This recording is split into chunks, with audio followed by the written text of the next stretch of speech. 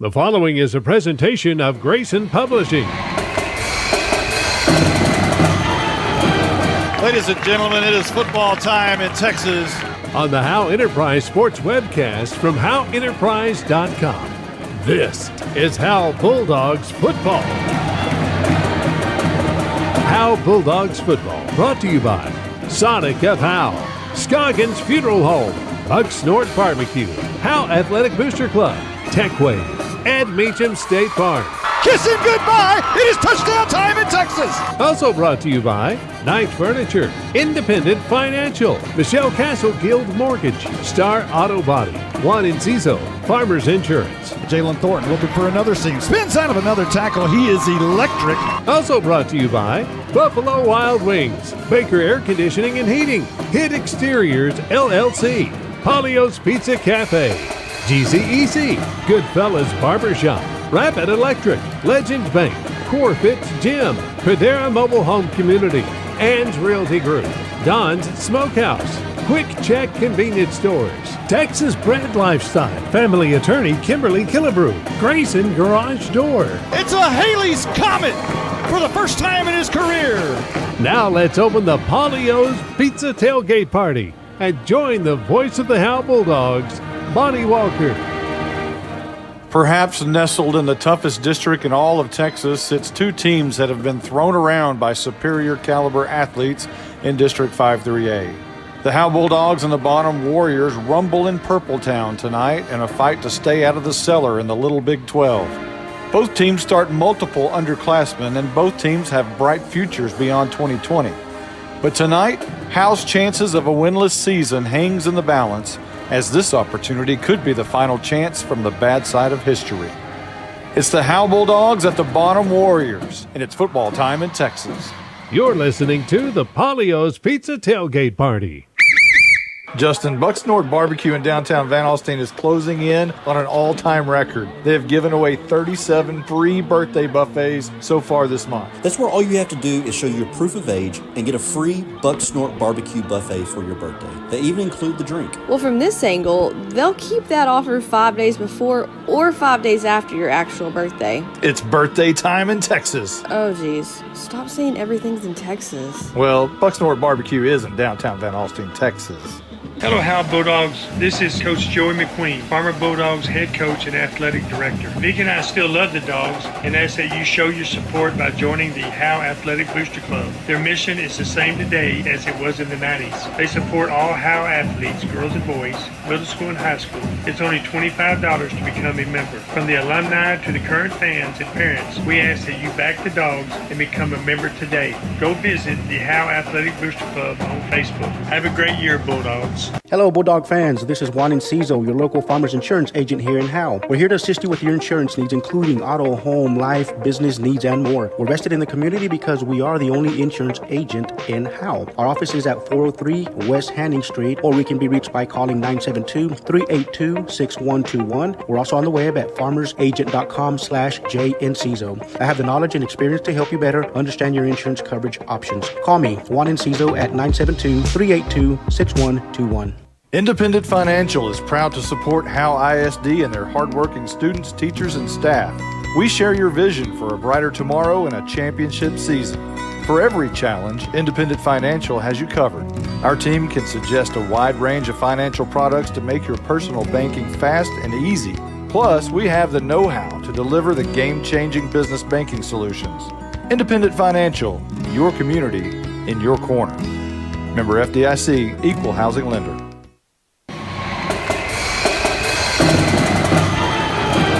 You're listening to the Polio's Pizza Tailgate Party. Today's Senior Spotlight is brought to you by Ed Meacham State Farm. Now let's join Monty Walker with this week's seniors. This week's Senior Spotlight is the drum major and homecoming queen, Erin Ketching. You're the product of two Howe High School graduates. Do they ever talk about their days at Howe High? Yes, sir. They talk about their friends and everyone. Since a lot of my friends' parents were part of their class, younger or older, we always just talk about how their daughters or sons act like them. What's the best thing about your senior class? I think the best thing is that we're a family, and we joke around and play with each other. And it's going to be hard when we all separate and go to college because, I mean, we've been to school together since we were in elementary school. But it's just that we're one family and we're all together. So your dad is running for school board, Clint Ketching. He's the school board president. Are you 18 yet? Are you going to vote? I'm not 18, but if I was, I'd vote.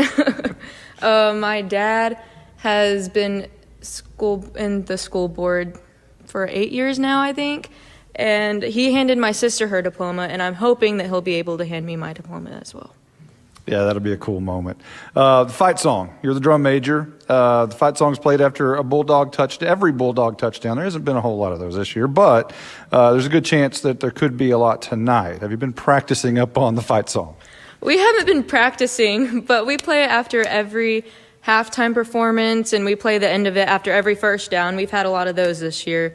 So every one of our band members knows it by heart, so they just play it off the tip of their tongue. We'll take a 30-second timeout. We'll be back with our senior spotlight, Aaron Ketching. This is more than a bundle. This is way more than a combo deal. It's your sanctuary, your home field. It's where everything happens. This is your home, your car, your memories. And you want to be sure they're protected with home and auto insurance. As your State Farm agent, I get it. That's why I'm here to help life go right. My name is Ed Meacham, and I'm your Howe State Farm agent. Give me a call at 903-892-3923 or on the web at mredinsurance.com. Welcome back to the Senior Spotlight with Aaron Ketching. Do you have a favorite teacher? My favorite teacher would be Miss Liz because I've known her since I was a baby, and she's been my teacher all throughout my school years. So I'd say that she's my favorite teacher this year. Homecoming queen. How exciting was that? It was very surprising, and it was exciting because I got to walk in my sister's footsteps, and my dad was very proud because he got to walk 2 homecoming queens out.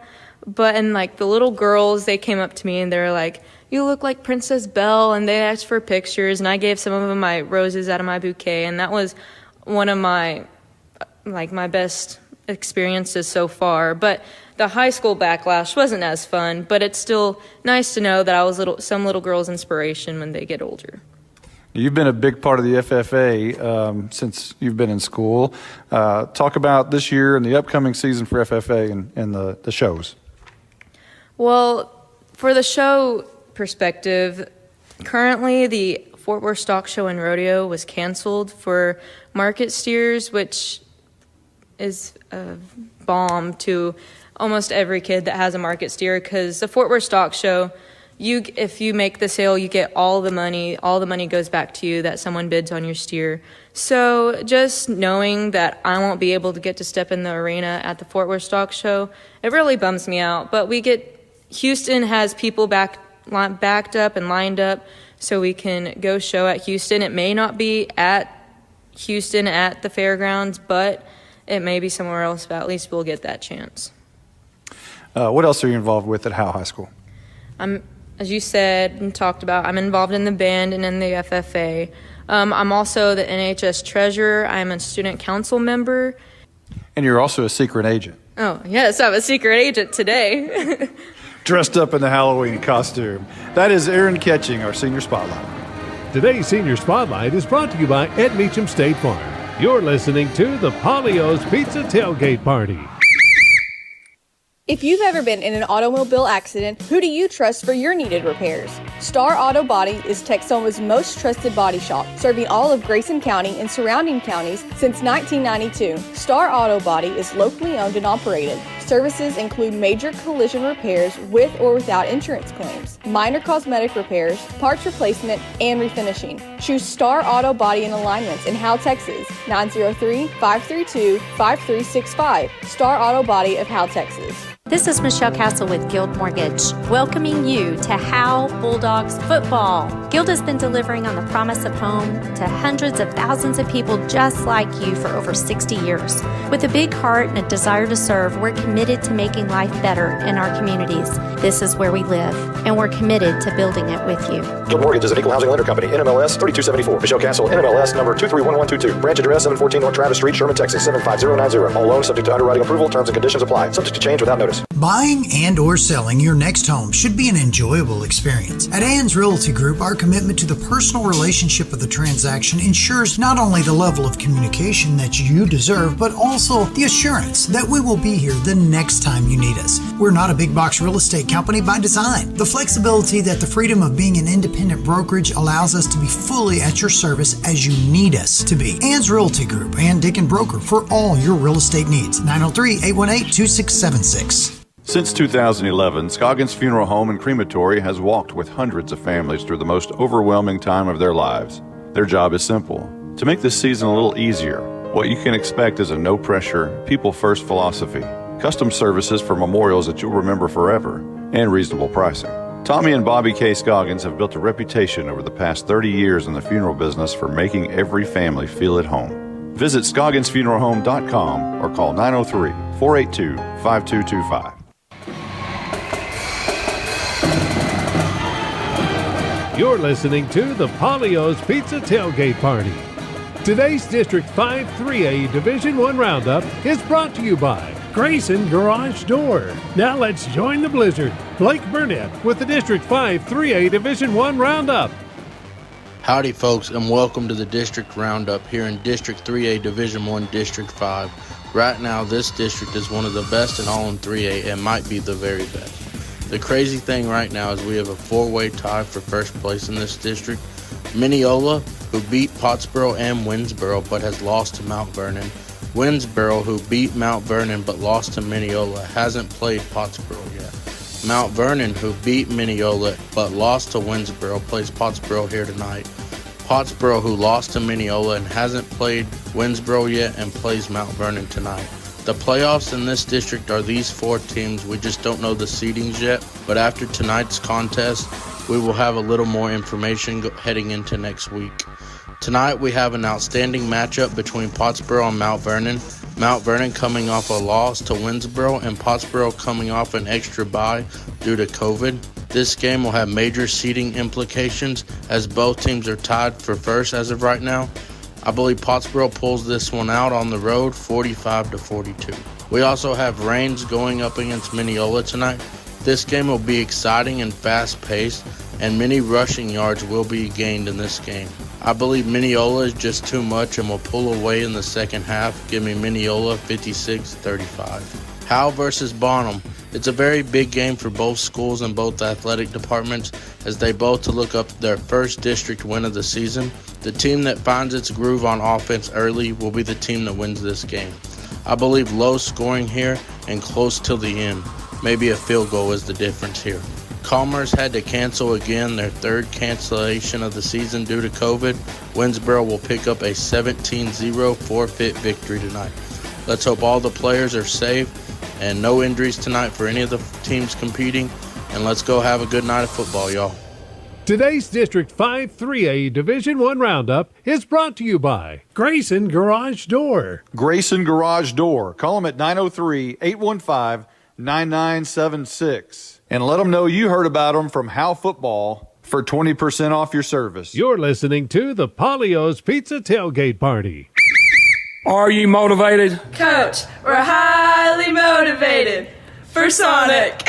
What? Coach, you know we're rough and tough, but sometimes we just need a burger, tots, and a shake. Oh my goodness. Well, if you're going to Sonic and Howe, pick me up some of those handmade onion rings. Yes, sir. Sonic of Howe is where you get great food and big smiles. It's not just good. It's Sonic good. Whoa.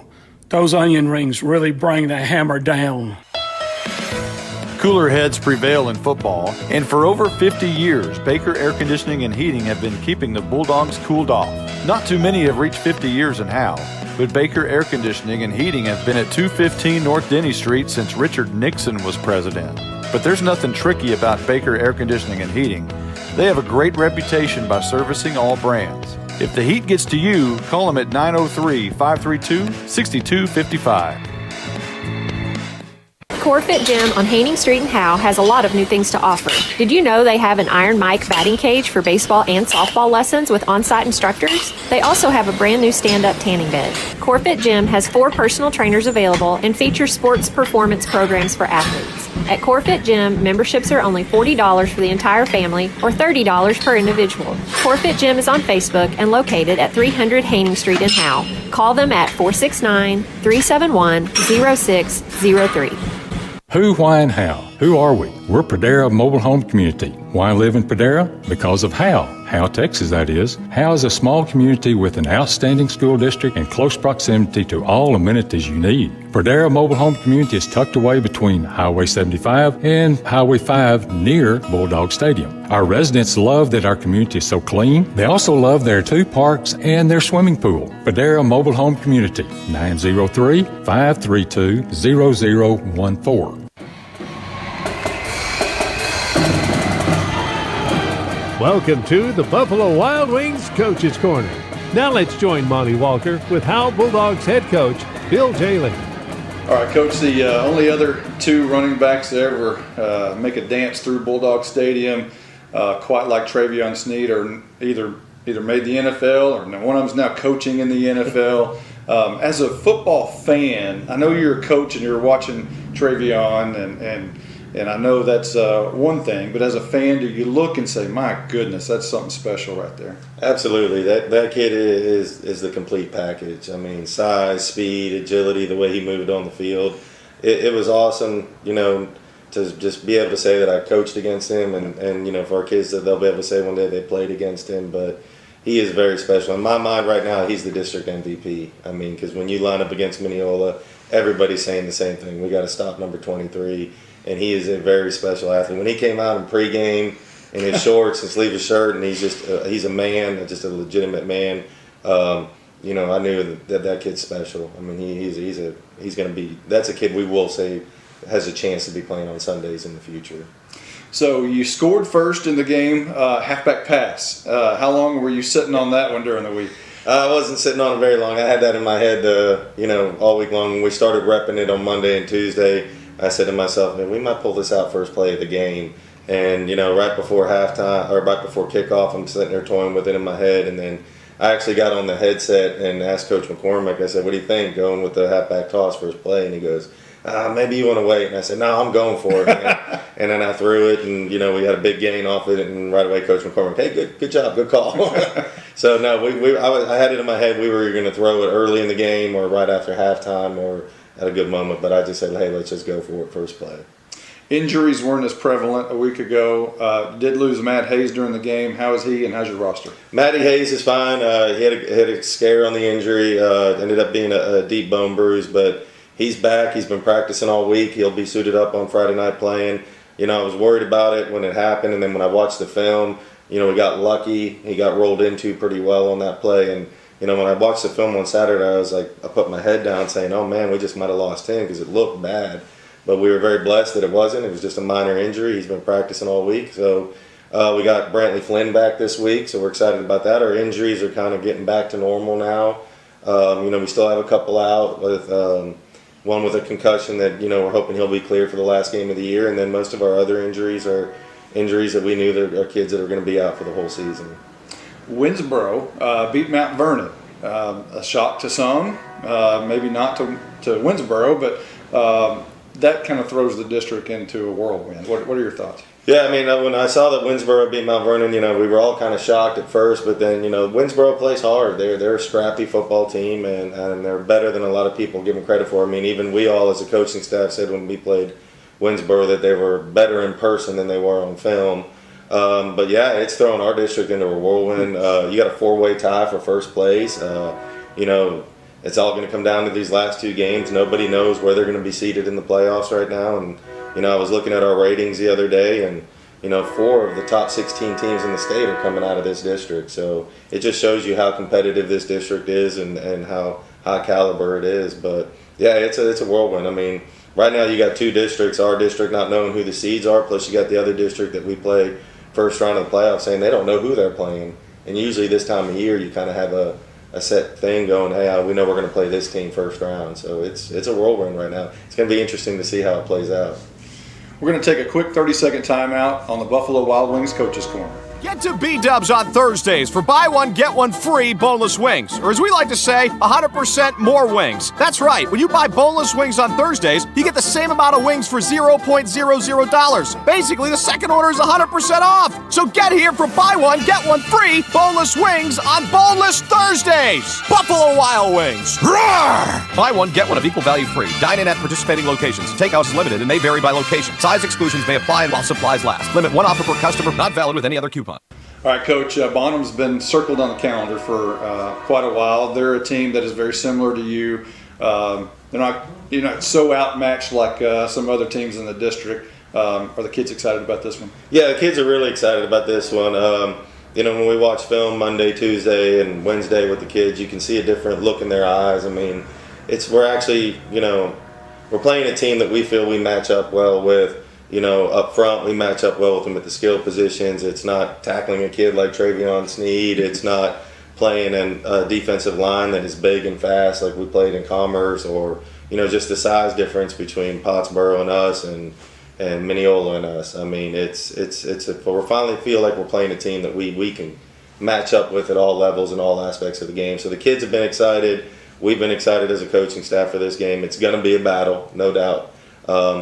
We feel like it's going to be a dogfight for 4 quarters if we come out and play. But yeah, it's definitely a little different vibe. You're not playing top 16 teams in the state. You're playing, a team that we feel we compete with competitively. It seems like every time there's a game with a team that you can really compete with, there's rain all week. Yeah, absolutely.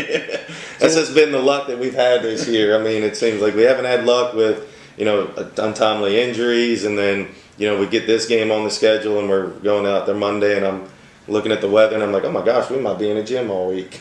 And, you're playing a team that likes to spread it out, and that's not a good scenario. But yeah, it's just, the cars just haven't fallen the way we wanted them this year, but that's just another factor we've had to deal with. Were you indoors, outdoors? We practiced in the Ox Gym on Monday, but I'm very blessed that Coach Vizell over at Gunner has let us come and use his indoor facility the last 2 nights, Tuesday and Wednesday, and we've been over there practicing from 5:30 to 7:38 at night. And I shout out to Coach Vizell. He doesn't have to do that, but he's just a great man and a great coach, and is always willing to help people out. And he gave us it was awesome because he kind of left his practice and said, hey, you guys do what you need to do. Turn the lights out when you leave. So last year over at Bonham, you played at their place, and you had big success. It was one of the greatest wins of the year a year ago. Can you carry that over offensively? We're hoping to. We're hoping to carry that over offensively. We feel this week there's a lot of things we can do offensively that we haven't been able to do in weeks past, just because of the mismatches that we might have had at the line of scrimmage, or speed in the secondary. So yeah, there's a lot of things that we feel we can carry over from last year to this year. And take advantage of what they're giving us and what we're going to try to do. But it's an exciting week for us. Like I said, we feel that we can do a lot of things Friday night that we haven't been able to do in the weeks past. Each game comes down to defense, and that's going to be a big factor in this football game. You got to stop their scat back, Jarrell Ross, and their slot receiver, Nick Reinhardt. How do you do that? Well, we got to contain them. We got to tackle. We got to tackle better, that's for sure. We're going to play a scheme against them that we feel puts our best athletes over number 4. Number 1, the scat back, he's shifty and he can move a little bit, so we got to contain him and take care of him and wrap him up very well. If we can get to him and wrap up, that we can bring him down. But they got some other weapons. Number 7's a really good receiver. Number 15's a good receiver. But defensively, I felt confident this week, especially last night after practice. That our kids have really honed in on what the game plan is and what they're doing. It wasn't a whole lot of redirecting in practice, because they kind of got the game plan and they've kind of gone with it really well. So we're excited about that. But everything looks great on the board. Everything can always look great in practice, but you still got to line up and play on Friday night. Today's Coach's Corner has been brought to you by Buffalo Wild Wings. You're listening to the Polio's Pizza Tailgate Party. Get Head to B-Dubs on Thursdays for buy one, get one free boneless wings. Or as we like to say, 100% more wings. That's right. When you buy boneless wings on Thursdays, you get the same amount of wings for $0.00. Basically, the second order is 100% off. So get here for buy one, get one free boneless wings on Boneless Thursdays. Buffalo Wild Wings. Roar! Buy one, get one of equal value free. Dine in at participating locations. Takeout is limited and may vary by location. Size exclusions may apply while supplies last. Limit one offer per customer. Not valid with any other coupon. At Grayson Cullen Electric Cooperative, GCEC, we have been around for over 80 years and are governed by 7 principles: open and voluntary membership, democratic member control, members' economic participation, autonomy and independence, education, training, and information, cooperation among cooperatives, and concern for community. One of our communities is Howe, Texas, and GCEC is proud to support the Howe Bulldogs. This is Coach Jim Fryer, former Bulldog head coach and athletic director. Connie and I still love the Dogs and ask that you show your support by joining the Howe Athletic Booster Club. Their mission is the same today as it was in the 80s. They supported all Howe athletes, girls and boys, middle school and high school. From the alumni to the current fans and parents, we ask you to back the Dogs and to become a member today. This is Coach Jay. Visit Howe Athletic Booster Club on Facebook.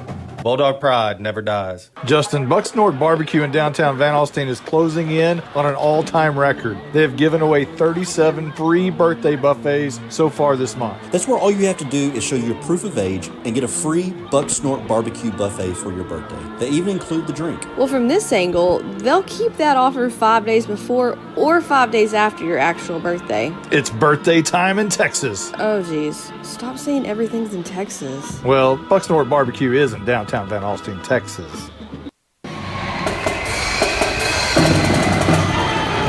You're listening to the Polio's Pizza Tailgate Party. Today's Opposite Corner is brought to you by Texas Bread Lifestyle. Now let's join Justin White in the Opposite Corner. All right, we're here with the head coach of the Bonham Purple Warriors and a good friend of mine, Kyle DeZern. Coach, I got to tell you, it's a little bit weird to call you Coach DeZern because a lot of people don't know. You and me have a history. We grew up together. But I don't know Coach DeZern. I know Kyle DeZern. Are you the same guy on the field as you are off the field, or is it kind of once you put that headset on and that whistle around your neck that you're a different guy? It's pretty much the same person, just like me sitting at home watching football on the TV. Nothing really changes. I'm in it for the kids. I love the kids, and that's why I do it. I'm not pretty much the same person either way. No matter what kind of headset or whatever. I'm a man of many hats, and I'm just a coach. That's the main thing. They say I'm just I'm the head football coach, but I'm a coach. I want to coach kids, and it doesn't matter what it is. I want to coach them in life. Let's talk about your path to get here. You started out at Frankston back in East Texas. Did receivers and did a little play calling there, went to Jacksonville for a year, and then you moved up to the Metroplex to Melissa, that's where you had a lot of your success. Then the job at Bonham opened up. What attracted you to that job there at Bonham? Well, the big thing is just, I'd been in Bonham been in our district a few years ago when I was at Melissa, and I thought the kids always worked real hard. And, I actually remember some of the names of these kids that are seniors now that we have. And that's what, kind of attracted me to it. And some people asked me if I'd be interested in it. And, I'm in Melissa. We get beat in the third round against Waco La Vega last year. And then I was the head wrestling coach. And then within about a few weeks, I was the head football coach of the Bonham Purple Warriors. You and I have talked a little bit off air how you want to build something here. You've got your family here. You've got your kids in Bonham schools. What does it take to build a program, build a system here at Bonham in your eyes? The main thing is, and you can kind of see it, might not see it with the wins and losses, but these kids this year are very resilient. There's no quit in them. They're fighting all the way to the end. And they've bought into it. We have good senior leadership, and we got a good core group of kids coming back next year. And that's just a good thing about our football program is the kids are bought in, and with everything we've been dealing with COVID and everything, we've got to, just like everybody else, you got to figure it out. It's different times, and these kids really, they got a summer, but did they really get a summer? They missed a whole off season, and everybody's dealing with it, and we as a coaching staff and coaches in the state of Texas, we got to deal with COVID and try to figure it out. You did. You're an Army veteran. You did 4 years. 4 years in the military, correct? 3 years in the Army. Did a tour over in Iraq. How does being in the military translate or correlate to being a head football coach?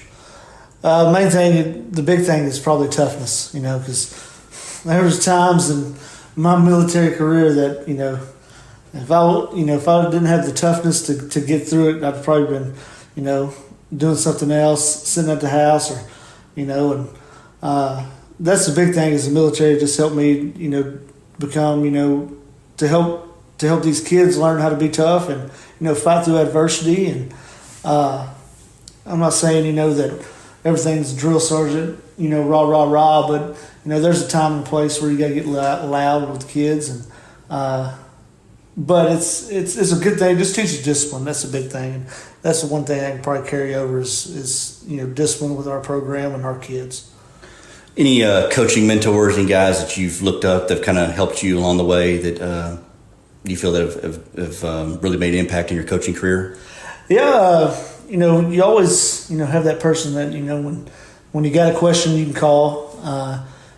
Coach Nally over at Melissa, he's the head football coach, and Justin, and we grew up together, and me and Coach Nally graduated together, and he's someone as a friend I can call, just to talk about things. Coach Wayne Coleman at Jacksonville, he is, if I had to say there's a dad in this profession that I have, it's probably Coach Coleman. If I have a problem or an issue, things I need help with, that's someone I want to, call, get advice from.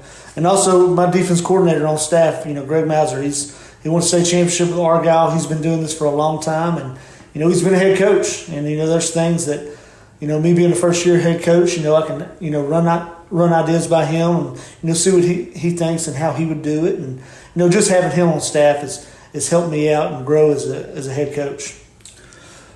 You get to your new district here that you got coming up or that you've been in.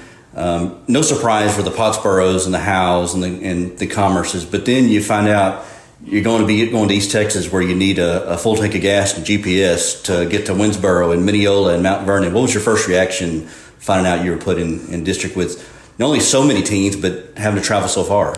And that's, as coaches, we kind of, when realignment comes around, everybody tries to figure it out. Hey, I think we're going to do this. No one really knows. But when our district came down, I was actually sitting across from Coach Nally and Melissa, and he just looked at me, and I said, man, I got a whole bunch of East Texas teams in there. And he goes, well, you'll know them. I said, yeah, but that doesn't mean I want to play them, But, they're good, hard-nosed teams, and there's good coaches in our district, and that's the big thing is, us going through all this, and, I've got some freshmen that are playing. They're seeing really, really good playoff teams right now as a freshman. And I think that's just going to help with their growth as their years on the varsity. You get the job early 2020, trying to get to know your kids, and then COVID hits. And since then, it's been cancellations, social distancing, masks, all sorts of stuff. It's been a roller coaster. First of all, talk about how your kids and how you've adjusted to it, and then talk about, too, your status coming up here in the next couple of weeks. You got, y'all been out the last couple of weeks because of COVID. What's the status there? Well, the big thing is, and Justin, we probably all should have invested in Zoom with all this help because, Zoom and Google Meets, that's been a good thing for us and something that, we used through all the pandemic, and it's a way you can still get some work in. It's not practice. It's not being one-on-one with your kids, but your kids kind of get to learn. And then the big thing is that, I think hurt the most for all kids in the state is probably, just, being around coaches. Coaches want to be around kids. That's why we're in this. We're not in it for the money. We're in it to change lives of kids and help them grow and be great men in society. And I think, that's the big thing that's trying to adjust with. And, something we're all having to deal with. It's not just in Bonham, it's, throughout the state, throughout the United States. All right, so we got Howe and Bonham this week. It's no big secret. Both teams have been looking for this game on the schedule. It's a winnable game for both programs. without divulging your whole game plan, you've had a chance to look at Howe on game film and scouting them. What do you see with the Bulldogs coming up? Very multiple offensively. Do some different things. Defensively, kind of aggressive on defense with their linebackers. They do have a lot of two-way players, just like we do. It's 3A football; you got to have those. But it's kind of hard to get a grasp on them. They're young too, just like us, and it's going to be fun. It is our senior night, and our kids are up for it, and they're excited. I'm excited for them, and it's going to be a good test. Well, I appreciate you doing this with me. Good luck this week. I think we can both agree, let's just have a competitive game and game free of injuries. What do you say? Game free of injuries. That is the main thing. Both of us, Howe and Bonham, have dealt with some injuries, and let's just get through this game and let's have fun and go into the last game of the season on a high note. The Opposite Corner is brought to you by Texas Bred Lifestyle. Show that you are Bulldog bred with one of our Howe Bulldog Bred custom hats. Visit Texas Bred Lifestyle on Facebook, Twitter, and Instagram. You're listening to the Polio's Pizza Tailgate Party. Hello, Bulldog fans. This is Juan Enciso, your local farmer's insurance agent here in Howe. We're here to assist you with your insurance needs, including auto, home, life, business needs, and more. We're vested in the community because we are the only insurance agent in Howe. Our office is at 403 West Hanning Street, or we can be reached by calling 972-382-6121. We're also on the web at farmersagent.com/JEnciso. I have the knowledge and experience to help you better understand your insurance coverage options. Call me, Juan Enciso, at 972-382-6121. Independent Financial is proud to support Howe ISD and their hardworking students, teachers, and staff. We share your vision for a brighter tomorrow and a championship season. For every challenge, Independent Financial has you covered.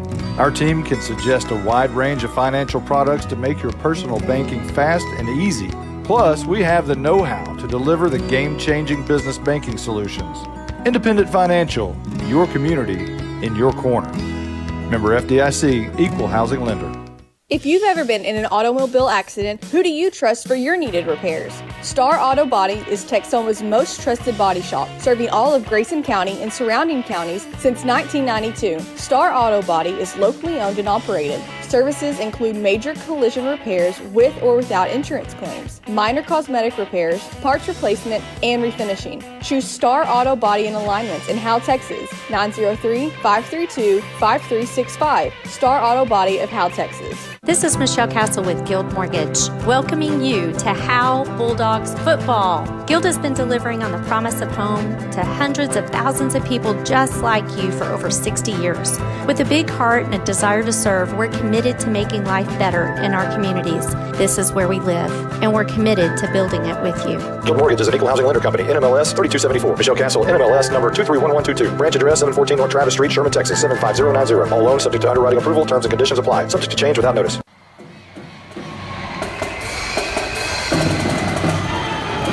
You're listening to the Polio's Pizza Tailgate Party. Today's Howe Bulldogs Flux Capacitor is brought to you by Quick Check Convenience Stores. Now let's join Monty Walker with the Howe Bulldogs Flux Capacitor. The Howe Bulldogs are 7-3 in games played on Halloween Eve. The first game took place in 1936, where Howe beat the Gunner Buffaloes 18-6 in a fourth quarter come-from-behind win at Bulldog Stadium behind Billy Bryant Cloud and J.L. Ashlock touchdowns. In 1942, Howe won 33-13 at Bells, with Bulldog Robert Miller accounting for 4 touchdowns. In 1958, led by Charles Sprouse 3 touchdowns, Howe beat Community 48-14 in 8-man football. In 1964, Howe lost to Anna 48-6, but 50 years ago tonight, Howe shut out Salina 26-0 in one of the biggest wins in school history that eventually led to a district championship and regional championship. Eddie Hamilton, Robert Billy, and 2 touchdown passes from quarterback Rick Haining to Hamilton and Jerry Dukes accounted for the scoring. Norman Dickey's defense held Salina to 77 total yards 50 years ago tonight. Howe lost to Van Alstyne 20-12 in 1981 and won big at Bells in 1987, 38-0. But a broken arm to linebacker Thomas Troxell that night played a big role in what was to happen in the season finale at Tom Bean. In 1992, Howe continued their dominance over S&S to make it 10 in a row over the Rams with an 18-0 win. In 1998, Howe throttled Tom Bean 40-12 at Bulldog Stadium behind Nathaniel Falls' 164 yards rushing and 2 touchdowns. The last game played on this date was in 2009, when Howe lost to Leonard at home. The Bulldogs are 3-1 overall against Bonham and 2-0 at Bonham. Last year's 66-27 win was the only time the Dogs had their full roster available. Bonham's win came in 2018 with a 49-26 Tyler Rodriguez showcase in head coach Bill Jailing's first season as a Bulldog. This week's Howe Bulldogs Flux Capacitor is brought to you by Quick Check Convenience Stores, moving small towns forward. Family owned and operated in North Texas since 1977. You're listening to the Polio's Pizza Tailgate Party. Buying and or selling your next home should be an enjoyable experience. At Ann's Realty Group, our commitment to the personal relationship of the transaction ensures not only the level of communication that you deserve, but also the assurance that we will be here the next time you need us. We're not a big box real estate company by design. The flexibility that the freedom of being an independent brokerage allows us to be fully at your service as you need us to be. Ann's Realty Group, Ann Dicken Broker, for all your real estate needs. 903-818-2676. Since 2011, Scoggins Funeral Home and Crematory has walked with hundreds of families through the most overwhelming time of their lives. Their job is simple: to make this season a little easier. What you can expect is a no-pressure, people-first philosophy, custom services for memorials that you'll remember forever, and reasonable pricing. Tommy and Bobby K. Scoggins have built a reputation over the past 30 years in the funeral business for making every family feel at home. Visit ScogginsFuneralHome.com or call 903-482-5225. Are you motivated? Coach, we're highly motivated for Sonic. What? Coach, you know we're rough and tough, but sometimes we just need a burger, tots, and a shake. Oh my goodness. Well, if you're going to Sonic and Howe, pick me up some of those handmade onion rings. Yes, sir. Sonic of Howe is where you get great food and big smiles. It's not just good. It's Sonic good. Whoa. Those onion rings really bring the hammer down. Cooler heads prevail in football, and for over 50 years, Baker Air Conditioning and Heating have been keeping the Bulldogs cooled off. Not too many have reached 50 years in Howe, but Baker Air Conditioning and Heating have been at 215 North Denny Street since Richard Nixon was president. But there's nothing tricky about Baker Air Conditioning and Heating. They have a great reputation by servicing all brands. If the heat gets to you, call them at 903-532-6255.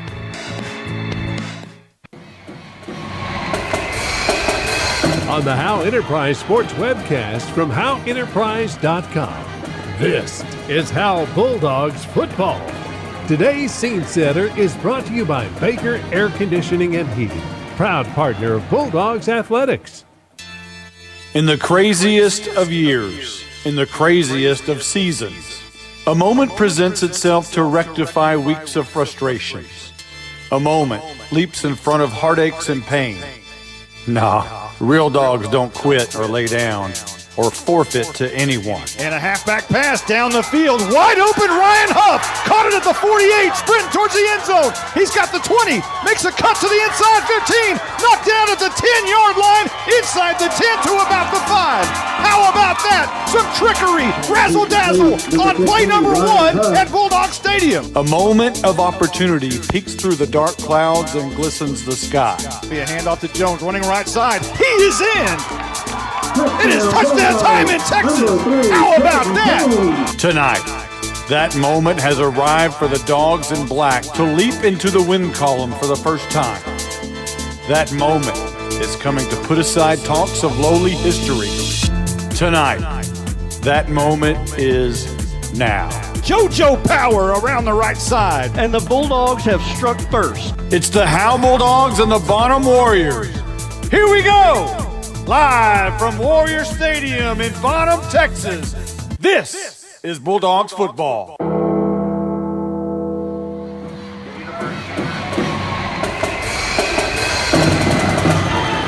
Today's scene setter is brought to you by Baker Air Conditioning and Heating, proud partner of Bulldogs Athletics. You're listening to the Polio's Pizza Tailgate Party on the Howe Enterprise Sports webcast from HoweEnterprise.com. This is Howe Bulldogs football. Football time in Texas is just moments away. Now, with the call of the game, here's the voice of the Bulldogs, Monty Walker. Good evening, everyone. Welcome to Bonham, Texas, where it's senior night over here. And the Howe Bulldogs, so you say there's a chance to get in the win column tonight. Tonight's that night. Bonham has one win on the season. It was early in the year, the first game of the year against a 3A Division II school. Howe been in this, we call it the Little Big 12 because Mineola, Mount Vernon, Winnsboro, Commerce, just some outstanding teams. Coach Jay was talking about 4 of the District 5 3A teams are in the top 16 in the state of Texas. It's hard to compete when you're 6 over the enrollment count in Howe, Texas. When everybody else has 130 or so more kids than you do in high school, it's just tough. Bonham leads the enrollment with 499. They have 143 more kids in high school than Howe. However, the talent pool for Bonham is way down at the moment. And Howe suffering the same type of situation. We expect a pretty good football game tonight in Bonham, Texas. Justin White? I think this will be a fun game, one that a lot of fans, a lot of players, a lot of coaches have circled on the schedule from both sides because I expect this to be very competitive. Fun game tonight to watch the broadcast. Your hit exterior starting lineup for Howe on offense. Up front, Jonathan Manessis, Jackson Adkins, Malin Walker, Luke Jackson, and Jaron Grisham. The receivers tonight, Caleb McNutt and Ryan Huff. Your quarterback, good to see him back, Austin Haley, who the sophomore quarterback, 39 out of 76, 371 yards on the season, 3 interceptions, 2 touchdowns. We'll also see slot receiver Ethan Lopez, the fullback tonight, Bryce Crosby, the sophomore, and the halfback, Jordan Jones, the senior. He has 56 carries, 232 yards on the season. That's your hit exterior starting offense. Let's go over the Bonham defense if we can. Justin White. All right, on the defensive line, they run a 3-4 defense. On the defensive line, Aiden Andrew, a defensive tackle. Nose tackle, Aiden Hargis. Defensive end is Tyler Addy. Linebackers are Aiden Leatherwood and Brant Stuber, Peyton Hayes, and Jaron Ross. And in the secondary, you have Jackson Abbott and Marco Delgado at cornerback. And then at safeties are Angel Esquivel and Cade Bowser. On the defensive side for the Howe Bulldogs up front, Jonathan Manessis, double duty tonight. He's a senior. Jaron Grisham, the nose tackle, and Luke Jackson also on the defensive line. He's a senior. Now the linebackers tonight, Colby Taylor, Jackson Adkins, and Bryce Crosby. Taylor and Adkins are seniors. Crosby is a sophomore. The joker is senior Joey Heimel. Secondary tonight, the cornerbacks, Caleb Warman, a junior, and Wesley Inge, also a junior. The safeties, Austin Haley back on the field on defense, a sophomore, and Jordan Jones, the senior, the strong safety. All right, starting on the offensive line, they got 2 seniors on that offensive line. Left tackle is Hagen Weissert, and he's a junior. Left guard is Ryder Soliday. Center is Braxton Winters. Right guard, and the freshman is Braden Benson, and the senior Miguel Ortega at right tackle. Receivers are Hunter Hagland, and slot receiver is Nick Reinhardt. At tight end is Cade Bowser. Halfback is Jaron Ross, a sophomore. Brent Stuber, a senior at fullback. And then quarterback leading the way is Mason Rodriguez. He's a junior. We expect to see a lot of Jaron Ross at halfback tonight. They like to feature him on screen passes. And Reinhardt feels like he's been around here for 17 years. He's a senior, but he's been on the field for a long time over here at Bonham. The opponent overview, Justin White. Kyle DeZern is one of your friends. We've known him for a long time. Talk about the Bonham Warriors. Well, they're going to come in here. They're going to spread the ball out. They're going to try to get it to their athletes. They're going to kind of dink and dunk a little bit. Their defensive coordinator is Greg Mauser, and he was a former head coach at Prairie Land and was a defensive coordinator for Argyle during won a championship with them back in 2013. So expect them to be aggressive on defense. Like I said, offensively, they're going to try to get their athletes in space and try to utilize that talent. And they're going to be quick. They can score. The opponent overview is brought to you by attorney Micah Belden. When you need to outmatch your opponent, call attorney Micah Belden, 903-744-4252, extension 2. Your starting lineup was brought to you by Hit Exteriors, your Howtown Roofing Company. Roofing with Bulldog pride, one shingle at a time. The Howe Bulldogs overview tonight brought to you by Goodfellas Barbershop. The Howe Bulldogs are going to have to – one thing I expect is a lot of energy tonight. You'll see the Bulldogs come out with a little bit more pep in their step. They know that this is a winnable game if they execute properly. The big thing for the Bulldogs, they're going to have to figure out how to tackle tonight.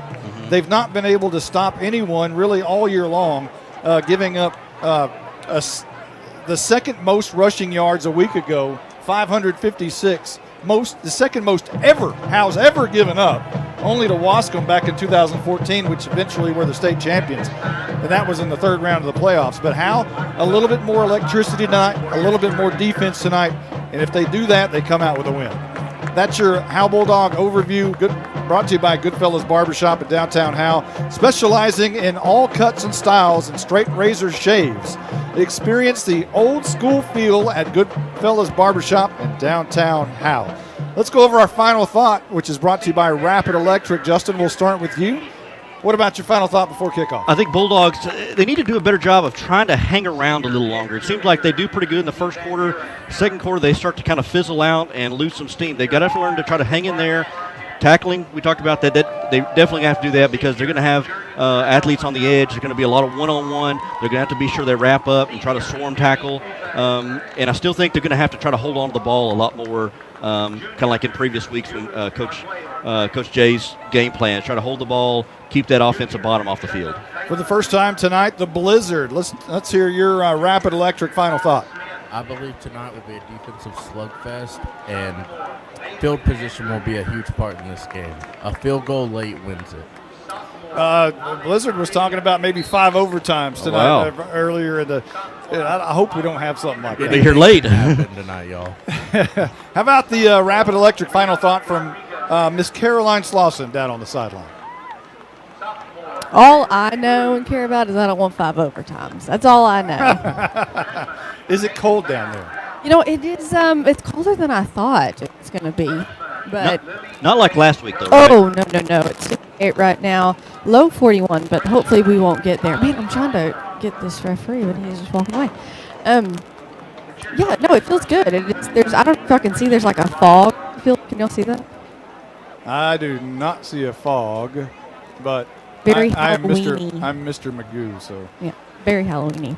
So thank you, Caroline. My Rapid Electric final thought, again, for the Bulldogs anyway, going to have to figure out how to stop Bonham on offense. If they do that, they've got a good shot. Howe's offense has looked pretty well early on in the game the past 3 or 4 weeks. First quarter, Howe's played great offensively. And then the athletes kind of catch up to them as the game goes. But tonight, Howe's going to have to start early and keep the pedal to the metal. That's your Rapid Electric final thought. Rapid Electric, don't get shocked. Call them at 903-421-8100. So we're a little bit away from our Tech Wave kickoff. We've still got a few minutes to go. Justin, let's breathe a little bit and think about this football game. You know, you've known the head coach over there for 25 years, you said. 25 plus, really, so probably. Talk about your relationship with Kyle DeZern. Well, we grew up together. Kind of pulled back the curtain here a little bit. I'm from East Texas, from Frankston, which is over kind of south of Tyler. And me and Kyle Coach DeZern. Sorry, I'm on the first name. Yeah, I was fixing to say. Coach DeZern. We're buddies. We grew up together, went to school together, and they look alike. Maybe we favor each other a little bit. But yeah, he's I'm really happy for him. He's paid his dues. He's been receivers coach, assistant coach back in Frankston, did quarterback coach in Jacksonville, and then went up to Melissa, had some success there. And so I want him to do really well, except for tonight.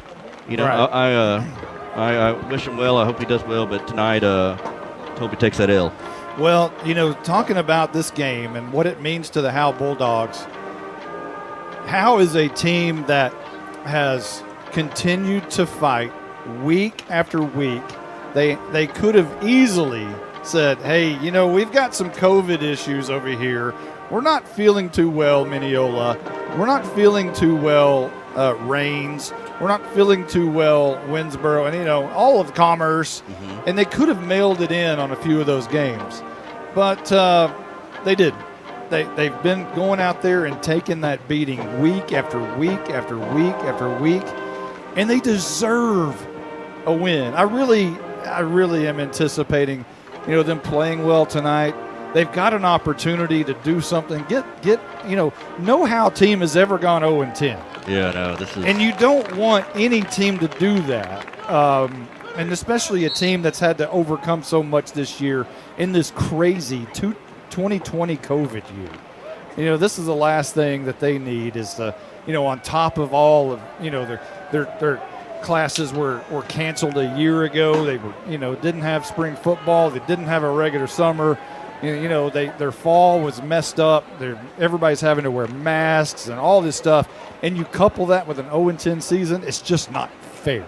You hope they can come out and put a win on the board tonight. I mean, it just really teaches character how the Bulldogs have, like I said, have come out here and not, as you said, not mailed it in. They didn't call in sick or anything like that. They come out here.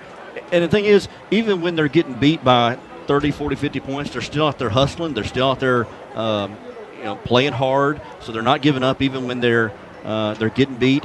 I think they deserve a win as well. I mean, and in case people are wondering, say, well, you got one more week to play. Well, next week you play Mount Vernon. And, I mean. Art Briles, huh?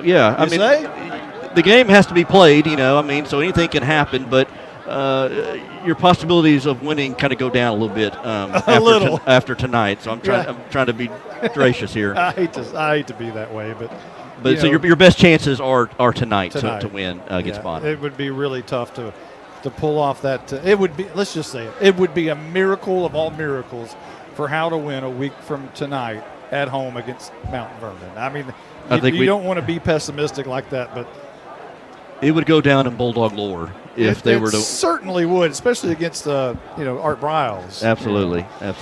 So the Howe Bulldogs come out tonight with 12 underclassmen on the roster, and you think that's a lot. There's eight of them that are active, and we've been talking about all year how the Bulldogs are sporting so many sophomores and freshmen as the Bonham Warriors come out of their tunnel. But Bonham is carrying 16 underclassmen on their roster tonight, and they have a ton of freshmen and sophomores. Matter of fact, they will start 2 freshmen on defense and also 2 freshmen on offense. So, Howe's got Malin Walker starting at center, and he wasn't with the first group in pregame, so we don't even know if he's starting. But Bonham going with 2 freshmen on offense and defense tonight. Yeah, Coach Stern talked about how they have the youth on their side as well. Here come the Howe Bulldogs through the tunnel. Your captain tonight is Luke Jackson and Nick Reinhardt for Bonham, and Caroline is going to be in the coin toss. We'll let her start her thing down there. All right. Here, this is heads. Reinhardt. I'm sorry. This is heads with a helmet. That's tails. How it's your. I'm going to flip it in the air so he can hear you. You ready? What's your skull? Tails. Luke Jackson called tails. Tails. It is a T. You won the toss. Howe's won the toss. What do you want to do? Would you like? Okay. No. Wait. You want to defer? Yeah. You want to defer to the second half? Okay. So Howe has won the toss, and they have elected to defer to the second half. And Howe, let's see, that almost went ugly. Luke Jackson, I think he said we want to kick. That would have, and the official, God love him, said no. I don't think that's what you want to do. And they helped him out a little bit. He did help him out a little bit. Oh, Luke Jackson. So Howe will be on defense first, it appears, and Bonham will move left to right, it appears. I think that was it. And that's your first night furniture sideline report in the coin toss. And the both teams are lining up, and it appears that the flag is going to be in the eastern sky. And this is the east to west stadium. And both teams are lining up, waiting for the national anthem, which will be done by the Bonham Purple Warrior Band at any given moment. Please remain standing for our national anthem performed by the Bonham Warrior Band. Here we go.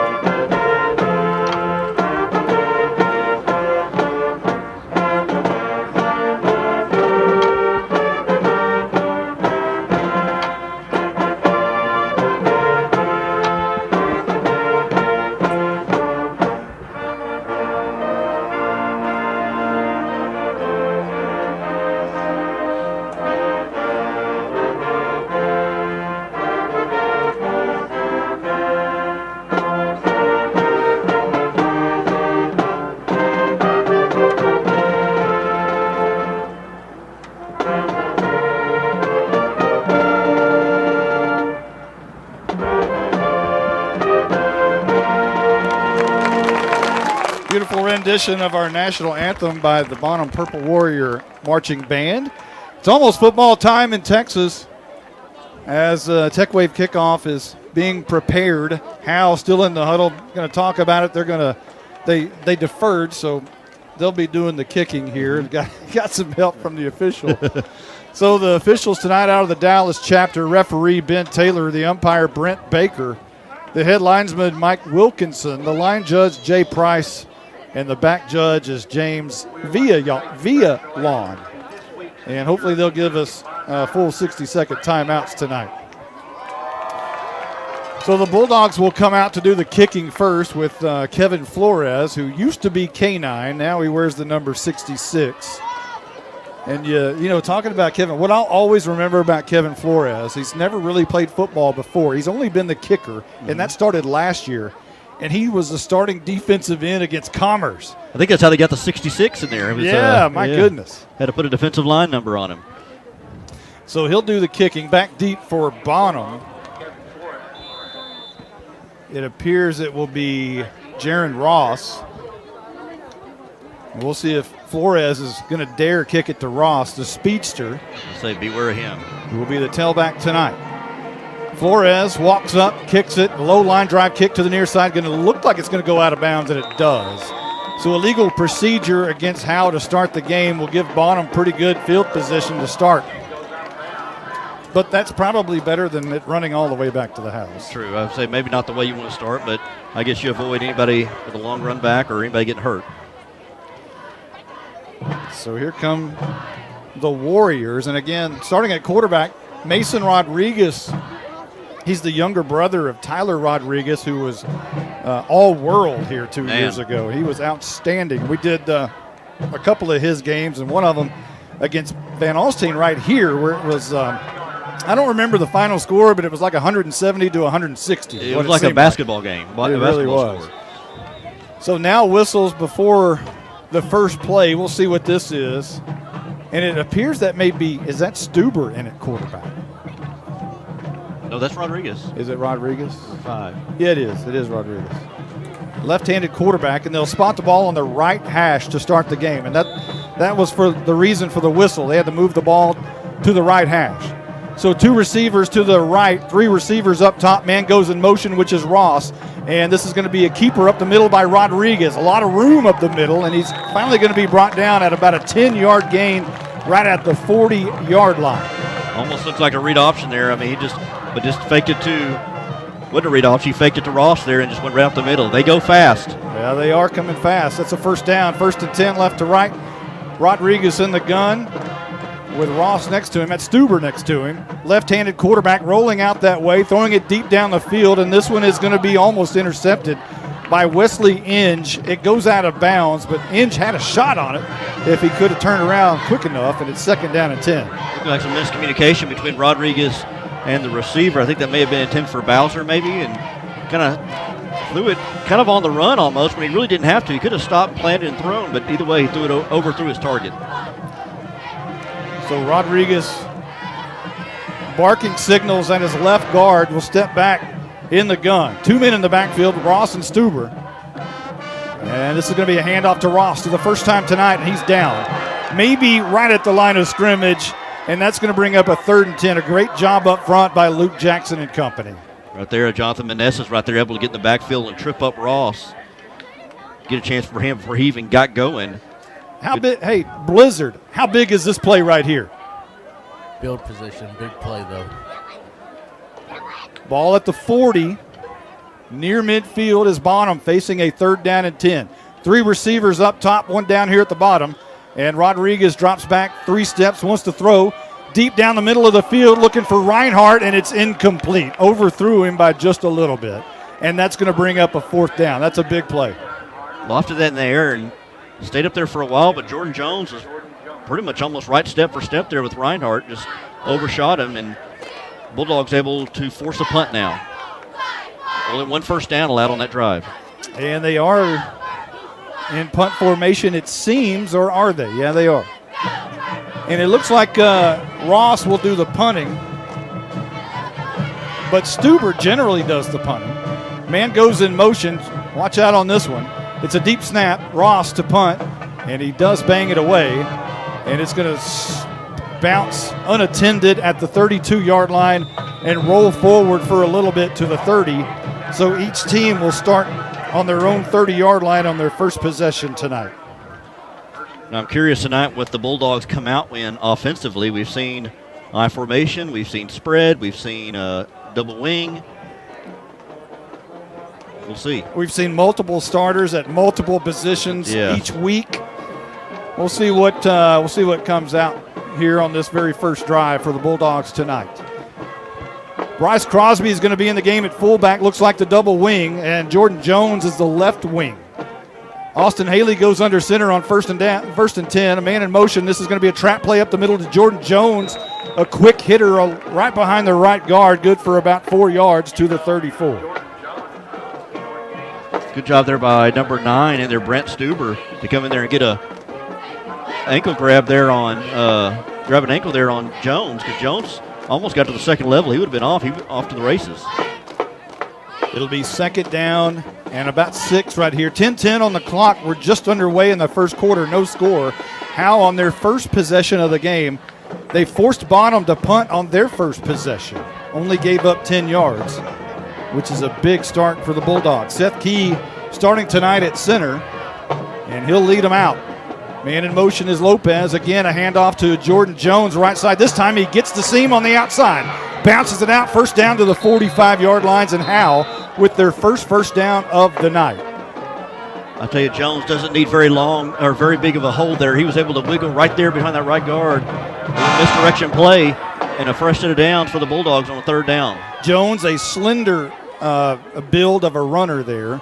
More of a wide receiver type build, but the quickness really helps him. A double wing look again. Crosby in the backfield. Man goes in motion, and this is going to be a quick hitter to Crosby, I believe, and that's going nowhere. Not even back to the line of scrimmage, a loss of a yard. Back to the 44-yard line. A lot of misdirection there, but it looked like that time the Warriors didn't try to bite on any other ball going any other direction. They stayed right there in the lanes and just waited for whoever had the ball to come right to them. Are they setting up the pass? The halfback pass. Are they setting up any kind of a play action right here? It's been run. 2nd down and 11. Double wing set again. Haley goes under center, and he's going to drop back and pass. Looking deep down the field on the right side, and that's going to be incomplete. Trying to hit Ryan Huff on the right side down the field, and it's going to be 3rd down and 11. I think that was Ross right there in that was Delgado right there in coverage. And Haley cocked back and threw that. Had a lot of pushing and shoving there. I saw some of the coaches along the far side there for Howe wanting pass interference, and it may have been uncatchable because the ball went way out of bounds. Huff goes split out wide to the right. Jones and Lopez the double wing. Lopez goes in motion and back to Jones on the trap on the inside. Breaks out of a tackle. Is going to be good for about maybe 4 yards, 3.5 perhaps. Almost to midfield, but not quite. And we have blackjack jailing already, or no? You're almost to midfield. I think I see the punt team coming out. I don't think they want to waste. or waste his opportunity of giving the ball to them on a good field position. You know, and this is one thing. If you were playing Mineola or Mount Vernon or Winsboro, you might go for this. Probably not against Bonham. They're going to go ahead and try to punt this one away. And it'll be Flores to do the punting. And it's going to be a high, wobbly kick. It's going to bounce at about the 17. Roll. That's a good decision to punt as the Bulldogs kill it at the 6-yard line. What a great punt by Flores. Well, it took a bounce at about the 10 and then hooked back in and able to be down at the 6-yard line. So the decision to go ahead and punt it on 4th down was a good decision. Now you've pinned it back deep. Bonham will start at their own 6-yard line with 7:55 on the clock, moving left to right towards the west side of this field from the east. Rodriguez and company coming back out on the field. And it'll be Stuber in the backfield along with Rodriguez. Reinhardt in the slot near side. And getting the handoff is going to be Stuber up the middle, and he's hit almost immediately. A great job up front by the Bulldogs, and now a late flag comes in at the end of it. You know, and you hope that's not against Howe, because Blizzard talked about the field position being such a key, and if they give up 15 here on a penalty, that's not a good situation. And they did. And that's what happened. You just can't do that. You had him pinned deep. It's a face mask. Our spotter, Carson Grogan, an engineer, says. Whoa, that's unfortunate. That moves the ball on out to the 24.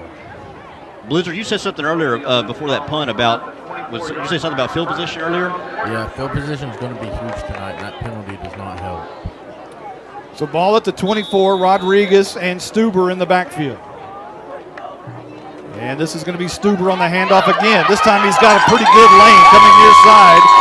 And brought down by Austin Haley, but not after a first down run to the 42-yard line, and Bonham's on the move. They're going quickly. Rodriguez wants it, gets it, handoffs. No, he fakes it and tries to quick hit to Reinhardt, and it's incomplete. The little play action there to Stuber. He pulled it and threw it. Yeah, definitely a read pass option. Decided we're trying to watch the defensive ends, watch the linebackers and safeties, and decided he saw a window right there on the slant, just overshot his receiver.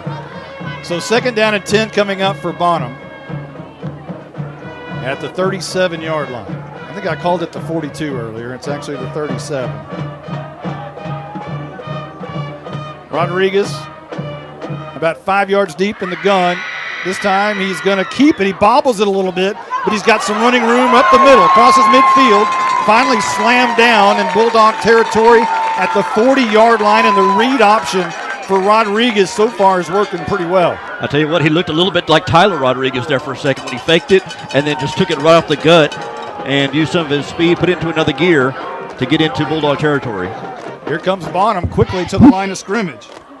Rodriguez in the gun. Stuber to his right. Quick pass out. Reinhardt caught at the 40 on a screen pass. He's slung down, but escaping the tackle, the initial tackle, is Reinhardt, but he does gain enough for about 8 yards. That should have been about a 5-yard gain, but a broken tackle pushes it on up a few to about the 32-yard line. Got to be able to tackle in space. Rodriguez again with 2 receivers to either side, and he's going to throw a screen pass to the other side, which is Ross. He's quick, and finally tracking him, and good for maybe a yard loss over there is one of the Bulldogs on the far side. Good pursuit by the Bulldogs. That throw was thrown a little bit off target. Ross had to kind of come back. Instead of throwing it to his left shoulder, he kind of threw it over to his right shoulder and had to adjust there, and it gave time for the Bulldog defense to pursue, and now you're looking at a 3rd and short. A loss of 1, so 3rd and 2 coming up. 6:14 on the clock here in the first, no score at Bonham, Texas. Stuber in the backfield to the left side of Rodriguez. 3 receivers down at the bottom. Near side, handoff. Rodriguez keeps it, and he's got a first down inside the 30 to the 27-yard line of Howe. Fake the jet sweep, took it up the middle.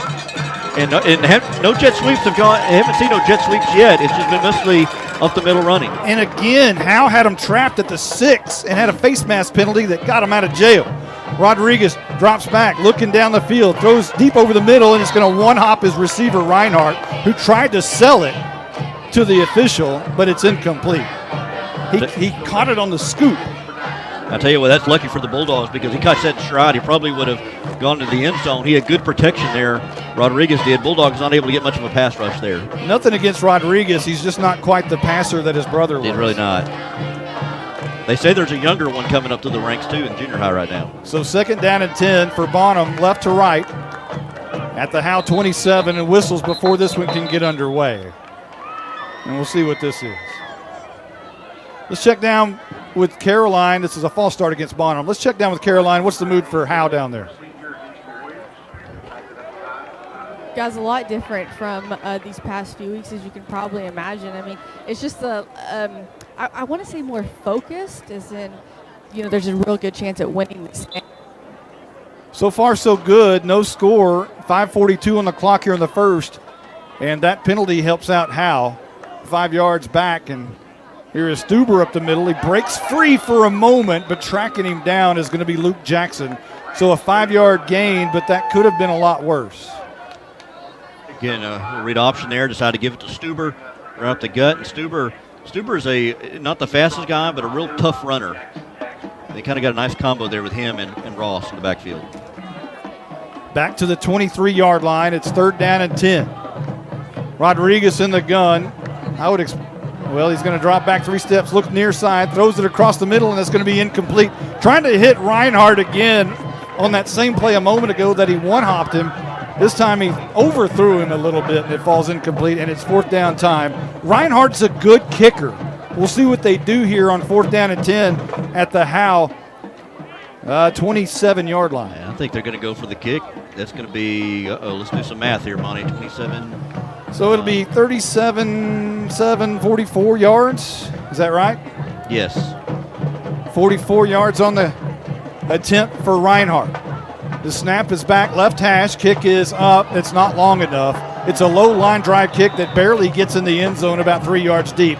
And Howe will take over possession after the missed field goal by Reinhardt at their own 27-yard line. Well, they had them deep in their own territory, about the 6-yard line, and bailed him out with the face mask, and then got to the inside the 40-yard line, 30-yard line, and just good job by the Bulldog defense there to play good defense. Good coverage there and tackled well. How about a big play right here on 1st down? What do you think? Howe not in the double wing for the first time tonight. They'll run one back set, and that's Jones who gets the handoff to the right side, and he's got a lot of space. 10 yards on the 1st down carry, and that'll move the sticks and get closer to midfield at about the 38-yard line. I'll tell you what, give Jackson Atkinson credit there. He came from that left guard, pulled, and then able to get a good block there on number 9, on Stuber there, and freed Jones to get a big run on there for a 1st down. 1st and 10, right to left goes Howe, looking for first points of the game tonight. 4:51 on the clock here in the first. One man in the backfield is Jones next to Austin Haley, who sends a man in motion, and Haley's going to keep it around the right edge. He has some room and another 10-yard run. So move the sticks, or are they going to mark him where his knee hit just shy of the marker? So give Haley 9, real close to midfield at the 47-yard line. I'll tell you what, Haley still makes me a little nervous when he runs that ball. He had a concussion last week, and he was cleared to play this week. Just hate to see him run the ball, but he got good yards here. He got 9 yards, almost a 1st down. 2nd down and 1. How about hitting the home run right here? 4:22 on the clock. Haley has Jones to his right, sends Crosby in motion. They give it to Jones near side, trying to bounce it out, find the near corner, makes a cut. He's in trouble, but he's close to a 1st down, and I think he has it right at the midfield stripe on the near out of bounds. Got that handoff. Yeah, he tried to use his speed to go outside, but good job by the Warriors to kind of contain and stay in their lanes, and then drove Jones out of bounds. I almost thought there was going to be a flag there driving Jones out of bounds. Well, it was one of those Tony Dorsett type of runs where he got the handoff, had pressure, so he went backwards about 5 yards, and finally somehow got up to the line of scrimmage. And more, obviously, as they moved the sticks on a 1st down. Haley in the gun, handoff, right side, Jones again, sprinting towards the corner. He's going to be brought down behind the line of scrimmage. A yard loss, it looks like Jones had the corner and then just kind of pulled up for just a little bit. Well, I think he met speed on speed. Jaron Ross from his linebacker position saw Jones coming, trying to get around that corner, and he said, "No, sir, you are not as fast as I am. I will stay with you." And was able to bring Jones down behind the line of scrimmage. 2nd down and 11, 3:43 and rolling here in the first quarter. Split out wide to the near side will be Caleb McNutt.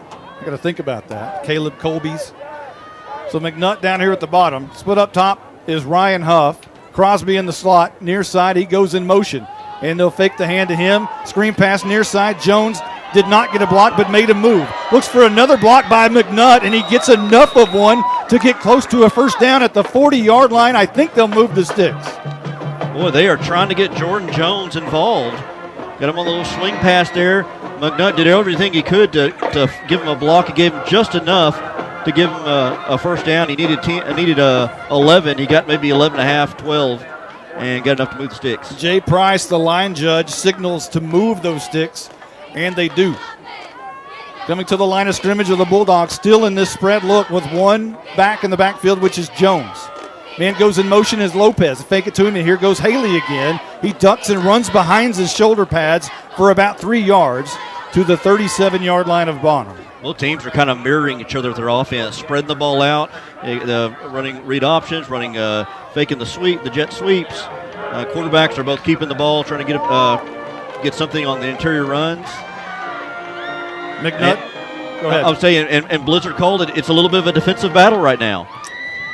Still first quarter, though. McNutt brings the play in. Howe comes to the line of scrimmage, back to the double wing set, and a little movement up front, and they're going to call Bryce Crosby for moving too quickly. And that's unfortunate because he just moved just a little bit too quickly.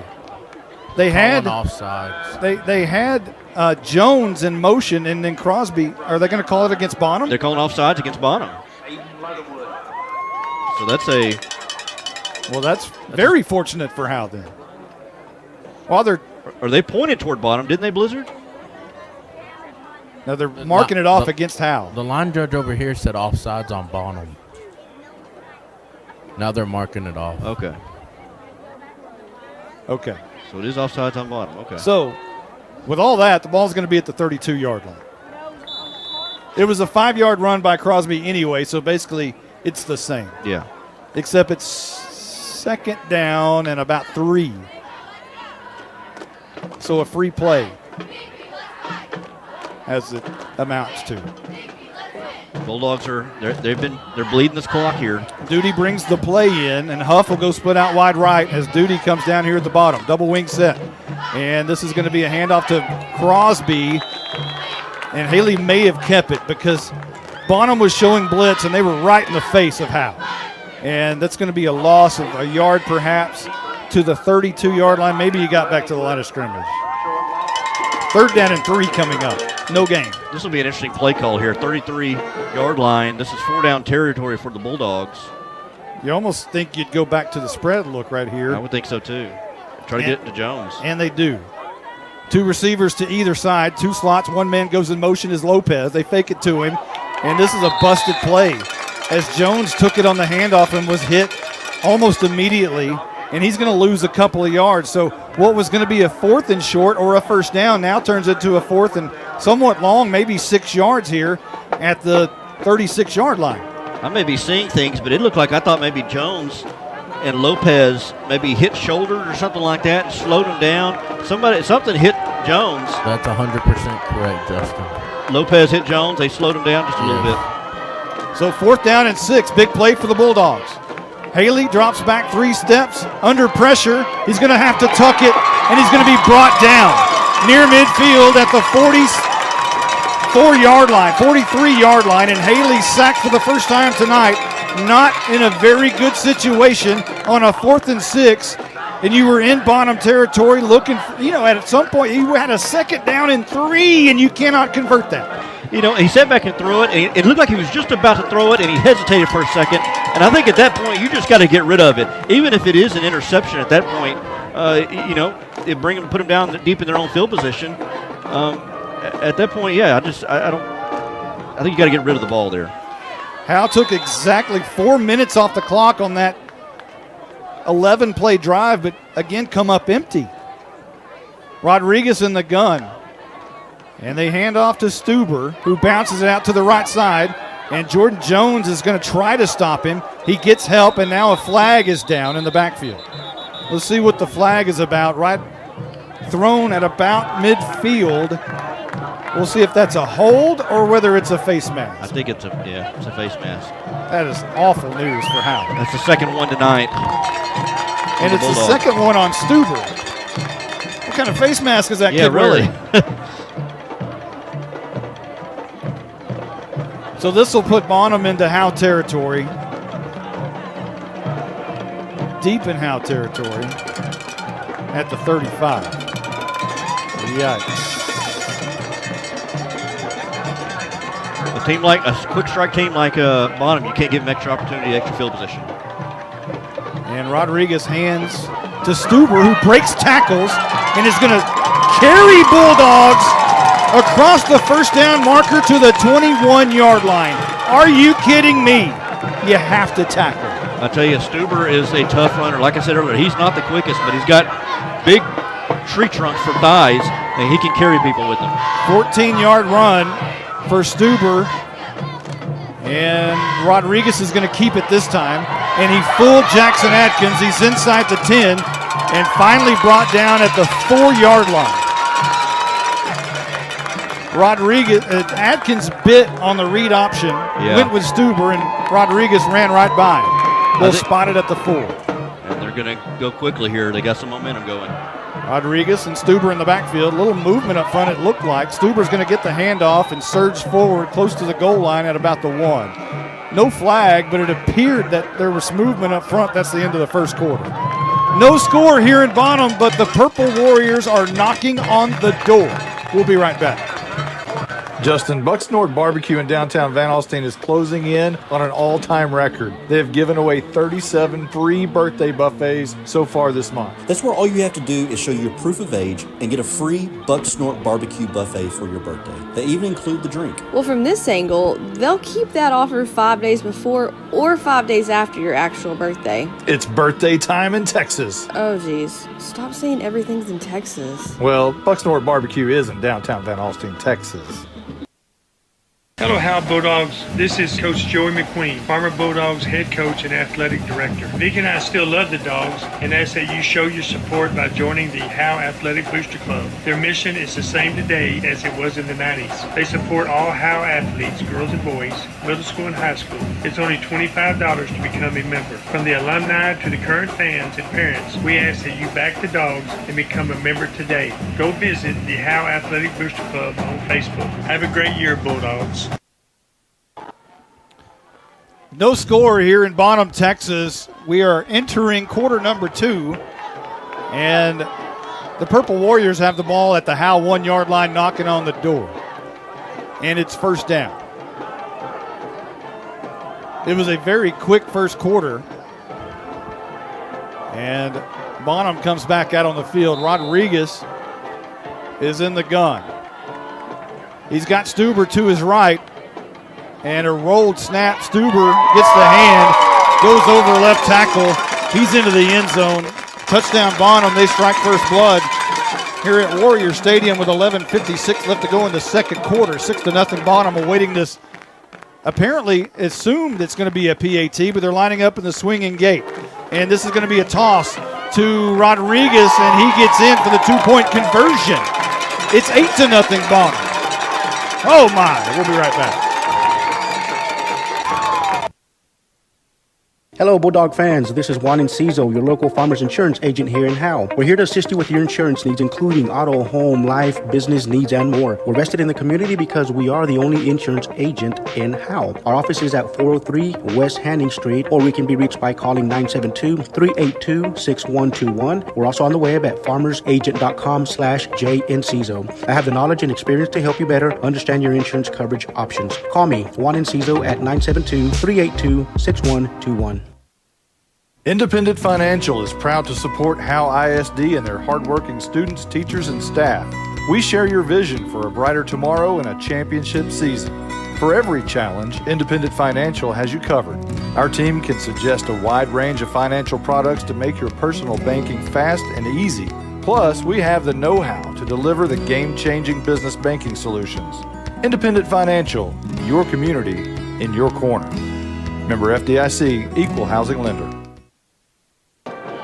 5 plays, 55 yards for Bonham on the drive, on the hit exterior scoring drive recap.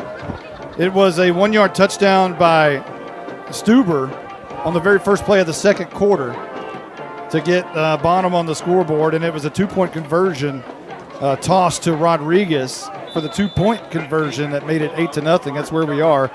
And Bonham fakes the Quail onside for the Tech Wave kickoff, and they'll spread out now. Jordan Jones back deep to receive the kick by Reinhardt. Left-footed kicker takes a jog to the ball, and actually he's a right-footed kicker. Fair catch called for by Caleb McNutt at the 42-yard line, and Howe, 8 yards away from midfield, will start their next drive. Well, let's hope you can correct some of the things from that last drive. That they had the ball moving there, but it's been the story of the Bulldogs this season. They've just kind of stalled when they get moving, and then they get inside their opponent's territory, especially close to the 20, 30-yard line, and they just start to fizzle out. I've had a hard time with my lines tonight. I've been getting them wrong all night. That's the 35-yard line is where Howe will start. So now they'll split one receiver out to the left, and this is going to be a handoff to Jones around the left side, and he'll get maybe a couple to the 37-yard line. Howe's got to be mistake-free in this football game to get a win, and they've had 2 face mask calls that have been very, very costly. At least one of them has been very costly. And then they had the where they bumped into each other there when it was like second, maybe third down. 2nd and 3, I believe, when Lopez and Jones ran into each other. Yep. Can't have that. Can't be tackling your own guy. Especially in that situation. Bryce Crosby will split out wide to the near side. Howe moving left to right now. Handoff to Jones left side. And he wants to throw the halfback pass deep down the field. And Huff falls down. There's no flag. He was covered nicely. It didn't surprise the cornerback whatsoever. And in coverage, I believe, was Jesse Kuntz, and he was right on Huff's heels. So it'll be third down, and about 8. Yeah, the Warriors were not fooled there. They didn't leave anybody. They had Jones or Huff covered there on the backside, and it was kind of a little bit underthrown there by Jones as well. Didn't work like too precisely as it did last week. Double wing set on 3rd down and 10. That's 3rd and 8. And Huff is knocked backwards, but he throws it deep down the field and looking for Landon Duty, and it's incomplete. A little contact on Landon Duty, but nothing called, and it's going to be 4th down and 8. And I think Haley was hit immediately. The nose guard came right through the middle of the center, and Haley almost got knocked backwards and down. I couldn't tell if it was the nose guard or if he tripped on his center's leg. The center is Seth Key. Seth Key at center. I couldn't tell if nose guard or the center he hit his legs. The center was pushed back into him. So a low snap, and that one's almost blocked, but Flores gets it away. It's going to bounce just barely in Bonham territory on their side of the field. So not a great punt by Howe, and they're not getting any breaks right here.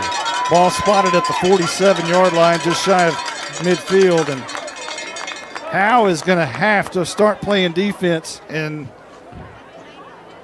bottling up Mason Rodriguez a little bit. Yeah, right now they've got the Bulldogs baffled here because whether with Stuber or Rodriguez, and we haven't seen Jaron Ross tonight either. Not a lot of Ross. He was the guy you were kind of keying in on. Yeah, he's been split out. Right now he's in twins down here at the bottom, along with Bowser. So 1st down and 10, Bonham moving right to left on 1st down. They hand off to Stuber up the middle, fights out of 1 tackle, surges forward. He was met in the backfield, but not wrapping up is the defender, and Stuber will end up getting a yard out of it. That was Jaron Grisham who had him there back behind this line of scrimmage, probably 2 yards back there. And good job by Stuber to at least just fall forward back to get 1 yard on that. 10:33 on the clock here in the second quarter. Rodriguez in the gun with Stuber standing to his right. Ross goes in motion. Look out for the jet sweep. They fake it to him, and they give it to Stuber again up the middle. And a good job of tackling this time by the Bulldogs as they swarm tackle Stuber, and he gets maybe 2 or 3 yards across midfield to the 49 in Howe territory. The thing about Stuber is he gets that, upon contact, he's always falling forward, it seems like. Big, strong kid. Been around Bonham for a while. Matter of fact, was the quarterback a year ago. Yep. We'll see here if we'll see the arm of Rodriguez. It's 3rd down and 6. 9:51 on the clock here in the second. Just on the Howe side of the field at the 49. And here's Ross on the jet sweep, and he's got the right side, and a great job of tackling. Coming up on the far side, and I think that was Jordan Jones on the tackle to make the big hit, and he met Ross, which sets up a 4th down and about 4. It was Caleb Warman with the big hit. Warman. Yeah, he met Ross, because as soon as Ross got that, I thought, man, he's about to turn that corner and be gone, and as soon as he turned that corner, Warman met him right at the line, and a good tackle there by Warman. And so 4th down here. It doesn't look like they're going to punt. 9:08 on the clock. Second quarter. Rodriguez in the gun. Empty backfield. He's going to run it himself, and he's going to be hit. It's going to be close. I don't think he's going to get it. There's still a fight, but he is not going to get it. A turnover on downs, and Howe has held. How about that? They needed that right there. Rodriguez got that. It was a straight-up quarterback keeper. Try to use that big offensive line to get behind, but good penetration there by the Bulldogs and stuffed the line. And a defensive stand when you really needed it. Huge because that last drive you started thinking Bonham was starting to get in kind of a rhythm. Luke Jackson stuffed that play. So good job there by Jackson to stop their interior run and hopefully a chance for the Bulldogs offense to reset. Luke Jackson has really been playing well since he came back from injury. Really has. 8:53 on the clock. Howe's going to take over and now move left to right. Haley is going to hand off, first man through up the middle, and that's 3 yards. Up to about the 47-yard line. And I think that was maybe Crosby on the carry. I formation, we have not seen that one. We've seen the spread. We've seen the double wing tee. First time, I believe, tonight seeing the I formation. And a short gain on that one. Crosby in the backfield. In the I. Offset I. And this is going to be Crosby again. He's met at the line of scrimmage and driven backwards. They'll give him forward progress, which is the line of scrimmage at the 45-yard line, but he was driven backwards as, again, the play was disrupted straight up the middle. The defensive line is getting a big push there on the offensive line. And just not giving Haley or giving the running back any time to do anything once they get the ball. As soon as they get the running back, fullback gets the ball, the defense is right there in his face. So it'll be 3rd down and 9 for the Bulldogs. As Ryan Huff will come split out wide to the near side. Howe heading left to right. Lopez in the slot. And this is a swing pass near side. Jordan Jones. He's in trouble. And he's trying to escape, but he can't do it. And goes out of bounds at about a 4-yard loss back to the 40. And he was hit hard out of bounds and trying to look like he was slow to get up, but he's going to be okay. He is kind of walking gingerly or jogging gingerly. But again, Howe unable to move or sustain a drive there. And the ball is spotted at the 40, and it's going to be punt time again for Flores.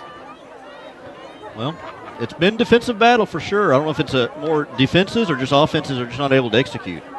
Maybe a little bit of both. So Flores will stand at his own in between the 30 and the 31-yard line. And a high snap this time. And he's going to boot this one away. A high wobbly kick near the out of bounds. And stepping out of bounds is Bowser. And they will spot the ball at the 26-yard line for Bonham to start their next possession. 7:58 on the clock here in the second quarter. We got a pretty quick game going. It is.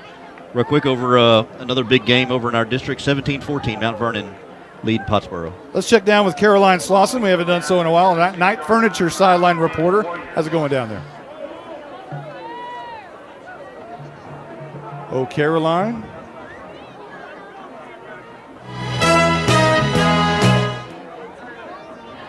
Is she on?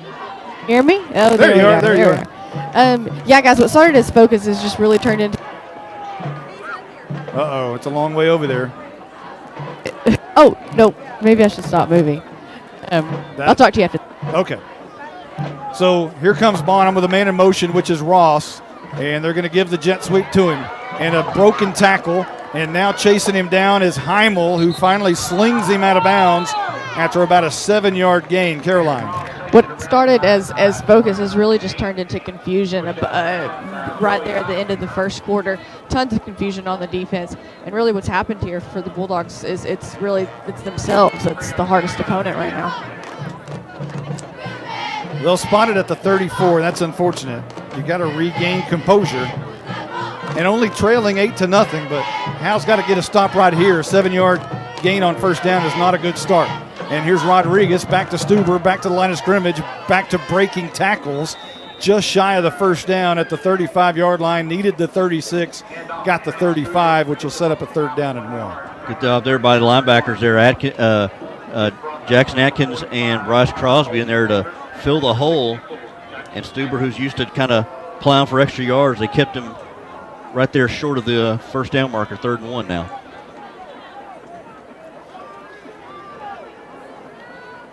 Rodriguez in the gun. Stuber stands to his left. And Rodriguez has an easy first down. A big lane up the middle. And finally going to be tackled at about the 46-yard line by Austin Haley, the safety. They'll spot it at the 48. They'll give him a good spot almost to midfield. They're following Stuber there. Read that all the way, and Rodriguez just kept it. Had a big hole there. That read option has killed the Bulldogs all season long. And tonight as well, 6:59 on the clock. We've got the Legend Bank halftime show coming up. We're going to talk to Marissa Agee again, and Holly Jones, the nurse, is our employee spotlight. Here's a snap back to Rodriguez, throws a screen pass out. Reinhardt makes the catch behind the line of scrimmage, but falls forward, and the ball's on the turf. A scramble for it. Howe rolling for it. Howe has the football. A turnover, and that's what the Bulldogs needed. Reinhardt turned it up, and the Bulldogs stripped it away from him. Colby Taylor with the big strip right there. I'll tell you what, he grabbed the end of that football and just pulled, and then here it comes popping out. And good job by the Bulldogs to fall on it on the Warriors side of the field. The break they need. Put a star by Colby Taylor's name right there. You haven't played football in a long time? Who cares? Strip the ball away, kid.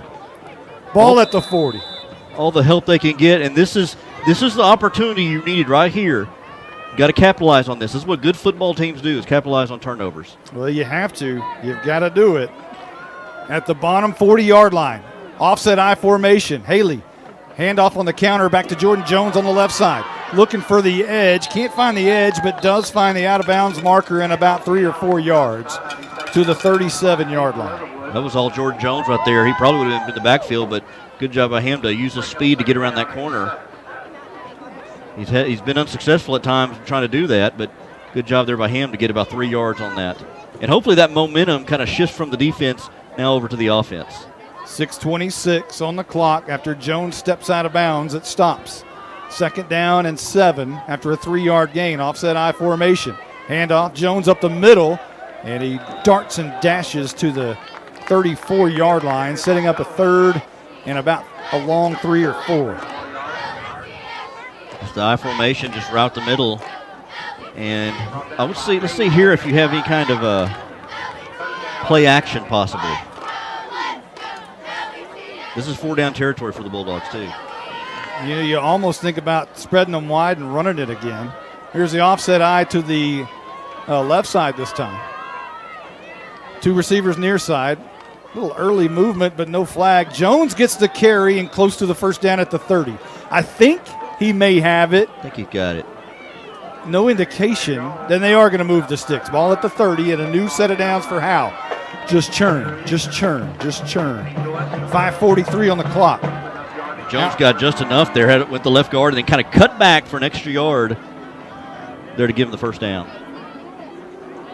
Duty split out wide to the left. Huff down here at the bottom. Lopez in the slot. Offset I formation. Haley turns, hands. Jones left side, bounces it out. Has a seam, flag down, and Jones is a first down inside the 20. But let's check the flag. I think that's going to be a holding on number 50, Luke Jackson. He with a big block, and then like a takedown, which I don't think he needed to do. It is going to be a hold against Howe. Did you see that hold, Blake? That was a terrible hold. Definitely the right call, and he just took him down after Jordan had already got to the edge. I think it was an unneeded. He had the block. He sealed the block. Jones was already gone, and Luke Jackson just, instead of letting him go, he just did a takedown. I believe he just didn't know where Jordan was and thought that he didn't need to at all, but he chose to there. One step forward, 2 steps back to the 40-yard line. It is a first down. And here is a fake down the field. Haley wanting to throw it, and it's going to be caught at the 20-yard line, close to a first down. Is that Huff?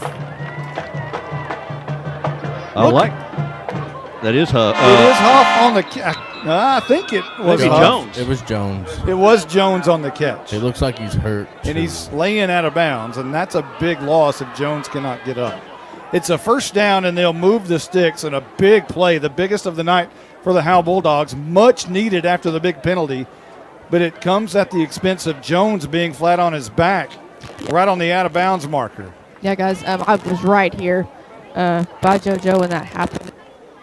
Tackled, man, his head just hit the turf. Ouch.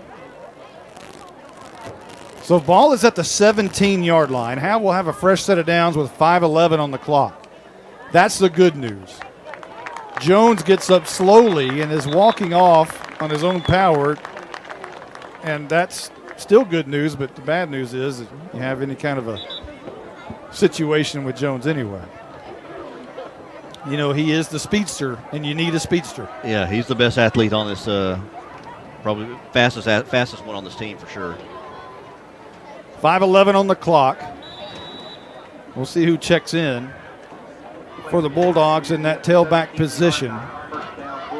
And it appears to be Matt Hayes, who was injured a week ago, but just a deep bruise, and he's back. Clock rolls at 4:58. Haley goes in the gun on first down. Man in motion is Lopez, and Haley's going to keep it around the right edge on the read option. He's got the 15, being slung down to the 5, carrying a man to the 3-yard line. A great run by Austin Haley inside the 5, and it's 1st and goal. I'll tell you what, he's showing like he can run just like Mason Rodriguez. Fakes the handoff, then takes it around the right side, got a good block from one of his linemen, and then almost carried in number 1, Jaron Ross, in with him, and Ross ain't hung on for dear life out to the 4-yard line, 3-yard line. Can you punch this in without getting a flag? I hope you didn't jinx it there by saying that. Boy, me too. Ball, 1st and goal from the 3, I formation, straight I. Haley, and he's going to hand to Matt Hayes around the left edge. He can't get in, he's down at the 1. So Howe with a 2nd and goal from the 1. You just need 1. I'm okay with that play call. I was going to say just go right at him. You had Crosby at fullback, Hayes at halfback, and just go straight at him. Hayes is a tough runner. I think he can get 1 yard. Well, here you go, 2nd down and goal from the 1. Haley under center. Double wing look, and this is going to be a handoff inside, and stick it in the end zone. It's touchdown time in Texas. Boy, isn't it great to say that again? How about that? 3:46 on the clock, and the Bulldogs punch it in. Now, it comes down to the 2-point conversion because Bonham got the 2-pointer earlier, so do you go for 1 or do you go for 2 to tie? I think they're going to go for 2, looks like. I don't see Flores or anybody else out there, so they're going to try to match tick for tack here. Haley in the gun, man in motion is Lopez, and Haley's going to keep it, and he is in! 2-point conversion for Howe, and they tie the game at 3:46 in the second quarter, 8-8. Nobody was stopping Haley on that. He was going straight through, punching that in for the 2-point conversion. If you've ever been in an automobile accident, who do you trust for your needed repairs? Star Auto Body is Texoma's most trusted body shop, serving all of Grayson County and surrounding counties since 1992. Star Auto Body is locally owned and operated. Services include major collision repairs with or without insurance claims, minor cosmetic repairs, parts replacement, and refinishing. Choose Star Auto Body and Alignments in Howe, Texas, 903-532-5365. Star Auto Body of Howe, Texas. This is Michelle Castle with Guild Mortgage, welcoming you to Howe Bulldogs football. Guild has been delivering on the promise of home to hundreds of thousands of people just like you for over 60 years.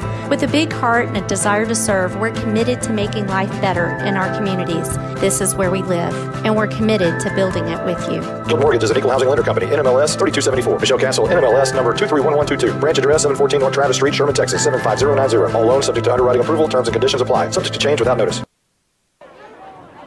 2 minutes and 48 seconds. Howe took off the clock on that drive. The hit exterior scoring drive recap, 8 plays, 40 yards on the drive after the turnover caused by Colby Taylor. And Howe's on the board with a 1-yard touchdown by Bryce Crosby and the 2-point conversion run by Austin Haley. It's 8-8 with 3:46 left to go before the Legend Bank halftime show, and the Tech Wave kickoff is in the air. And it's a low line drive kick, going to be taken by Reinhardt at his own 18-yard line, coming to the middle of the field. Now left hash, now bouncing it up near the 40, breaks a tackle. Now he's got midfield, being chased down from behind, and makes the cut. Look out. He's got the 35-30, being chased down by the kicker, closing in, and finally slung down at the 10-yard line. Are you kidding me? Just when you had momentum, Reinhardt races from his own 18 on the Tech Wave kickoff down to the 10-yard line. And you had him contained probably about midfield. He started from the right side of the field, came left, got a good block, and then just able to cut back and use some of that speed. And thank goodness for Jordan Jones being back in the game. He was able to sling him down. And 3:28 to go in the first half. And now Bonham's knocking on the door again. You just had all momentum. Man alive. Well, they haven't scored yet. You got to tighten your belt here. So Rodriguez comes back out with 3 receivers near side. Stuber stands to his right, and 1 receiver split out up to the top. And Rodriguez is going to keep it up the middle and going to be drugged down by the linebacker Jackson Adkins, who hung on for dear life. This time he didn't get fooled, but he did let Rodriguez get past him for a few yards. And they'll spot it now at the 6-yard line, so a gain of 4 by Rodriguez. It was a good job there by Rodriguez, by Atkins, keeping his eye there on Rodriguez and keep the drive minimal. Snap back to Rodriguez. He's going to run right, and he's going to bounce it out. He's got the end zone. Bonham regains the lead with a 6-yard touchdown by Mason Rodriguez, the junior quarterback, and it's 14-8, awaiting the PAT with 2:53 left to go before the half. And now again in the swinging gate. They're going to go for 2 again. They roll it, bounce it back to Gerald Ross, and a great open field tackle. I think that's Warmond again. I believe that's Foreman. And I tell you what, yeah, he come around and was not going to let Ross get around that corner. Great open field tackle by Caleb Warman to prevent the 2-point conversion. 14-8, we'll be right back. Buying and or selling your next home should be an enjoyable experience. At Ann's Realty Group, our commitment to the personal relationship of the transaction ensures not only the level of communication that you deserve, but also the assurance that we will be here the next time you need us. We're not a big box real estate company by design. The flexibility that the freedom of being an independent brokerage allows us to be fully at your service as you need us to be. Ann's Realty Group and Dick & Broker for all your real estate needs. 903-818-2676. Since 2011, Scoggins Funeral Home and Crematory has walked with hundreds of families through the most overwhelming time of their lives. Their job is simple: To make this season a little easier, what you can expect is a no-pressure, people-first philosophy, custom services for memorials that you'll remember forever, and reasonable pricing. Tommy and Bobby K. Scoggins have built a reputation over the past 30 years in the funeral business for making every family feel at home. Visit ScogginsFuneralHome.com or call 903-482-5225. Your hit exterior scoring drive recap for Bonham, only 2 plays, 10 yards. That's because Reinhardt moved the kick return from his own 18 all the way down the field to the 10-yard line. And it was Rodriguez who ran it across from the 6-yard line, and the PAT was no good thanks to a great open field tackle by Warmond. And we got a new score of 14-8. And the Tech Wave kickoff is in the air. It's going to be taken at the 26-yard line. I believe that might be Austin Haley. And it is, and they'll spot it at the 35-yard line. Or is that Haley? Is that? That's Haley. It is Haley. So Howe will start from their own 35 with 2:48 on the clock before the half. You can't make any mistakes. You've got to move the football down the field. And if you can score, you can take the lead on the extra point. And Bulldogs, they kicked off, correct? They deferred to the second half. That is correct. Yeah. Okay, so you need to score here, and you need to take 2:48 off the clock to do it. You got plenty of time. And if you kick off, just kick it out of bounds. Yeah. 3 receivers left side, moving left to right. Haley alone in the backfield. Shotgun gets it, drops back, and he has protection. He throws. It's going to be caught in the middle of the field by Ryan Huff. He slung forward for a first down. He was so open he didn't know what to do. No one around him. He kind of just stopped for a minute and said, whoa, I'm waiting to get hit. Nobody hit him. Found a hole in the defense there, and the thing was Haley had time. He had a lot of time. Had a good block there from Meneses over the left tackle. Had a rusher coming that way and able to find Huff and find the receiver there in the middle of the field. 1st and 10, left to right. Haley in the gun, 3 receivers to the left. Looks that way. Plenty of time. Now he has to flush out. Throws it on the run. Down the field. Wide open is Ethan Lopez.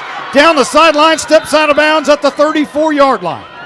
A good job of being under control there by Haley as he had pressure, but he just sidestepped it on the run, found Lopez all alone. Found Tyler Addy. He kind of flushed him out. And, yeah, he did a just good job. Didn't rush anything. And then just able, with a little flick of the wrist, able to loft it down to Lopez downfield. Just floated it to him. He really did. Gain of 12 and a new set of downs, 2:13 on the clock. It stops with Lopez going out of bounds. Here's a swing pass near side. Huffs makes the catch as he was going down. But he does, it's only going to be a yard loss. Not sure if it was the throw or whether his feet went out from under him, but the clock still rolls. It's under 2 minutes now. 2nd down and 11 coming up for Howe from the 35-yard line, a loss of 1. Remember that one. That one really hurts because he had some yards ahead of him he could have got. Maybe not a first down, but he could have got 4 or 5, made this a manageable 2nd down. Jones is the slot to the right, and Duty split out wide to the right. High snap again, and Haley's flushed out of the pocket. Throwing it down the field, sidearm throw, middle of the field, and Huff makes the catch again. Still breaks the tackle, close to the 21-yard line of 1st down, and Howe's going to have to start thinking about calling timeouts here. 1:29 on the clock. They'll move the sticks so it stops momentarily. Huff again, with so much space, just kind of freezes because he doesn't know what to do when there's nobody around him. I think he's expecting the pop. Let's take a quick timeout. We'll be right back as the Howe Bulldogs take a timeout. Are you motivated? Coach, we're highly motivated for Sonic. What? Coach, you know we're rough and tough, but sometimes we just need a burger, tots, and a shake. Oh, my goodness. Well, if you're going to Sonic and Howe, pick me up some of those handmade onion rings. Yes, sir. Sonic of Howe is where you get great food and big smiles. It's not just good. It's Sonic good. Whoa. Those onion rings really bring the hammer down. You're listening to Howe Bulldogs football on HoweEnterprise.com. Not a member of FDIC. Not an equal housing lender. Fake license number 8675309. Howe, Portland, Seattle. Carson Grogan said during the break that this is the best Howe's looked on offense all season long. What'd you say? I'm saying it really has. I mean, it's amazing what you can do when Haley has time back there to throw. He's had a lot of time so far tonight. 1:26 on the clock before the halftime. Haley in the gun. Jordan Jones in motion. They fake it to him. Haley's going to keep it. and he's going to gain 3 perhaps to the 20-yard line. And again, the clock runs at 1:19 after that running play that netted 2 yards. It's 2nd down and 8 coming up. It was an interesting call there by Bonham. They called a timeout, which kind of helped the Bulldogs kind of able to reset there. Oh, did Bonham call that timeout? Bonham called the timeout, yes. Okay. So 2nd down and 8 for the Dogs. Haley, a lot of time again, a wide open receiver going to be caught by Lopez, and he gets out of bounds right near the marker. They're going to give him a bad spot. At the 15, maybe the 14-yard line, I think they're going to give him the 15. I thought he had closer to the pylon there, but they're way closer than I am. 52 seconds on the clock, and Howe's at the 15-yard line. Good news is he got out of bounds there, used the sideline there to stop the clock, and it's a big key 3rd down right here. It would be a 32-yard field goal from here. Haley, another high snap. Swing pass near side. Jones cuts out 10. Look out 5. Dancing at the 1. Flag down. He's in. It's touchdown time in Texas. But let's check the flag. It's right at the goal line. Oh. And those are usually illegal blocks or a block in the back or Jones was going to score. Block or no, Jones was going to score. Yep. Oh. And it's against Howe. It was such a good run after the catch by Jones too. It really was. So wipe off the touchdown, and the ball will be pushed back out. So the spot foul. Coach or is it a 15-yard pin? No. Spot foul back to the 15-yard line. Right? Yes. Because that was right around the goal line. They're at the 15-yard line now. Oh. Coach Jay was not happy about that, too. He was giving the referee an earful. So it's 3rd down and 2 for Howe. 44 seconds on the clock before the half. Haley in the gun. Another high snap. He has to come down with it. Throws it right side of the end zone. It's caught. There's a flag down in the end zone. Lopez says he caught it. The official says no, but there's a flag down in the end zone, and the officials are going to talk about this.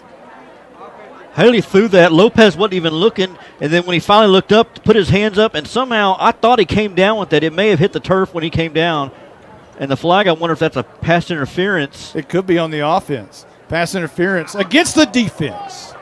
So Howe gets a break right there with 38 seconds left to go before the half. And this goes in Howe's favor, and they'll push it.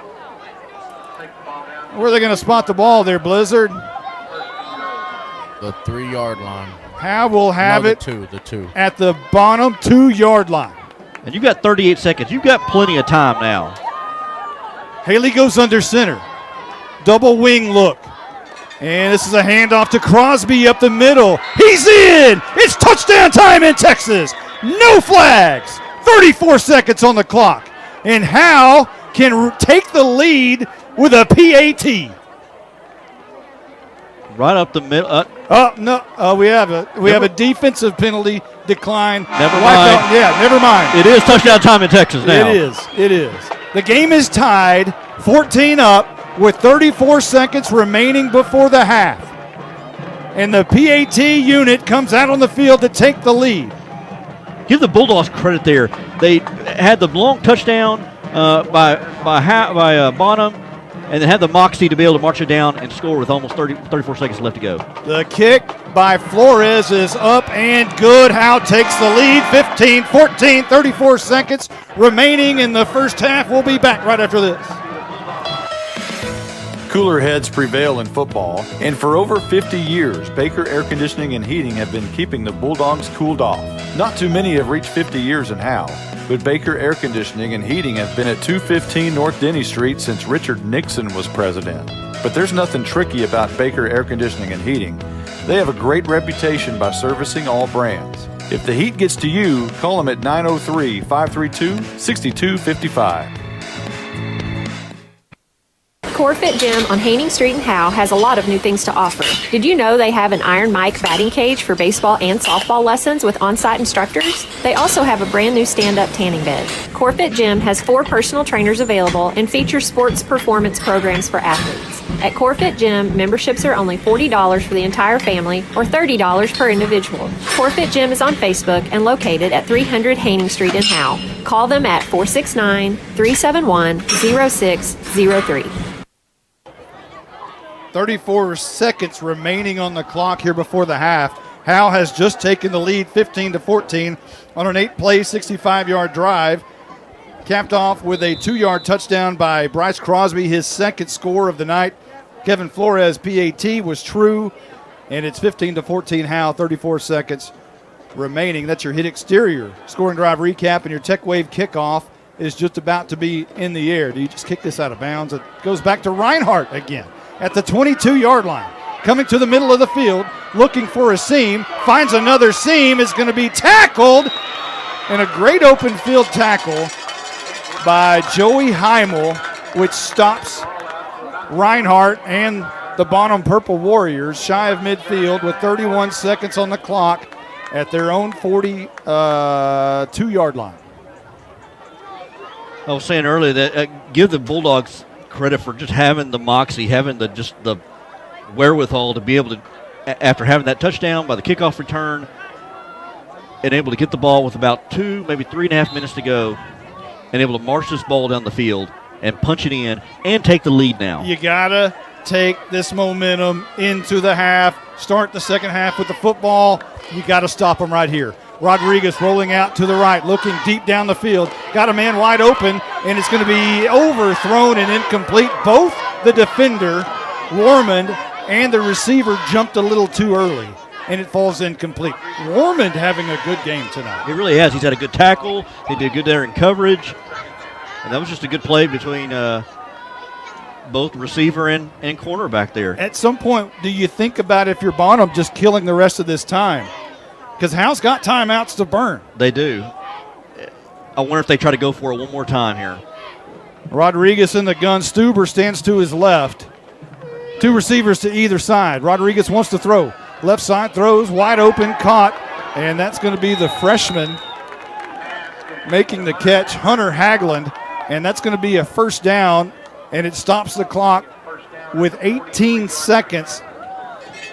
And on the Howe side of the field at the 43-yard line. Now remember, they have Nick Reinhardt who can kick field goals. Missed one earlier, but he does have the range to kick one if they get close enough. Clock at 18 seconds. Rodriguez and Stuber in the backfield. 3 receivers to the right. Wants to look that way. Rodriguez can't find anybody that way. Flushed out of the pocket. Now he heaves it deep down the field, and it's going to be incomplete. Great coverage by Jordan Jones. Stepped in front of the pass, almost picked it off. And there's a flag down at the line of scrimmage, and apparently it's going to be against Howe. Yeah, against Howe. Oh, yep. I didn't see the penalty. What was it? Offsides? Okay. 8 seconds on the clock. Giving them chances. Oh. Anybody got any aspirin? Think how the coaches feel right now, man. Ball now at the 38, second down and about 8. No, more than that. Second down and 5. It's a 5-yard penalty. Tylenol, Tums, something. I need it all, I think. 8 seconds on the clock. Rodriguez is going to step back in the gun. 3 receivers to the right. Got to be on your toes right here. Stuber to his left. Rodriguez looks, flushed out of the pocket. He's going to now run, and look out, he's got a wide open field. Crosby flushes him, and now he's going to throw it, and it's incomplete. And Howe holds, and Howe's going to take the lead into the half for the first time all year, and they get the ball to start the second half. Caroline Slauson is down on the field. I would imagine there's some happy Bulldogs down there. Actually, Caroline may be making her way up here. We'll see. I see right over there. Yeah, you would think so, but there's a lot of issues with the Howe sideline and the the officials. Oh. So. Well, that's not good. Well, hopefully they're just all business and going to take care of that. At halftime, Bulldogs in the lead, 15-14. It's the Legend Bank halftime show. And we've got Marissa A.G. and we've got Holly Jones interviews coming up in the halftime show. We'll be right back right after this. Justin, Bucksnort Barbecue in downtown Van Alstyne is closing in on an all-time record. They have given away 37 free birthday buffets so far this month. That's where all you have to do is show your proof of age and get a free Bucksnort Barbecue buffet for your birthday. They even include the drink. Well, from this angle, they'll keep that offer 5 days before or 5 days after your actual birthday. It's birthday time in Texas. Oh, geez. Stop saying everything's in Texas. Well, Bucksnort Barbecue is in downtown Van Alstyne, Texas. This is Coach Davey Dubose, former Bulldogs head coach and athletic director. Jody and I still love the Dogs and ask that you show your support by joining the Howe Athletic Booster Club. Their mission is the same as it was in the 90s. They support all Howe athletics, girls and boys, middle school and high school. Good luck to all the Howe teams in the coming school year. This is Coach Jay. It's only $25 to become a member. From the alumni to the current fans and parents, we ask you to back the Dogs and become a member today. Visit Howe Athletic Booster Club on Facebook. Bulldog pride never dies. Hello, Bulldog fans. This is Juan Enciso, your local farmers insurance agent here in Howe. We're here to assist you with your insurance needs, including auto, home, life, business needs, and more. We're vested in the community because we are the only insurance agent in Howe. Our office is at 403 West Hanning Street, or we can be reached by calling 972-382-6121. We're also on the web at farmersagent.com/JEnciso. I have the knowledge and experience to help you better understand your insurance coverage options. Call me, Juan Enciso, at 972-382-6121. Are you motivated? Coach, we're highly motivated for Sonic.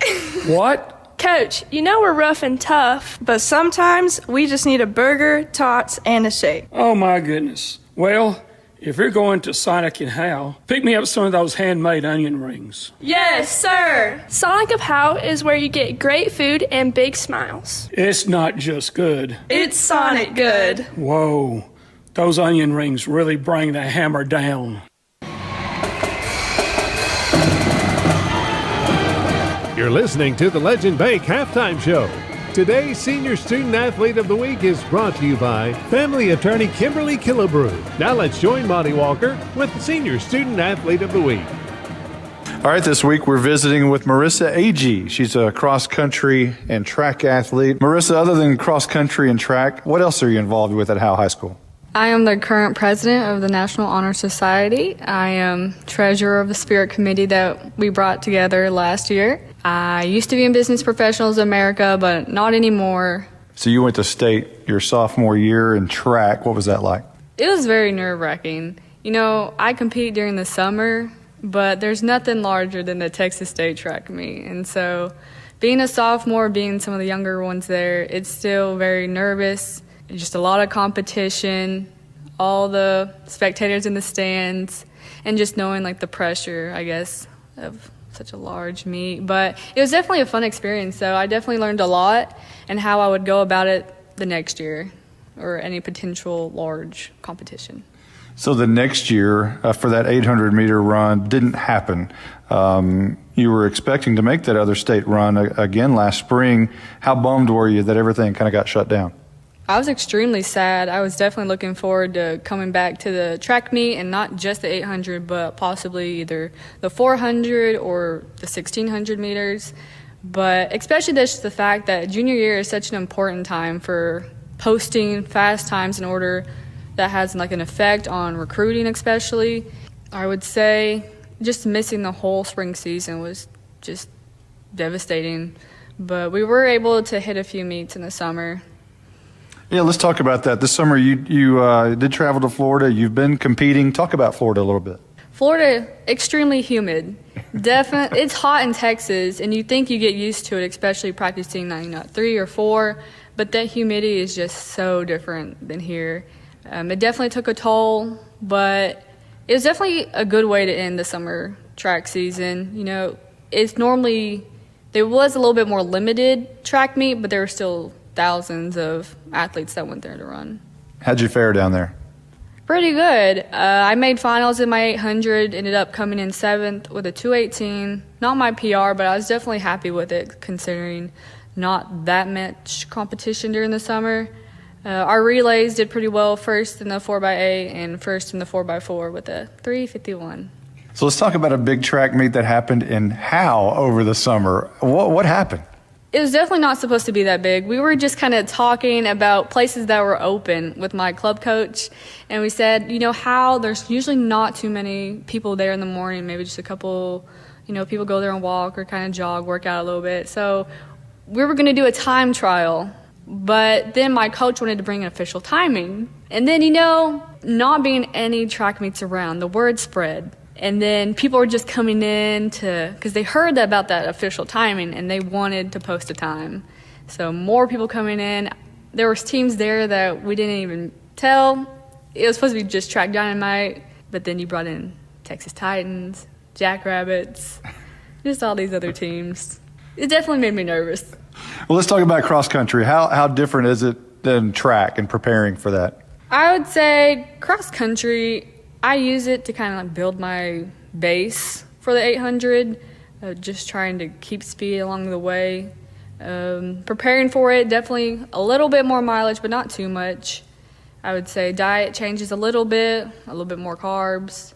Besides that, I think cross country is just an enjoyable time to get off the track onto some grass and run some course. What are your expectations for your senior year? For cross country, I'm wanting to go back to state, hopefully place top 25, top 15. I'm going into indoor, wanting to see some consistent under 218s. Track, going back to state, hopefully they'll hold that meet. Going in the 8, the 4, and the 16, hopefully, and we do all 3. Definitely wanting to go after a couple of those records that are still being held, 4, the 16. Cross-country one, the 2 mile. Maybe even drop down to the 200. See how that goes. How about colleges? Are you looking at any, and are any looking at you? Yes, I started getting calls, I'd say, after spring break. Kept in contact with a couple of them.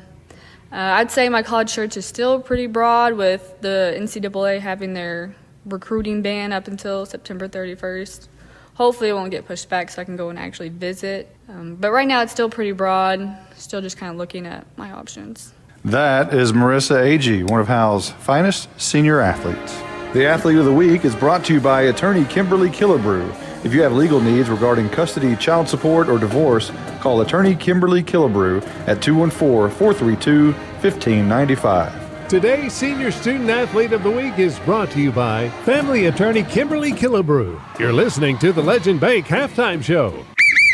If you've ever been in an automobile accident, who do you trust for your needed repairs? Star Auto Body is Texoma's most trusted body shop, serving all of Grayson County and surrounding counties since 1992. Star Auto Body is locally owned and operated. Services include major collision repairs with or without insurance claims, minor cosmetic repairs, parts replacement, and refinishing. Choose Star Auto Body and Alignments in Howe, Texas, 903-532-5365. Star Auto Body of Howe, Texas. This is Michelle Castle with Guild Mortgage, welcoming you to Howe Bulldogs football. Guild has been delivering on the promise of home to hundreds of thousands of people just like you for over 60 years. With a big heart and a desire to serve, we're committed to making life better in our communities. This is where we live, and we're committed to building it with you. Guild Mortgage is an equal housing lender company, NMLS 3274. Michelle Castle, NMLS number 231122. Branch address 714 North Travis Street, Sherman, Texas 75090. All loans subject to underwriting approval. Terms and conditions apply. Subject to change without notice. Buying and or selling your next home should be an enjoyable experience. At Ann's Realty Group, our commitment to the personal relationship of the transaction ensures not only the level of communication that you deserve, but also the assurance that we will be here the next time you need us. We're not a big box real estate company by design. The flexibility that the freedom of being an independent brokerage allows us to be fully at your service as you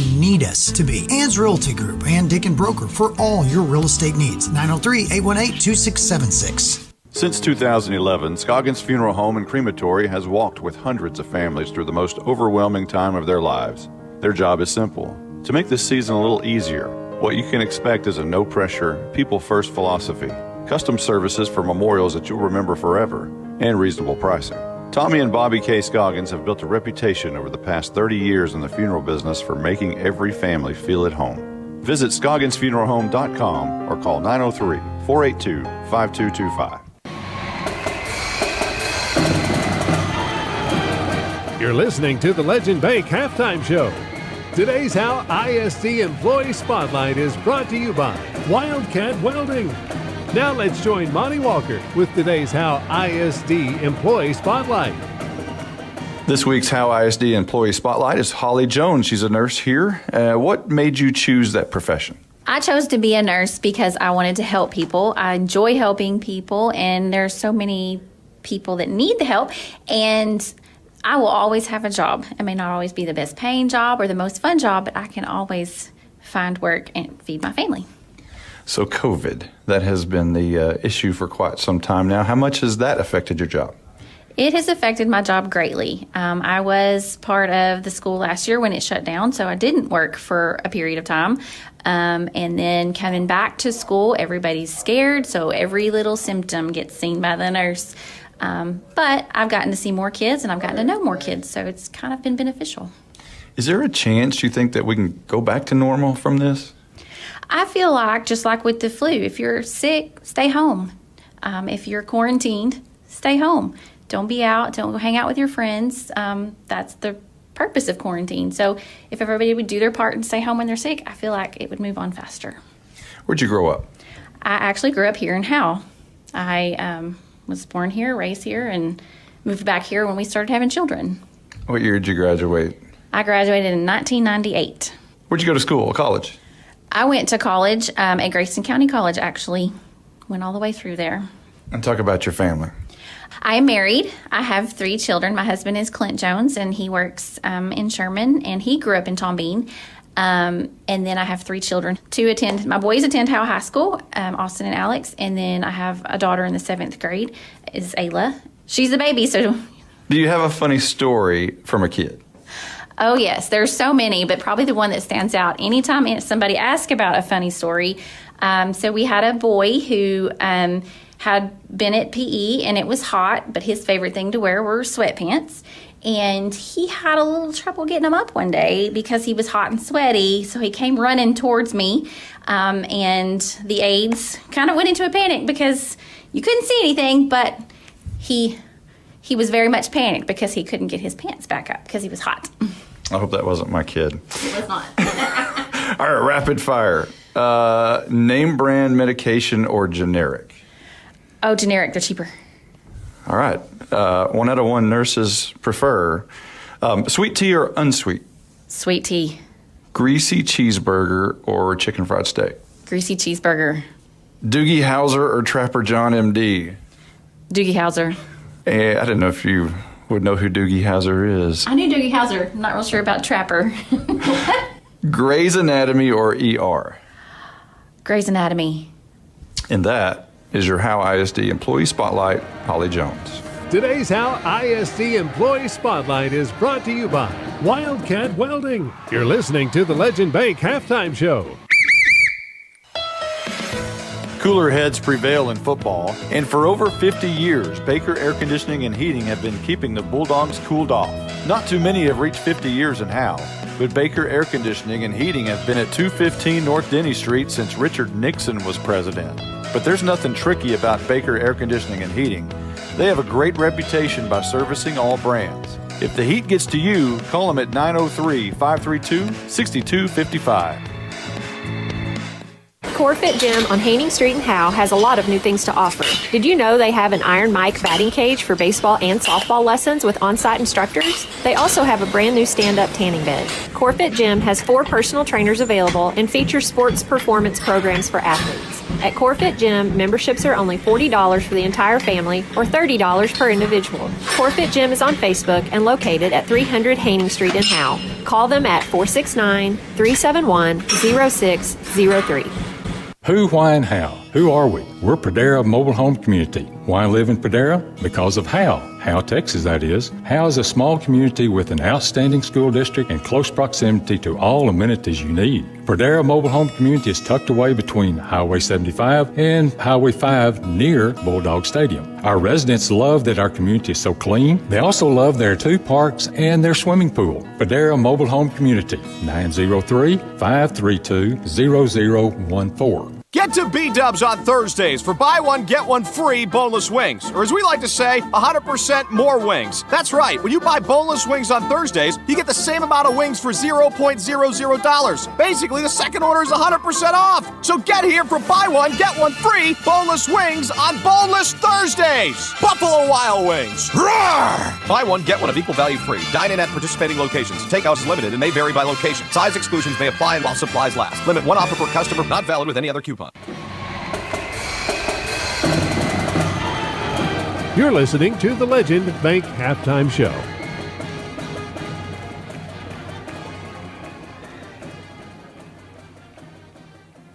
Welcome back to Warriors Stadium here at Bonham, Texas. 15-14, y'all. Listen to this. Howe on top at the half. Haven't said that all season, so it feels good to say that. It's been a fun one down there. Kind of crazy, but definitely fun. Carson, could you give me my phone? I'm so sorry. So, Blake, I'm choking on a nacho chip. I'm so sorry. You're fine. Why don't you go ahead and go over some stats? All right, we'll start with Bonham. Mason Rodriguez, the quarterback, 4 of 12, 24 yards passing, 7 carries, 77 yards, and a touchdown. Stuber, the running back for Bonham, 8 carries for 43 yards and a touchdown. Ross, 3 carries for 10 yards. Reinhardt has 2 catches for 11 yards, also has a fumble. Howe defense are led by Kobe Taylor, 4 tackles and a forced fumble. Luke Jackson, 6 tackles. Jackson Atkins, 4 tackles. And Austin Haley, 4 tackles. On offense tonight, Howe's led by quarterback Austin Haley, 8 of 10 passing for 79 yards. Also has 6 carries for 22 yards.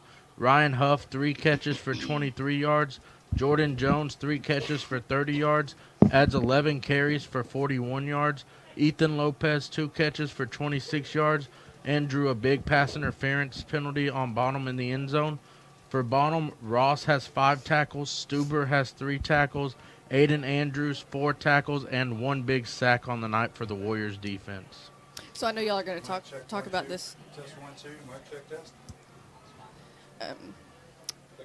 No. I know you're going to talk about this here in a little bit, but what do you think the Bulldogs have to do coming up here in the second half to get a W tonight? Stop the quarterback run game from Mason Rodriguez. 7 carries for 77 yards, averaging 11 yards a carry so far. Well, that defense really seems to step up later on in the half. So, and the kicking off to Reinhardt, you can't kick to that kid. He's already broke one and almost another. When Flores kicked to him again, Jay was so upset. He was like, no, took his headset out. Like, no, what are you doing? Almost rather kick it out of bounds than kick to that kid because he has the ability to take it to the house. Yes, as we saw. Looking at some scores around the area and in the district, Frisco and Denison tonight. Frisco Memorial, the Warriors on the road in Denison. Already the third quarter, 4 minutes left in the third, 28-19. Denison on top. Of that was Sherman and Highland Park tonight. Maybe they'll see the Jones family while they're there. Maybe. You never know. Maybe Jerry's there. 35-7. The Scots winning at half over the Bearcats. Winsboro and Commerce tonight. Commerce had to forfeit some score. Commerce had to forfeit for the their third COVID forfeit of the season. Mic check. There we go. Sanger at home against Van Alstyne tonight. The Indians up on the Panthers at half, 21-7. Ranchview and Anna tonight. Where is Ranchview? Have y'all ever heard of Ranchview? I've never heard of Ranchview. Never. The Ranchview Wolves and Anna tonight, 28-7. Mic check. That one works too. A minute 45 left in the half on that one. Raids and Mineola, I know that's a score we're all watching closely. 35-23. Mineola winning at the half against Rains. Pottsboro playing Mount Vernon tonight in Mount Vernon, and the Cardinals down at half, 24-21. Bells and Whitewright 20-14 at half. Panthers on top of the Tigers tonight. Gunner on the road at Lone Oak tonight, winning at the half. Tigers up 49-0. Dang. Yeah, and finally Leonard at S&S 19-13. Tigers winning on the road there at halftime. We're going to take a break, come back, and we'll be looking at some highlights from this first half right after this. Who, why, and how? Who are we? We're Pradera Mobile Home Community. Why live in Pradera? Because of Howe. Howe, Texas, that is. Howe is a small community with an outstanding school district and close proximity to all amenities you need. Pradera Mobile Home Community is tucked away between Highway 75 and Highway 5 near Bulldog Stadium. Our residents love that our community is so clean. They also love their 2 parks and their swimming pool. Pradera Mobile Home Community, 903-532-0014. At Grayson Cullen Electric Cooperative, GCEC, we have been around for over 80 years and are governed by 7 principles: open and voluntary membership, democratic member control, members' economic participation, autonomy and independence, education, training, and information, cooperation among cooperatives, and concern for community. One of our communities is Howe, Texas, and GCEC is proud to support the Howe Bulldogs. Justin, Bucksnort Barbecue in downtown Van Alstyne is closing in on an all-time record. They have given away 37 free birthday buffets so far this month. That's where all you have to do is show your proof of age and get a free Bucksnort Barbecue buffet for your birthday. They even include the drink. Well, from this angle, they'll keep that offer 5 days before or 5 days after your actual birthday. It's birthday time in Texas. Oh, geez. Stop saying everything's in Texas. Well, Bucksnort Barbecue is in downtown Van Alstyne, Texas.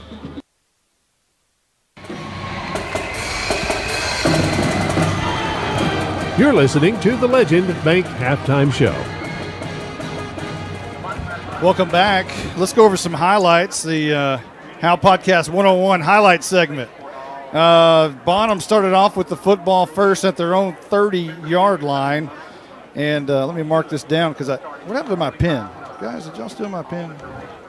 Oh, sorry, it's right in front of me. And they had to punt to open the game. A great stand by Howe to open the game.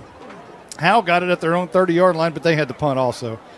Bonham started at their own 6, were trapped, but a face mask call helped them bounce it out a little bit, but they ended up missing a field goal. Nick Reinhardt missed it, so that gave it back to Howe at the 27-yard line. And the Bulldogs drove 11 plays, but turned it over on downs at the 45-yard line. Bonham took it at their own 45 with 57 seconds remaining in the first quarter, and they scored on the first play of the second quarter, capping off a 5-play, 55-yard drive, and it was a 1-yard touchdown by Stuber. He's got Stuber to his right, and a rolled snap. Stuber gets the hand, goes over left tackle. He's into the end zone. Touchdown Bonham. And Bonham actually went up 8-0 on the PAT as Mason Rodriguez rolled it in around the right side. So Howe took it down 8-0 at their own 35-yard line and had to punt. Bonham got it back at their own 47-yard line and turned it over on downs. Howe got it at their own 44-yard line and had to punt. Bonham got it back and forth at their own 26-yard line, and a fumble by Reinhardt gave Howe the ball back. Here's a snap back to Rodriguez, throws a screen pass out. Reinhardt makes the catch behind the line of scrimmage, but falls forward, and the ball's on the turf. A scramble for it. Howe rolling for it. Howe has the football! Colby Taylor made the strip, and Howe took over at the 40-yard line. 8 plays later, they punched it in from the 1-yard line. Tough runner. I think he can get 1 yard. Well, here you go. 2nd down and goal from the 1. Haley under center. Double wing look. And this is going to be a handoff inside and stick it in the end zone. It's touchdown time in Texas. Bryce Crosby on the touchdown from 1 yard out. And that capped off the 8-play, 40-yard drive. And a 2-point conversion by Austin Haley tied the game at 8 with 3:46 left to go before the half. But wait a minute, there's more. The kickoff to Reinhardt was taken all the way back to the 10-yard line. And that's where 2 plays later, Mason Rodriguez was on the board. Keep the drive minimal. Snap back to Rodriguez. He's going to run right, and he's going to bounce it out. He's got the end zone. Bonham regains the lead, and they missed the PAT on the 6-yard touchdown by Rodriguez. So the 2-play 10-yard drive left it at 14-8 with 2:53 on the clock before the half. Howe needed 2 minutes and 20 seconds to go 8 plays and 65 yards and scored on Crosby's second touchdown of the night. Double wing look. And this is a handoff to Crosby up the middle. He's in! It's touchdown time in Texas! Oh, how sweet it is to hear that. Touchdown time in Texas. The PAT by Kevin Flores gave Howe the lead, 15-14 with 34 seconds remaining. Bonham made a little bit of it as they drove down the field, but the half ended, and that's where we are. Howe's going to get the football first here, and thank goodness for the officials who helped out Luke Jackson in the coin toss, or Howe would be kicking again here in the second half. As the coin toss, he said, let's kick the ball, and the official said, no, I don't think you want to do that. And he said, oh, yeah, I meant deferred. So Howe's going to get the football back here to start the second half. We got about a minute left. We'll be right back after this 60-second timeout. This is Coach Davey Dubose, former Bulldogs head coach and athletic director. Jody and I still love the Dogs and ask that you show your support by joining the Howe Athletic Booster Club. Their mission is the same as it was in the 90s. They support all Howe athletics, girls and boys, middle school and high school. Good luck to all the Howe teams in the coming school year. This is Coach Jay. It's only $25 to become a member. From the alumni to the current fans and parents, we ask you to back the Dogs and become a member today. Visit Howe Athletic Booster Club on Facebook. Bulldog pride never dies. Hello, Bulldog fans. This is Juan Enciso, your local farmers insurance agent here in Howe. We're here to assist you with your insurance needs, including auto, home, life, business needs, and more. We're vested in the community because we are the only insurance agent in Howe. Our office is at 403 West Hanning Street, or we can be reached by calling 972-382-6121. We're also on the web at farmersagent.com/JEnciso. I have the knowledge and experience to help you better understand your insurance coverage options. Call me, Juan Enciso, at 972-382-6121. We are back, and the Howe Bulldogs are coming out of the tunnel. They're in white tonight. I don't know if we mentioned that. Gray pants with a thick gray black stripe down the side. Black helmets, of course, black numbers, and the white jerseys, the road uniform over here in Bonham, Texas. The Purple Warriors are getting ready to come out of their tunnel. They've got the Texas flag and the American flag. Most teams do that these days, and they're about to run through. The Howe Fight song is wrapping up, and here come the Purple Warriors. Great game tonight. These are fun, aren't they, Justin? I tell you what, broadcasting, watching, probably coaching, these are fun to be a part of. It's so much better to be a part of when there's a tight, nail-biting game. It's just your heartbeat gets up a little bit, your blood pressure gets up a little bit. You scream things like you need Tylenol and stuff like that. It's fun. It's fun. Every play matters almost. And that's what makes people want to play football. Is you get in games like this where it's tight. Getting your head bashed in every week by huge, massive teams. After a while, it just doesn't get fun, and I think this game's fun. Especially when those head bashings are in the first half. You've got a whole half to go to play. But fortunately, this one's Howe's up by 1. So Reinhardt and Bonham will kick off to start the second half. The Tech Wave kickoff will be moving right to left as the Bulldogs will be moving left to right towards the west end zone. Now, the sun is down. There's no more western sky with the sun peeking out. That's gone. It's black. And it has been for a while. Mm-hmm. It is getting time to turn the clocks back. That's right? this weekend. Yeah. Fall back. Reinhardt's Tech Wave kickoff is high in the air. It's going to bounce at the 11-yard line and roll past Jordan Jones into the end zone. And Howe will start with pretty good field position at their own 25-yard line.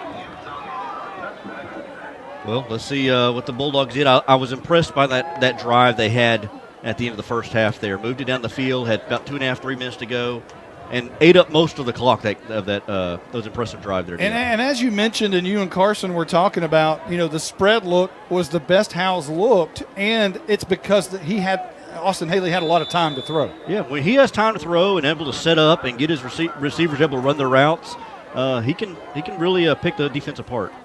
First down and 10. Howe comes out on the field at their own 25-yard line, moving left to right. Offset I formation. Crosby and Jones in the backfield. This is Jones on first down. Left side. He's got a lot of room around the left edge. He's got a first down and more near midfield, but shoved out of bounds at the 43-yard line. So a good run on first down and a bright sign.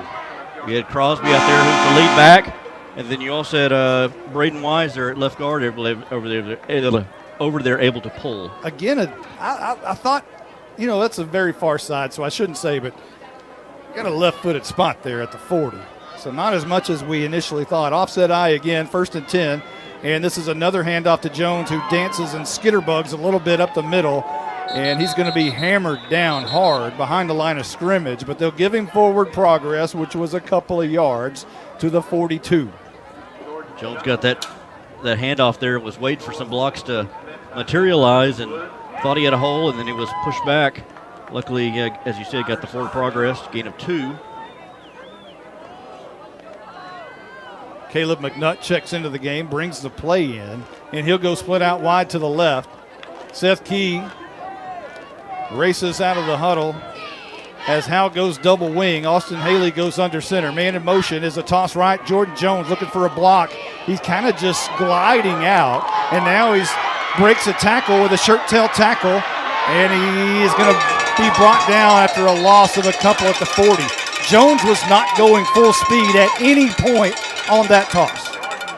At any point. I don't understand that. I guess he's waiting for his blocks to kind of form a little bit, and then at some point you got to hit the hole and just go. Yeah, that was definitely a glide. It was not a sprint.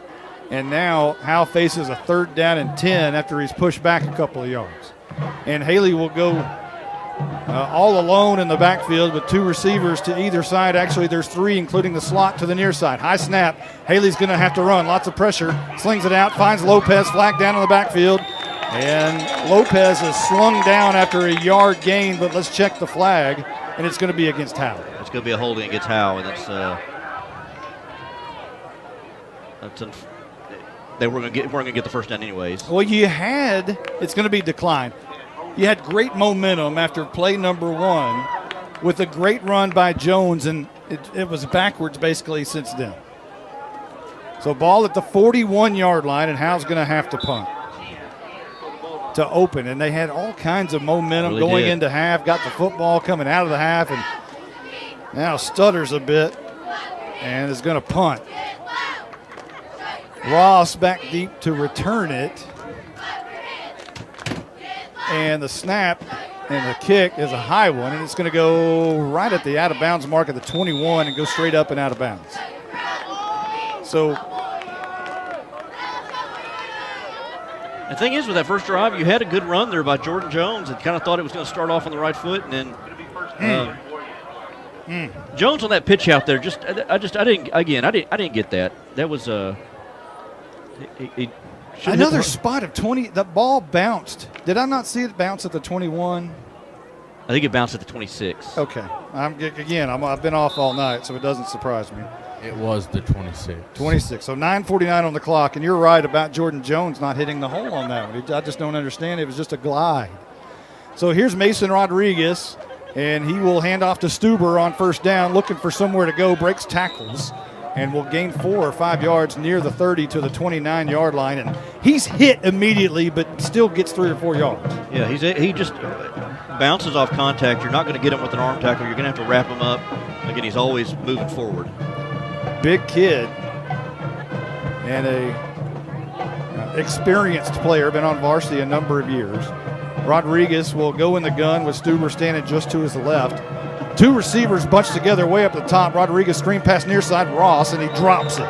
It went right through his hands, and maybe it was good for him because Joey Heimel was coming like a heat-sinking missile right on him. I was about to say, it may not have been a bad thing for Ross to drop that because you probably would have lost a yard, and who knows if he caught that and ball comes out or who knows what, but you live to see another day and reset your offense down 3rd and 6. Ball at the 29-yard line. Gosh, I called it the 34. What is my deal tonight? You're 5 yards off, it seems like. Biden brain. All right, here's a handoff to the right side, Stuber, and he's going to gain a couple. The ball's on the turf. Howe says they have it. Howe does have it. At the 26-yard line, but no indication yet. Now is it? Yes, it's Bulldog football at the Bonham 26-yard line. Is that Colby Taylor in on that play again? Jackson Atkins is who recovered it. Stuber is down hurt, and yeah, Stuber. I don't know who forced it. It was like 3 people hit him at the same time, but Jackson Atkins picked it up off the turf and tried to get some more yards and gained about 4. Maybe Caroline, our Night Furniture sideline reporter, can find out who actually caused the turnover, as right now there's 9:03 on the clock. But that was a good swarm tackle there by the Bulldogs. Atkins able to recover, but I swear I saw Colby Taylor somewhere in the mix. He may not have done the strip, but he was somewhere around there. And Atkins, good job by him to fall on that. So can Howe capitalize with 9:03 on the clock here in the 3rd at the Bonham? What are we going to call it? 26? Did I get my line right that time? 26-yard line, yes. So what do you do if you're Blizzard? If you're Bill Jailing, what are you going to do right here? I'm taking a shot on the first play. I'd say I go for the long ball and just try to. I get one in that seam, like line Huff up in the slot. I was going to say Huff. We keep throwing them to him outside. Line him up in the slot of play and take a shot. Well, you have to remember Brant Stuber is also a linebacker, so he will not be out there on defense. It might be a good position to throw the ball in the area of Ryan Huff across the middle, perhaps, where Stuber normally is. With him out of the game, you might be able to take advantage of that. And we've seen that a couple times where the middle of the field has been open. Huff has caught the ball there in the middle of the defense. 9:03 on the clock. Haley comes out on the gun. Jones to his left, and 2 receivers either side. This is going to be a handoff to Jones up the middle. He has to bounce out. Now comes near side. Nowhere to go. Now left side. Look out. He got a block to the 20. Trying to outrun a man to the 15, to the 10. Makes a cut inside the 10 and out of bounds at about the 7-yard line. A nifty run by Jordan Jones. He was not loafing or jogging right there. There's some redemption right there for Jordan Jones. Came to the right side. Reversed field. Went back the other way. And thank goodness for I didn't see who made the tackle there.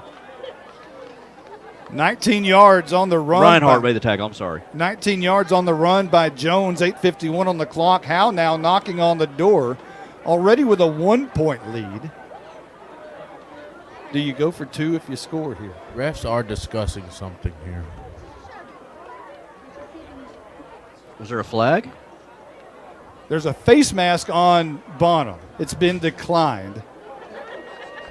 Do you not tack that on at the end? Was that a face mask or a legal substitution? I couldn't tell. It's like a legal substitution. But I would tack that on too, I would believe. There were 12 men on the field apparently.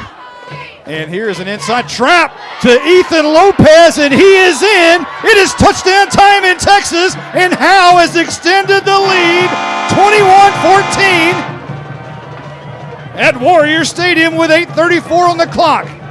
Bulldogs are kind of starting to mix it up here with the play call. Inside trap there to Lopez. Jones has been getting a lot of the work on the drive, but Lopez able to get the inside run and in for the touchdown, and the Bulldogs have taken their biggest lead of the season. 21-14. And the PAT by Flores is good. 22-14. Howe in the lead. 8:34 left to go in the third quarter. We'll be right back. Independent Financial is proud to support Howe ISD and their hardworking students, teachers, and staff. We share your vision for a brighter tomorrow and a championship season. For every challenge, Independent Financial has you covered. Our team can suggest a wide range of financial products to make your personal banking fast and easy. Plus, we have the know-how to deliver the game-changing business banking solutions. Independent Financial, your community in your corner. Member FDIC, equal housing lender. If you've ever been in an automobile accident, who do you trust for your needed repairs? Star Auto Body is Texoma's most trusted body shop, serving all of Grayson County and surrounding counties since 1992. Star Auto Body is locally owned and operated. Services include major collision repairs with or without insurance claims, minor cosmetic repairs, parts replacement, and refinishing. Choose Star Auto Body and Alignments in Howe, Texas, 903-532-5365. Star Auto Body of Howe, Texas. Welcome back. It is a two-play drive for Howe on your hit exterior scoring drive recap, 26 yards. A lot of it was Jordan Jones, but the rest of it was Ethan Lopez on the track. 21-14, Howe in the lead, 8:34 left to go in the third quarter. And your Tech Wave kickoff is in the air. It's going to be a fair catch call for at the 32-yard line. And Howe, I'm going to clap for you. Thanks for not kicking it to Reinhardt on the Tech Wave kickoff right there. Didn't even have to kick it out of bounds or anything. So Bonham will take over at they're going to spot it at the 32-yard line, their own 32. So your hit exterior scoring drive recap again was a good one for Howe. 2 plays, 26 yards. Ethan Lopez, a brilliant call by head coach Bill Jailing and offensive coordinator Drew Murray and everyone else who's involved in that 7-yard trap call. The key is 2 defensive turnovers by the Bulldogs have led into Bulldog touchdowns. Rodriguez in the gun. Stuber back in the game. He'll stand to the left side of Rodriguez, and he'll get the carry. No, they're going to fake it to him, and Rodriguez, a lot of room on the read option up the middle. Crosses midfield, and still a little slap tackle, and Rodriguez just goes down, I think, on his own in Howe territory at the 48-yard line. Not good tackling at all. Got a big hole at the middle of that read option. And they get a first down, a big yardage like that, they like to go fast. Rodriguez in the gun, Stuber. Rodriguez will keep it again. Same play. This time, Jackson Atkins is right there to bring him down after a yard gain to the 47. If I'm the Bulldogs, I'd almost try to make Mason Rodriguez throw the ball. I mean, they've ran the ball, and Bulldogs have made adjustments when needed, but I would make him use his arm. Well, you got to stop the run in order to do that. Yeah. Luke Jackson also in on the tackle there, but yeah, you've got to make a statement stopping the run, or they'll just keep doing that. Rodriguez in the gun, 7:37 on the clock here in the third quarter. He rolls out, wants to throw. Left-handed quarterback looks that way, goes hit hard by Austin Haley, and Ross makes the catch at the 42-yard line. Blizzard, not enough reference. Blizzard, were you saying something earlier? I think I interrupted you. Yeah, I'd agree to make him throw the ball. He was only 4 of 13 before that pass. Wow. So 5 of 14 now. 41-yard line is where they'll spot it. Bonham keeps getting great spots all night long. 7:30 on the clock, and this is a big. This is third down and about 3. Yep. Rodriguez in the gun, Stuber to his left. As always, they've been in that formation all night. Stuber is going to get the fake. Rodriguez is going to get the keep. He's got the 35 down at the 30-yard line, a first down, and an arm tackle on the outside edge by Joey Heimel to bring him down, but Rodriguez moves the sticks again. Everybody got a hat-on hat there on that Bulldog offensive line and cleared the way there for Rodriguez, and good job there by Heimel to bring him down. 7:03 on the clock. Howe's looked a lot better tonight against, obviously talent that's more equal to what they are. Mm-hmm. But got to get a stop here on defense at some point. Man in motion is Ross, and is he going to get it on the jet sweep? He does. Near side, turns the corner, and on his back is Luke Jackson, who again is having a great game tonight. Luke Jackson's making a case for maybe defensive or MVP of the game. Good job by Heimel there to contain him as well, to bring him back inside. Jackson, 7th tackle of the night there, Luke Jackson. Nice. Great pursuit there. So ball at the 33. A loss of a couple there. Man in motion again is Ross, and Rodriguez wants to throw, setting up the screen to the middle. Stuber makes the catch to the 30 and brought down by Joey Heimel and Jackson Atkins. And a gain of maybe a couple to the 28-yard line. Good job by the Bulldogs there to shed their block there, because that would look like he had some blockers ahead of him there to at least get him a first down. So this may be 4-down territory for the Purple Warriors. Yeah, it probably is. And don't misunderstand that 8-point lead. Rodriguez has ran in 2-point conversions tonight. Here's a handoff to Stuber. Rodriguez keeps it again on the read option, and in his face is the Bulldog defense. Reading it very nicely is the sophomore Bryce Crosby. Also right there, Brantley Flynn. Nice play by the Bulldogs. A yard or two lost back to the 31-yard line. It's almost as if the Bulldogs kind of followed the football. They kept their eye on it, didn't take their eyes off of it, just followed that brown pigskin there and just able to contain Rodriguez and drop back for a loss. And this is 4th down for them. 4th down and 11. Rodriguez and Bonham's going for it, and they jump off sides. Does that change things? The slot receiver, Ross, went when Rodriguez clapped his hands. And that's going to push them back 5. Instead of 4th and 11, it's 4th and 16. Does that change things? I would almost say they would need to punt. See if they can pin the Bulldogs deep. I would pooch kick it here. It moves to the 36. And Rodriguez is still going to go in the gun. This is a big play. Circle it on your board. 4th and 16. Rodriguez drops straight back. Wants to throw. And deep down the right side, and it's going to be incomplete. No flag, looking for Reinhardt on the right hash, and Jordan Jones in coverage, and it's incomplete. Howe will take over on downs. Again, circle that play, because as a Blizzard said, they had a chance to really pin Howe very deep in their own territory. Did we ever find out who caused the fumble over there, Caroline? Or you got anything down on the sideline or Night Furniture sideline report? Yeah, because I got a mixture of Colby Taylor and actually Austin Haley. Hey! There we go. I like that. Haley's sticking his nose in there. Yeah. Go Go ahead. ahead. No, I was going to say we've had a couple moments here, different feelings here on the sideline. I'll get to you after this play, I'll tell you. 36-yard line. Just pop on in because I'll forget. Howe left to right on 1st and 10. Haley under center. He's going to hand off near side. A little bobbling for a moment, but I think that may be Matt Hayes who has it, and he's driven very hard backwards. They'll give him forward progress, but there's and an injured Bulldog is down, and it might be a cramp. But that play didn't look very good from the beginning. I can't believe we're having cramps this late in the season. Yeah, that's very odd. Go ahead, Caroline. Yeah, as I was saying, kind of a lot of emotions here, emotional roller coaster. We were focused, and there were a lot of confusion. Just an emotional moment here just a minute ago with Ethan Lopez scoring that touchdown. Got in the end zone, pointed up to the sky, knowing, we all know that's pointed up to his grandmother who passed away this afternoon, and scoring that one for her. Oh, my. That makes your heart melt. I might have teared up a little bit. Yeah, buddy.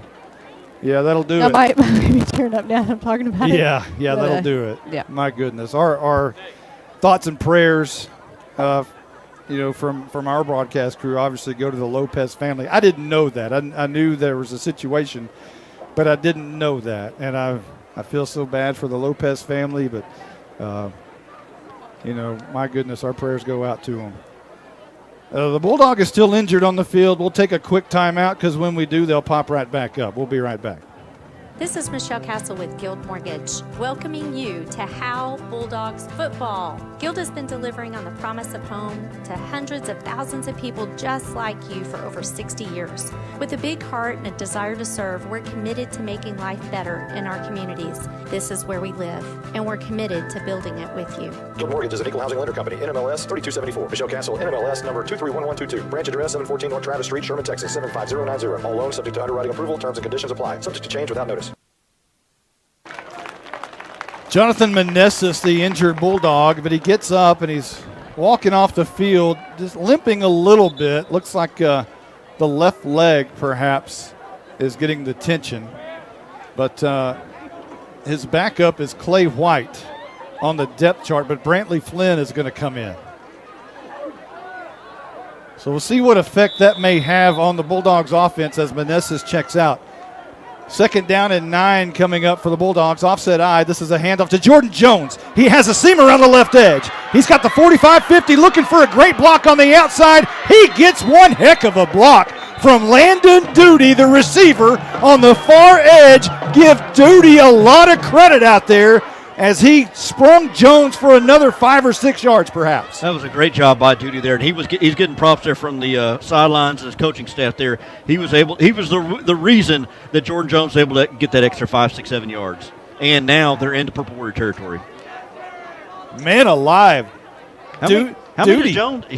How many does Jones have? 97 yards on the night. How many carries? 16. Ball at the 41. Handoff Jones up the middle. Not much doing there. Going to be brought down after a 1-yard gain to the 40. There's 3:44 on the clock here in the third quarter. Howe up 22-14. Yeah, this is where you start to kind of bleed a little bit of clock. You start running the ball, which they've been doing. Well, you still have another whole quarter to play and only an 8-point lead. I think hammer time is still an option here. Duty comes back into the game, and he'll go split out wide left as he normally does. And Seth Key comes to the line of scrimmage, which is the 40-yard line. 2nd down and 9 coming up. Lopez and Jones on the double wing look. Crosby in the backfield. This is a trap play to Lopez again. Not the same type of run that he had on the 7-yard touchdown as he gets back to the line of scrimmage, and he may have slipped at the line of scrimmage and goes down at the 40. No gain, 3rd down and 9 coming up. Aiden Leatherwood came in from the secondary, or from the linebacker position, able to trip up Lopez there at the line of scrimmage. I don't know what it is, but it seems like there's Leatherwoods all over Bonham. Every time we do a football game, there's Leatherwoods. 3rd down and 9. Haley in the gun, empty back, flushed out of the pocket, has to go down. And now quite certain it's punt time, and Haley may have a cramp. He's down at the 48-yard line. His right leg is being attended to by Ricky Ake. Let's hope it's a cramp. Again, it's not really cramp season, but if Haley goes down, that 8-point lead shrinkens a little bit, you would think. It was interesting when Jonathan Meneses went down. Carson Grogan pointed out to me that Haley was out there stretching him. And then when Haley went down, I think Luke Jackson came over there and was going to try to stretch him until Ricky Ake came over and took over and went into cramp repair position. Cramp repair. I like that. And he's massaging that out right now, looks like. So ball's at the 47. Let's really hope that's a cramp. And it appears to be so. He's pushing on the toe and the calf. So how, it's this time of year, it's rare to see those cramps. Yeah, you wouldn't think you'd see. I mean, it's not hot outside by any means. Maybe they, some hydration could help over there for sure. But anyway, Howe's going to have to punt, one would think, just on the bottom side of the field, facing a 4th down and almost a 20. It looks like 4th and 17 or so. Yeah, and when Haley dropped back the pass, he didn't have much time to throw anyways, and either the cramp sent him down or he knew he was about to get tackled and went down to live to see another day. Looks like the defense will have to come out and see if they can hold off this Purple Warrior offense. Well, they're still working on Haley, and he does get up. And, boy, he's not putting any weight on that right leg. I mean, none. Minimal. He is, but minimal. We got to walk that off. Hopefully he can just walk it off. You think? I would think. I mean, it looks like each step he takes, he's a little bit more, but still it's not a lot. So ball at the 47-yard line after the sack.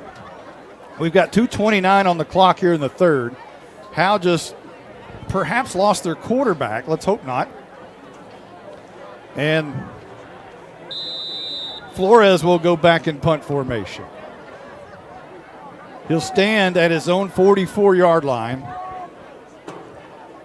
And he's waiting on the snap. It's a high snap. It goes over Flores' head. And he's going to pick it up at the 31-yard line and try to punt it. And he does. And is picked up by Howe at the 42-yard line. And Howe's going to convert the first down. I don't know. I don't know about this. Let's check this out. Howe picked it up. Flores kicked it. But I don't think you can. I don't think you can do that. I don't do that at all. I don't think you can do that. And even if they call it a fumble, he has to be the one to pick it up if it's 4th down. Unless Bonham touched it, but if Bonham touched it, it's just a muff punt. You can't enforce it. Yeah, he was partially blocked after he picked it up, and then, Duty gets it and runs with it. The Bulldog sideline is jumping up and down, and I'm thinking, you can't do that. Coach DeZern about came out to the numbers to protest, and rightfully so, because I don't think you can do that. So the official, the umpire is headed over to talk to DeZern. Ben Taylor, the referee, the umpire, Brent Baker. And we're going to see what the call is. And they're spotting the ball right now at the 31-yard line in Bonham territory. Okay, just in case you can advance that, which I don't think you can. Did he even get the first down? It doesn't matter if they call it an advancement, like Bonham touched it, it's Howe ball. He doesn't need to get the first down. But they haven't moved the sticks at all. And it's right at it. Yeah, it's right at the 31, and that would be the It's Bonham ball, though, right?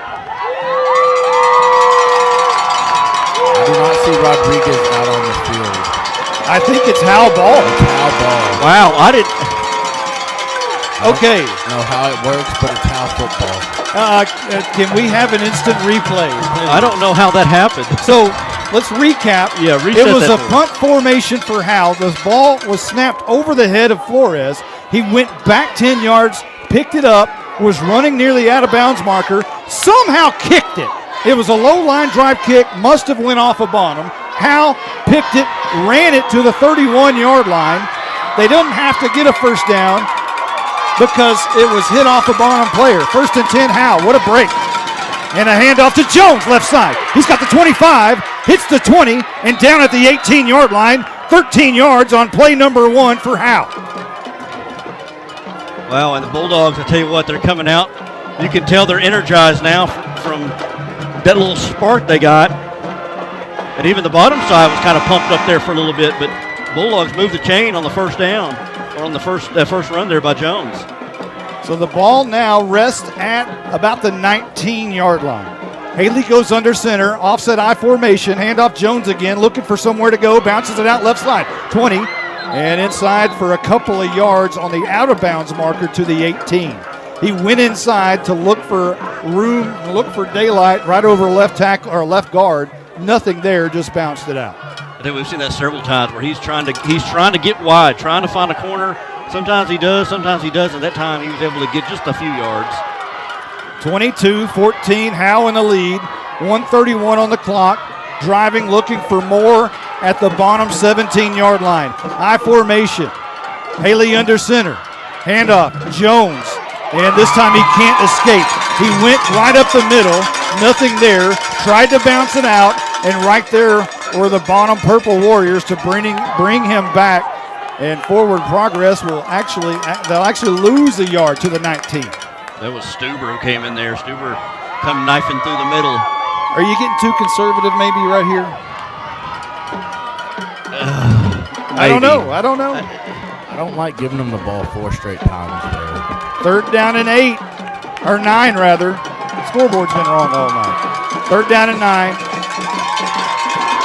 Pistol look. Haley wants to throw deep down the right side in the end zone is Ryan Huff, and he is going to drop the ball after he caught it. He was down. Did he make a football move? I thought he did. He had it. I thought he completed the move, but as he came down and rolled over, it came out. Maybe didn't have control all the way through. Oh, if that one was instant replay, he makes the catch in the end zone. It would have been looked at. Timeout, Howe. We're going to take 1-2. 1:08 on the clock. We'll be right back. Buying and or selling your next home should be an enjoyable experience. At Ann's Realty Group, our commitment to the personal relationship of the transaction ensures not only the level of communication that you deserve, but also the assurance that we will be here the next time you need us. We're not a big box real estate company by design. The flexibility that the freedom of being an independent brokerage allows us to be fully at your service as you need us to be. Ann's Realty Group, Ann Dick and Broker for all your real estate needs. 903-818-2676. Give Ryan Huff a lot of credit. That was not an easy ball to catch. He went over his head, basically looking straight up into the sky. The ball was dropped right in his lap, but it was not an easy catch to make. And it looked like he caught it, and then when he hit the ground, it rolled out. 4th down and 9 for Howe. Going for it. And Haley wants to throw. Left side, all alone in the end zone. It's caught. Touchdown time in Texas. Jordan Jones, 3 yards deep in the end zone, and Austin Haley hit him in stride. What a throw. What a play call by Coach J. 4th down. And somehow there was a breakdown in coverage, and Jones was the recipient of that breakdown as he got behind the coverage, in for the touchdown, and Bulldogs may have blown this thing open. 19 yards on the holy cow type pass and catch. Here's the PAT. Flores kicks no one except through the uprights, and Howe takes a 29-14 lead with a minute left to go in the third. We'll be right back. Since 2011, Scoggins Funeral Home and Crematory has walked with hundreds of families through the most overwhelming time of their lives. Their job is simple: to make this season a little easier. What you can expect is a no-pressure, people-first philosophy, custom services for memorials that you'll remember forever, and reasonable pricing. Tommy and Bobby K. Scoggins have built a reputation over the past 30 years in the funeral business for making every family feel at home. Visit ScogginsFuneralHome.com or call 903-482-5225. Are you motivated? Coach, we're highly motivated for Sonic. What? Coach, you know we're rough and tough, but sometimes we just need a burger, tots, and a shake. Oh my goodness. Well, if you're going to Sonic and Howe, pick me up some of those handmade onion rings. Yes, sir. Sonic of Howe is where you get great food and big smiles. It's not just good. It's Sonic good. Whoa. Those onion rings really bring the hammer down. Okay, so we're going to add the previous drive before the punt for the hit exterior scoring drive recap, because I don't think you start the drive over. Yeah, that was my question. I wasn't sure about that. But maybe we do. We need to ask a statistician, and we know one.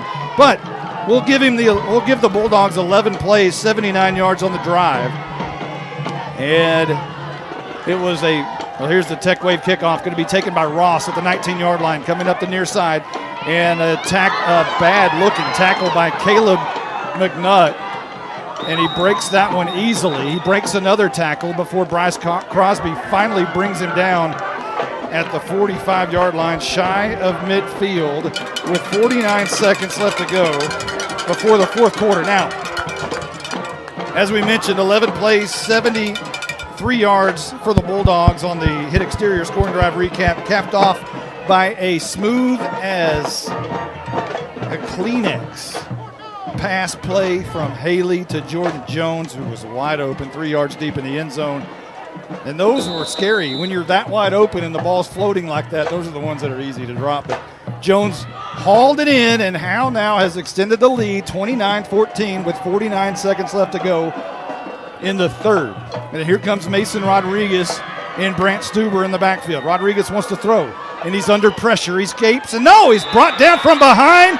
Kobe Taylor on the linebacker blitz at the 42-yard line. I tell you, Kobe Taylor coming from one end, and I believe that may have been Bryce Crosby coming from the other end on a couple extra defenders coming through, and flushed out Rodriguez, and Kobe Taylor able to finish him off. Ball at the 42. Clock is rolling at 22 seconds. The play clock is at 16, so there's 2 second difference. You got to snap it here to get into the fourth quarter. And Rodriguez, his heels are at the 37. The line of scrimmage is the 42. He drops back 3 steps under pressure, setting up the screen. And that's Stuber who makes the catch, and he's brought down from behind. And another big tackle. Well, that's Jaron Grisham on the tackle there at midfield, and that is the end of the third quarter. It's Bulldog quarter, and it's 29-14. Cooler heads prevail in football, and for over 50 years, Baker Air Conditioning and Heating have been keeping the Bulldogs cooled off. Not too many have reached 50 years in Howe, but Baker Air Conditioning and Heating have been at 215 North Denny Street since Richard Nixon was president. But there's nothing tricky about Baker Air Conditioning and Heating.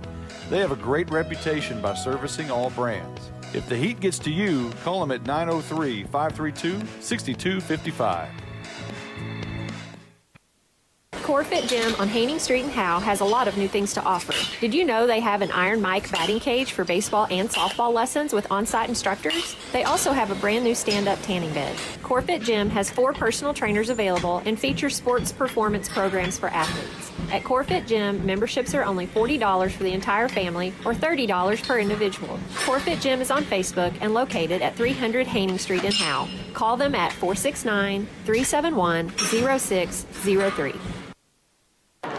You got to give a lot of credit to Ryan Huff on that crazy punt play, who had the awareness to pick it up, Justin.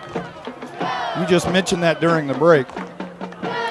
And here's Rodriguez, and he's going to keep it around the left edge, and he's got the first down and more. Colby Taylor brings him down, but into Howe territory at the 40-yard line. And I tell you what, Bonham gets great spots every down, it seems, but they actually, they're going to put it down at the 41 right there. I thought the line judge was giving him the 40, an extra yard. I wonder if Mason Rodriguez is about to put this game on his shoulders, so be aware of him. We haven't seen a lot of Ross tonight. It's been mostly Stuber and Rodriguez. Rodriguez drops back 3 steps, hammers it down the field, and it's going to be incomplete. Reinhardt shadowed by Jordan Jones right at the sticks, and it's incomplete. 11:23 on the clock, and Bonham is now facing a second down and 10, I believe. Is that right? Yes, second down. The scoreboard has been wrong all night long. I should quit looking at it because it's just not updated. Trust the down marker over there. Second down and 10. Rodriguez in the gun. Stuber stands to his left. Stuber's going to get it this time, and he's got a big hole around the right side, and he barrels his way for 9 yards, maybe 10, depends on the spot, to the 32-yard line. He's a yard short, I believe. Well, one lineman says he's a yard short. The other lineman says he's got the first down, at least the way he spotted it. Well, they're going to spot it at the 32, which is a yard short. They finally agree on where it should be. But, man, around the right tackle, there was so much space. They spread it out with Howe with only 3 down linemen. The linebackers got to fill those gaps. Here's Rodriguez. Left side wants to throw, and he one-hops his receiver again. And again, it's Reinhardt and Jordan Jones in coverage. So far, so good. Reinhardt is their weapon receiver from the slot. But all night long, Jones has played nicely in coverage. And again, Rodriguez has a cannon, don't get me wrong, but he's kind of all over the place with his accuracy. And that's what you want right now at this point, is just make Rodriguez throw the ball. So you're saying he's Nuke LaLoosh? Yes. At this point, yes. You got to at least clean up your shower shoes, right? Right. All right, so here we go. This is going to be Rodriguez on the handoff to Stuber. First down at the 30 and to the 28-yard line. Again, Luke Jackson in on the stop with Bryce Crosby. Bryce Crosby has grown up so much since the first of the season.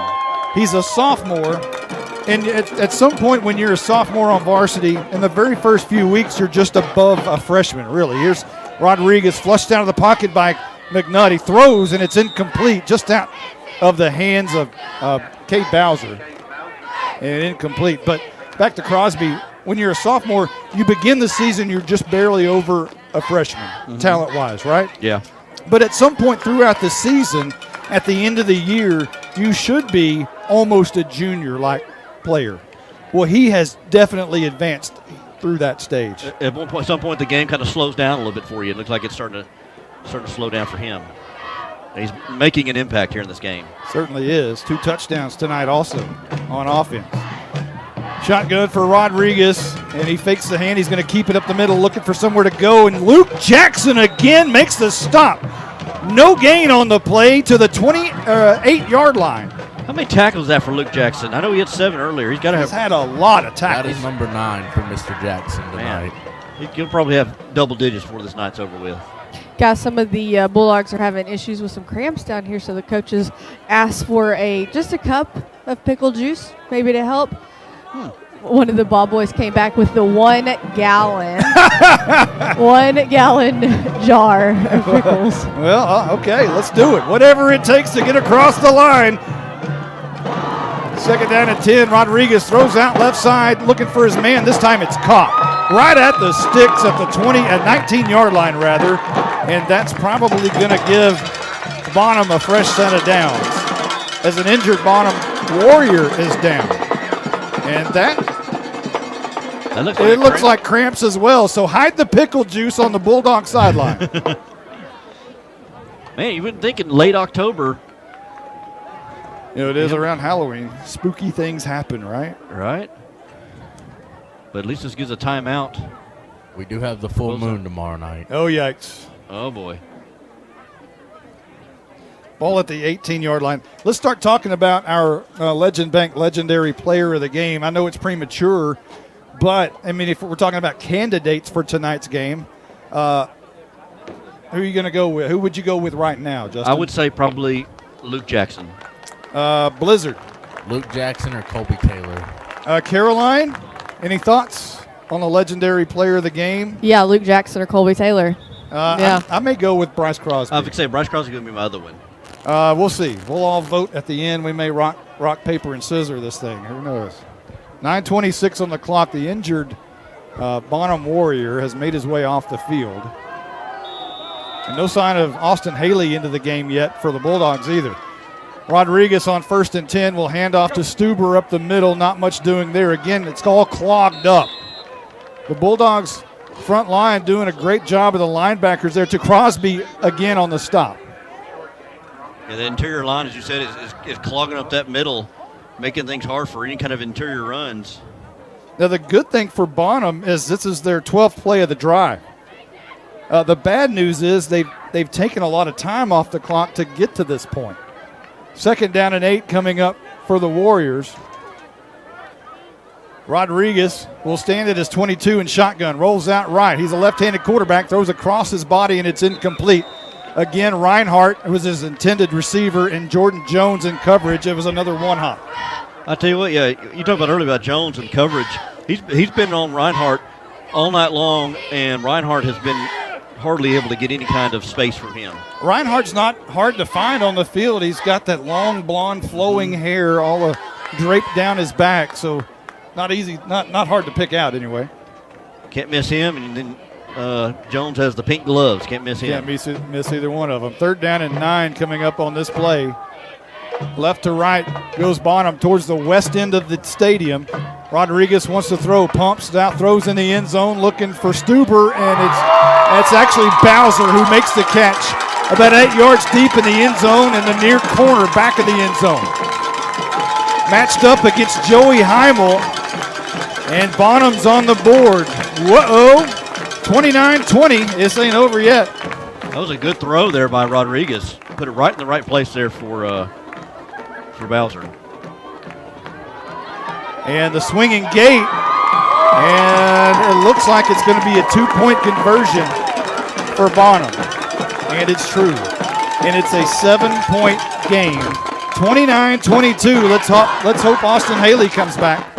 Who, why, and how? Who are we? We're Pradera Mobile Home Community. Why live in Pradera? Because of Howe, Texas, that is. Howe is a small community with an outstanding school district and close proximity to all amenities you need. Pradera Mobile Home Community is tucked away between Highway 75 and Highway 5 near Bulldog Stadium. Our residents love that our community is so clean. They also love their 2 parks and their swimming pool. Pradera Mobile Home Community, 903-532-0014.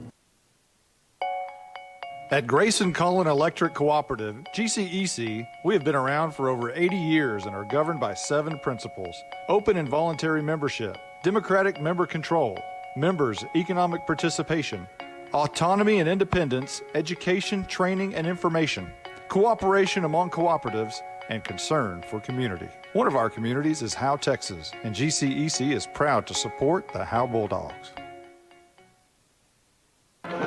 Your hit exterior scoring drive recap for the Bulldogs. For the Warriors, 13 plays, 55 yards, capped off by a 17-yard beautiful pass from Mason Rodriguez to Cade Bowser.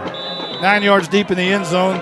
The 2-point conversion makes it 29-22. Here's an onside kick, and Howe is going to recover at midfield. That is huge And it is Tyler. No, wait, who is that? That's Jordan Troxtel, who comes up with the football. Just beautiful right there. And he didn't bobble it, grabbed it, just put it right into his stomach and just laid on the ground. Good job there by Troxtel. Didn't try to advance it, didn't do anything, just fell on it right there at midfield, right inside the B on the bottom for Bonham. And that was your Tech Wave kickoff. The bad news for Bonham, one, they didn't get the football. Two, Howe's got it at midfield. And three, Austin Haley back out on the field for the Howe Bulldogs. Double wing set, 8:29 on the clock. Howe moving right to left. This is going to be an inside trap to Jordan Jones. Met right at the line of scrimmage. No, he's going to lose a yard. Back inside Bonham territory to the 49-yard line, and Howe went backwards. Yeah, that trap play there, I believe that was Stuber who had that tackle, sitting there right there waiting for Jones to come to him, lose a yard there. 2nd down and 11. You know, you got to think about Jordan Jones is probably another MVP candidate. He got over 100 yards rushing.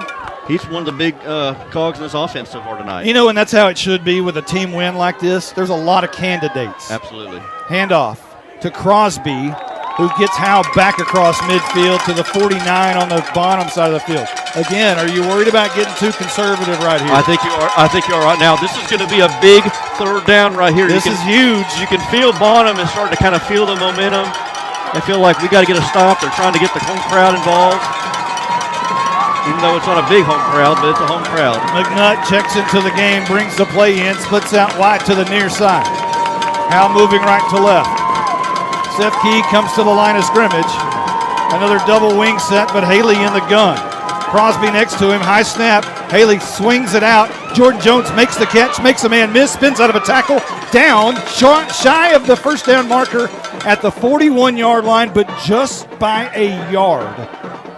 And Howe is going to have a decision to make right here. 4th and less than a yard. I think you go for it right here. 41-yard line, and I think you give it to... Jordan's down on the ground, though. Jordan Jones is on his back at midfield, so this not good. A timeout has been called. We'll take 1-2. We'll be right back right after this. Justin, Bucksnort Barbecue in downtown Van Alstyne is closing in on an all-time record. They have given away 37 free birthday buffets so far this month. That's where all you have to do is show your proof of age and get a free Bucksnort Barbecue buffet for your birthday. They even include the drink. Well, from this angle, they'll keep that offer 5 days before or 5 days after your actual birthday. It's birthday time in Texas. Oh, geez. Stop saying everything's in Texas. Well, Bucksnort Barbecue is in downtown Van Alstyne, Texas. This is Coach Jim Fryer, former Bulldog head coach and athletic director. Connie and I still love the Dogs and ask that you show your support by joining the Howe Athletic Booster Club. Their mission is the same today as it was in the 80s. They supported all Howe athletes, girls and boys, middle school and high school. From the alumni to the current fans and parents, we ask you to back the Dogs and to become a member today. This is Coach Jay. Visit Howe Athletic Booster Club on Facebook. Bulldog pride never dies. Oh, doctor, what a situation we have right here. Call the nurse. It's 4th down and 1. Grab the Tylenol. Here we go. Howe trying to punch it forward with 7:15 left to go in the game, facing a 4th and 1 at the bottom 41-yard line. Haley Barks, handoff Crosby, met at the line of scrimmage, surges forward. He has the 1st down. I think it's the perfect play call. Give it to Crosby, your toughest runner, and let him just plow his way over the 1st down marker. He does that for about 2 yards. First set down for the Bulldogs. Again, how much has Crosby grown up during this football season on the back half? Just a lot. I mean, he's got 2 touchdowns tonight. He's done great on defense, and he's got the yards you need offensively, short yardage back. He's really progressed this year in this game. Clock run, 6:42 on the clock. Haley goes under center. Man in motion is going to be a toss to Lopez, and he'll get back to the line of scrimmage. Or he'll lose a yard to the 39. Well, you don't have your big play back in there in Jordan Jones, so Ethan Lopez is going to have to take up the slack. Jones comes back. Nope, that's not Jones. That is Landon Duty checking in. Jackson Atkins also limped off the field there. Atkins is off the field. Yep, you're right. Meneses is back into the game. That's good to see. So here come the Bulldogs. 6:04 on the clock. Offset I formation. Second down and 11. Haley under center. Handoff to Matt Hayes, who slips the defender in a pretty nifty run there to the 36-yard line. Come up with now, he got 3rd and long, and Haley is just kind of, I don't know if he's just still feeling that cramp or whatever it was earlier. He's not getting around very well. So don't expect him to scramble or make any quarterback runs or anything like that. Well, you need a big play right here, and you don't have your playmaker on the field in Jordan Jones. Matt Hayes in the backfield, 2 receivers split out wide to the right. One at the bottom is McNutt.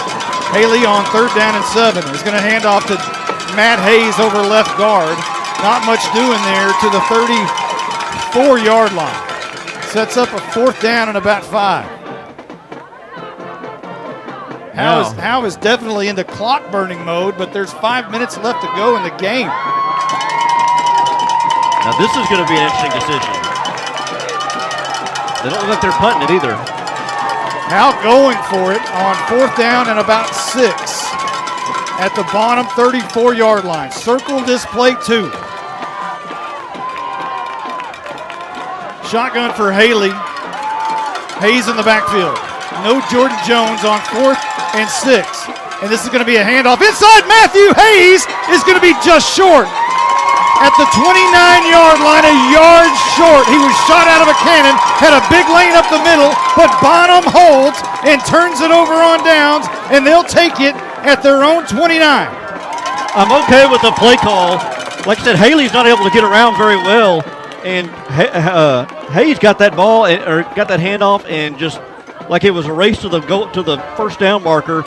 But good job there by the Warriors, able to catch him right a yard short. And Bulldogs will turn it over, and 4:31 to go in the ball game. Remember this play right here too. And don't forget, it's a 7-point game, and Bonham has scored 2-point conversions all night long. 4:31 left to go in the game. Rodriguez in shotgun. Left-handed quarterback drops back, wants to throw. Deep over the middle for Reinhardt, and it's almost caught. Matt Hayes was in coverage because Jordan Jones is off the field. There's an injured Bonham Warrior down, but that one was dangerous. Matt Hayes missed his timing on the jump to knock it down, and it almost landed right in the hands of Reinhardt. And now we got another Warrior down. Yeah, Bulldogs may have dodged a bullet there with that one, with that long pass play that was incomplete. That looked like trouble. And the Warrior is still down. And we'll try to find out who that is. I believe that may be Ross. It may be. It appears that it is. Hey, do we have any updates on Jordan Jones? Is he going to be able to re-enter the game, you think, Caroline?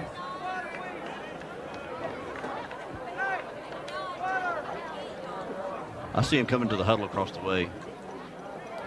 So I don't know if Caroline can hear us. She's waving at us, I think. We got her. Do we get her on? We got her on? She's on? Yeah, she's on. Maybe we have a battery issue. It is very far over there. It could be a distance. Can he? Oh, there we go. He's walking out to the huddle. Did you say he's walking out to the huddle? Yes. Okay. Yes. So Jones is He's back on the field. Okay. Yeah, he's on the field there. Boy, that's good news. You know, it's almost lucky. I don't want to say lucky that, there's an injury timeout, but the delay here gave Jones maybe some time to get back on the field. Yeah, absolutely. So Ross will exit, and he's limping very badly on his – he's not even putting any pressure on his right leg at all. So Ross comes off the field. That's a big weapon for the Bonham Warriors. They'll send 3 receivers out to the left on this 2nd down and 10 play. From their own 29-yard line, 4:24 on the clock. Rodriguez is going to hand off to Snow. He's going to keep it on the read option right up the middle. Hurdles a defender, breaks a tackle of Mormon. He's got the 45 and rolls out of bounds to stop the clock at the 48-yard line, of first down and a new set of downs for Bonham. Give Rodriguez credit. That was a good run there. He broke a couple of tackles, hurdled a guy, showed off his athleticism right there, and able to get a fresh set of downs for the Warriors and get out of bounds to stop the clock. Warman came up and tried to arm tackle him, just put his right arm up, and Rodriguez said, no, that ain't going to do it. No, I'm going right past you. Is that the one he hurdled? No, it's the one he broke the tackle of. Ball at the 48, shy of midfield. Bonham with a fresh set of downs. Rodriguez wants it. He's going to hand off to Stuber, running right behind his big tackle, and he's dragging Jackson Adkins down to the 32-yard line. A big gain for Stuber, and Bonham is knocking on the door of trying to either tie or go for the win. That's a big run there. 2 big runs in a row there for the Warriors. They're starting to get a good little push. And if you get past that first defensive line, you've got a lot of green ahead of you there. Warriors are getting good blocks up front. Rodriguez with 3:52 and rolling on the clock. First down and 10. And he's going to keep it up the middle. Another big gain right up the middle. And Crosby's going to try to drag him down, but another 10-yard gain by Rodriguez. And another first down by Bonham to the 20. It looks like the 23-yard line. Well, they haven't moved the sticks yet. They're marking it at the 23. Just shy of the first, it appears. You got a timeout? There's 3:30 on the clock. Who called the timeout? I'm not sure. It shows Bonham with only 2, or it shows us with only 2, Howe with only 2 timeouts left. But I don't think anyone called one. Well, there was a stop in action. Yeah, stop in action, okay. So the play clock has now, well, they said it started, but the clock is now, it finally starts rolling. 3:22 on the clock, left in the game. Howe trying to hang on to a 7-point lead. Handoff Stuber. This time Jackson Adkins, but it is Adkins who brings him down. It's going to be close to a first down. If it's not a first down, give Adkins a lot of credit for trying to horse collar him right just shy. I think he's shot. Well, that's a good job there by Adkins and Luke Jackson there too. To hold him just short. Big third down here, 3rd and 1. The clock's still ticking. No gain. Brings up 3rd down and 1. Still in shotgun, still Stuber to his right. 3 receivers left, 1 at the bottom. Bowser split out wide to the right. Rodriguez is going to keep it up the middle. Bounces it out. He breaks the shoestring tackle and has a first down at the 22-yard line. He bounced that out, and he almost got caught behind the line of scrimmage there. He's lucky he able to get an extra yard out of that. They'll move the sticks with 2:27 on the clock, and the clock is still rolling. First down and 10 for Bonham. Howe needs a turnover again. They need a big turnover right here. Bonham trying to milk the clock a little bit. About to say, they're not in any hurry. They probably shouldn't be. They don't want it to burn clock burn here. 7 seconds on the play clock. 2:02 on the clock. Rodriguez is going to keep it around the right edge. He's got a lane. He's got the 10-yard line, got the 5, makes a move there, and is brought down from behind by Luke Jackson at the 5. We had Cade Bowser on the outside blocking for Rodriguez. 18-yard gain, a 17-yard gain there by Rodriguez on the quarterback keeper. He's at 166 on the ground tonight. My goodness. Wow. So Bonham knocking on the door, and you know they'll go for 2 to try to win it. 1:39 on the clock. It's rolling. 3 receivers are split out wide to the left. Stuber in the backfield along with Rodriguez in the gun. Bowser split out wide to the right. Rodriguez wants it. Handoff. Stuber, right tackle. He's in. Touchdown Bonham. 29-28. Howe in the lead. Look out. Here we go. Here's the play of the game right here. The swinging gate for Bonham. It appears they'll go for 2 to try to win it. Here we go, man in motion. Direct snap to Rodriguez. They try to throw it in the end zone. Jump ball in the end zone, and it is incomplete! Incomplete! It's knocked away! Howe retains a 29-28 lead! And they jump on each other on the far side! Kill the clock! Let's get out of here, baby! What a play there by the Bulldog defense there. Jordan Jones able to knock it away, and the Bulldogs may be able to pull this away. Hello, Bulldog fans. This is Juan Enciso, your local farmers insurance agent here in Howe. We're here to assist you with your insurance needs, including auto, home, life, business needs, and more. We're vested in the community because we are the only insurance agent in Howe. Our office is at 403 West Hanning Street, or we can be reached by calling 972-382-6121. We're also on the web at farmersagent.com/JEnciso. I have the knowledge and experience to help you better understand your insurance coverage options. Call me, Juan Enciso, at 972-382-6121. Independent Financial is proud to support Howe ISD and their hardworking students, teachers, and staff. We share your vision for a brighter tomorrow and a championship season. For every challenge, Independent Financial has you covered. Our team can suggest a wide range of financial products to make your personal banking fast and easy. Plus, we have the know-how to deliver the game-changing business banking solutions. Independent Financial, your community in your corner. Member FDIC, Equal Housing Lender. Your hit exterior scoring drive recap for Bonham, 7 plays, 71 yards. They score on a 5-yard touchdown with Stuber, but the missed two-point conversion pass in the end zone, it fell incomplete. Howe retains the 29-28 lead, but look out, an onside kick is coming for the Tech Wave kickoff. And it is going to be a bouncer that's going to be taking the balls loose, and I think Bonham has it at the 49-yard line, and they do. It hit off, I believe, either Braden Wise or Ryan Huff. Wow. And Bonham has the football. Wow. And guess who comes up with it? Grant Stuber, of all people, comes up with the football. Howe had the hands team up front, but it bounced off of them and hit the floor, and Brant Stuber bounced on it. My goodness. Well, Bonham has the ball. Their own 49, 1:19 to go, and they got 3 timeouts in their back pocket, too. So this ball game's not over, folks. It is not over. Bonham with all kinds of momentum. Howe had it until that Tech Wave kickoff. And the Warriors come out on 1st and 10 at their own 49-yard line. And again, they have a good kicker in Nick Reinhardt.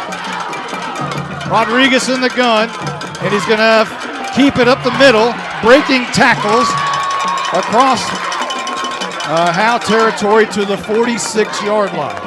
Colby Taylor was trying to strip the ball.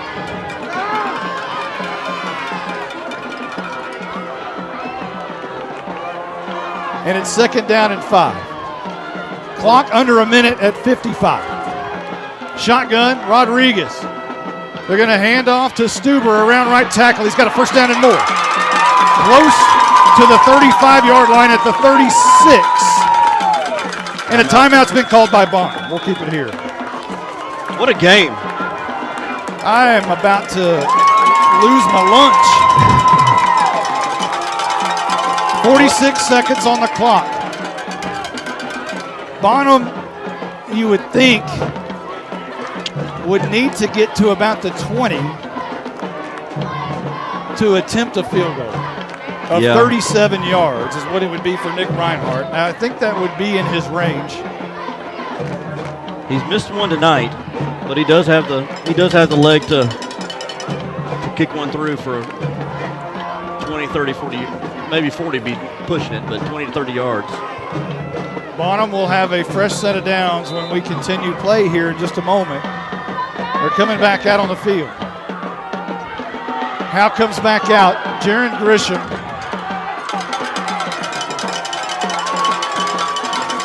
And Luke Jackson and company. 1st and 10, left to right. Bonham headed towards that west end zone. And they hand off to Stuber. Mid at the line of scrimmage. A great play right there. And who is that? Jackson Adkins with the big stop. Atkins, big linebacker right there, read it all the way, And now he's going to force Bonham to take another timeout. Great That job is there by huge. Jackson Atkins. There's 36 seconds on the clock. Circle that play. Jackson Atkins with a big, huge play right there. So not only did you make him lose, maybe 8 seconds, 10 seconds on that, you make him burn a timeout now. That's huge. Boy, what a play by Jackson Atkins. Because at this point now, you're going to have to, Bonham's going to have to probably throw the ball. Well, there's 36 seconds on the clock. Because you run the ball and you don't get it, then the clock's going to keep ticking. It's second down and about 9.5. And the timeout has been called, obviously. We mentioned that. Woo! Hey, Caroline, you surviving down there? Oh, yeah, we're good. We're good. Okay. I need some heart medication up here. Yeah. Oh. Some hand warmers. Bulldogs switch on the defensive line. They switch to the strong side. Rodriguez on second down and 9. Drops back 3 steps. Hammers it down. It's going to be caught by Bowser. Close to a first down. And it takes a couple of Bulldogs to bring him down. But the ball's on the turf, but they'll say Bowser was down. It's a first down inside the 25 to the 24-yard line. Clock is at 28 seconds.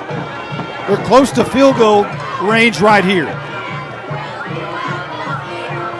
going to try to spike it or keep going? Rodriguez spikes it. Stops the clock at 19 seconds. Howe leading by 1 point. 29-28 by the narrowest of margins. If they can get out of here with a win, it'll all be worth it, won't it? Yes, it may take some years off our lives, but yes, it'll be worth it. Woo-wee. Wow. All of a sudden, there's a sweat coming out up here, and it's a little chilly tonight. Ross back into the game will be the slot on the far side. Stuber in the backfield. 19 seconds. And Rodriguez wants to throw. Looking near side. Throws. It's caught by Bowser again. He breaks the tackle down the sideline. Pushed out of bounds at the 9-yard line. They're definitely in field goal position now. Luke Jackson knocks him out along with Joey Heimel. And with 13 seconds left, Bonham has the ball at the 11-yard line. Now the question is how aggressive do you want to be? Do you want to try to? You obviously want to try to get in the end zone, but you want to keep something. Hey, Blizzard, how many timeouts does Bonham have? 1. So you could run the ball here to the middle of the field, set up the field goal. True. And Rodriguez would be the man to do so, you would think. Maybe Stuber. And this is going to be a handoff to Stuber to the middle of the field. He's hit by Jackson and knocked backwards. Atkins and Luke Jackson. So Bonham will call a timeout. And with 6 seconds left, we'll try to win the game on a field goal, I believe. And during this drive, Reinhardt's been on the sidelines kind of by himself. Just kind of getting loosened up. And as he came on the field, somebody tried to wish him luck or whatever, and he kind of waved him off. Reinhardt wants to be alone. This is the game right here. It'll be a 29-yard field goal attempt to win the game. And the onside kick will come back maybe to haunt the Bulldogs if this field goal is true. And oh my goodness. Reinhardt has been a good kicker for a number of years here for Bonham. It's well within his range. It's not like this is a JV kicker by any means. He's got hair on his chest and long hair on his back to prove it. Stuber's the holder. They'll spot it at the 19 for a 29-yard game-winning field goal. Middle of the field, close to the right hash. Stuber the holder. And a timeout's been called by Howe. Freeze him, ice him. So make him think about it just a little bit. Justin White, what a game this has been. My word. You don't want to back into a win like this, but I mean, you don't care. You just take it. You don't care. To take what you can get. I mean, this is the season for really both teams. You think about it. I mean, this is going to be the first district win for either one. Oh. Bulldogs need to be careful too. They don't jump off sides or anything like that. Well, there's 6 seconds on the clock. It's 29-28. Howe in the lead. The reason we're in this position is because Bonham kicked an onside kick and they recovered it at their own 49-yard line. And here we are. Stuber to hold at the 19-yard line. We're going to do it again. Reinhardt, the right-footed kicker, steps it off for the win. And another timeout's been called. And that'll be the last one for Howe. So next play, we're doing it for real. They went ahead and snapped it and kicked it, and I believe it was true. But a timeout was called first. That kick would have been good from 45. Yeah, that was a great kick. So perhaps, God bless these kids, perhaps,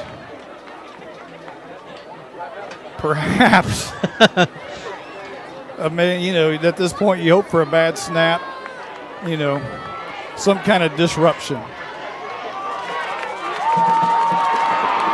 What a heartache this would be if Reinhardt is able to bang it through. So we'll do it again, and this time it's going to happen. 6 seconds on the clock. Reinhardt for the game-winning 29-yard field goal. The snap is back. Stuber holds. The kick is up. The kick is high, and the kick is good. And Bonham, with 1 second on the clock, takes the lead, 31-29. God bless those kids. Golly. This one's going to sting.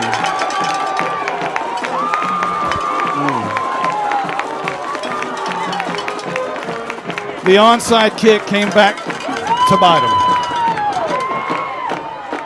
Howe played well tonight, well enough to win, obviously. Yeah, they did. But Mason Rodriguez and Brant Stuber, in the end, were too much for the Howe Bulldogs. They willed them to victory. They literally did. And then Reinhardt at the end. And the Bulldogs played their hearts out. Man alive. So at this point, you're grasping for a miracle kickoff return with 1 second left. You need the Cal Stanford lateral here. Jordan Jones is in the game, and he will be back deep to return it. Reinhardt will kick from the right hash. And I'm sure you just kind of squibbed this one down the field. Yeah. And Reinhardt, they fake the onside kick. And they'll spread out. They do that every time.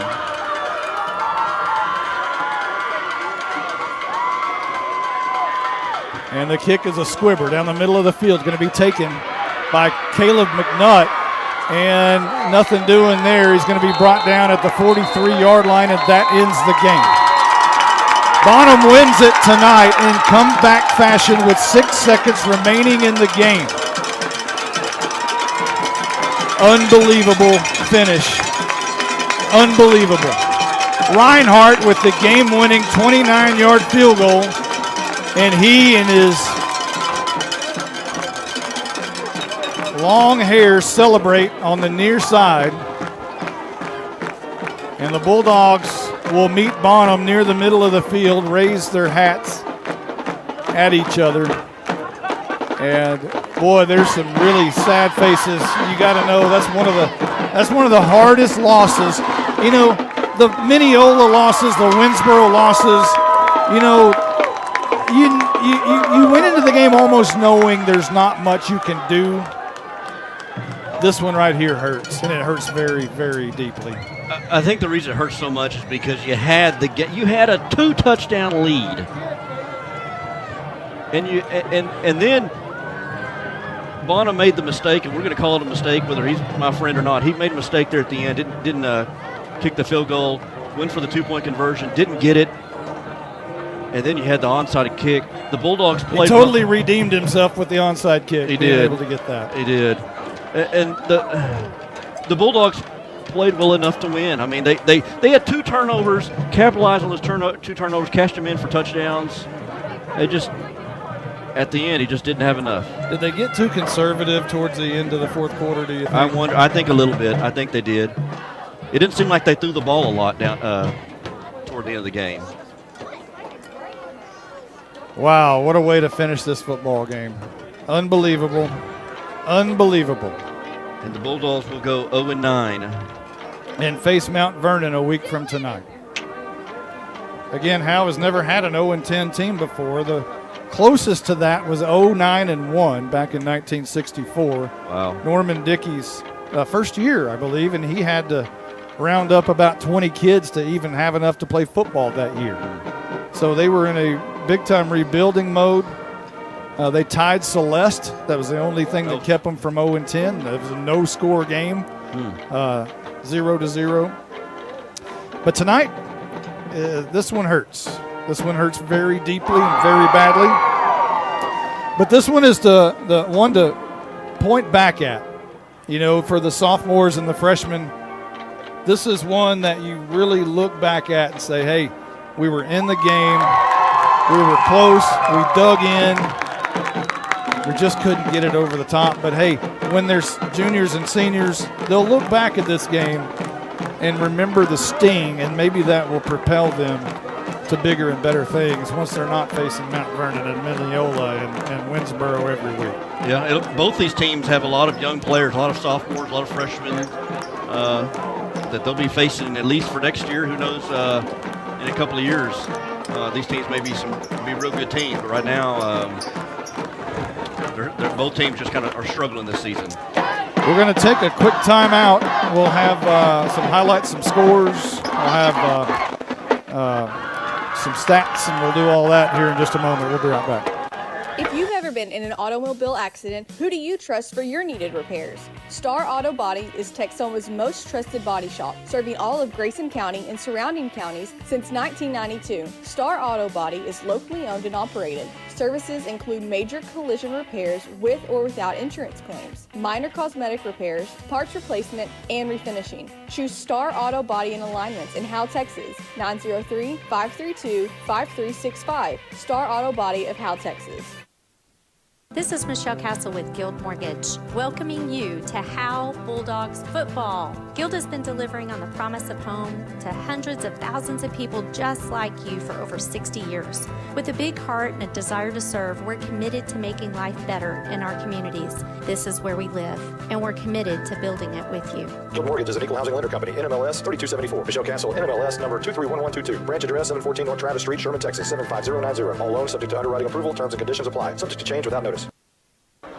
Welcome back. I think we're going to be able to talk to Coach Bill Jailing here in just a moment. Caroline Slauson is, I think, going to try to talk to him.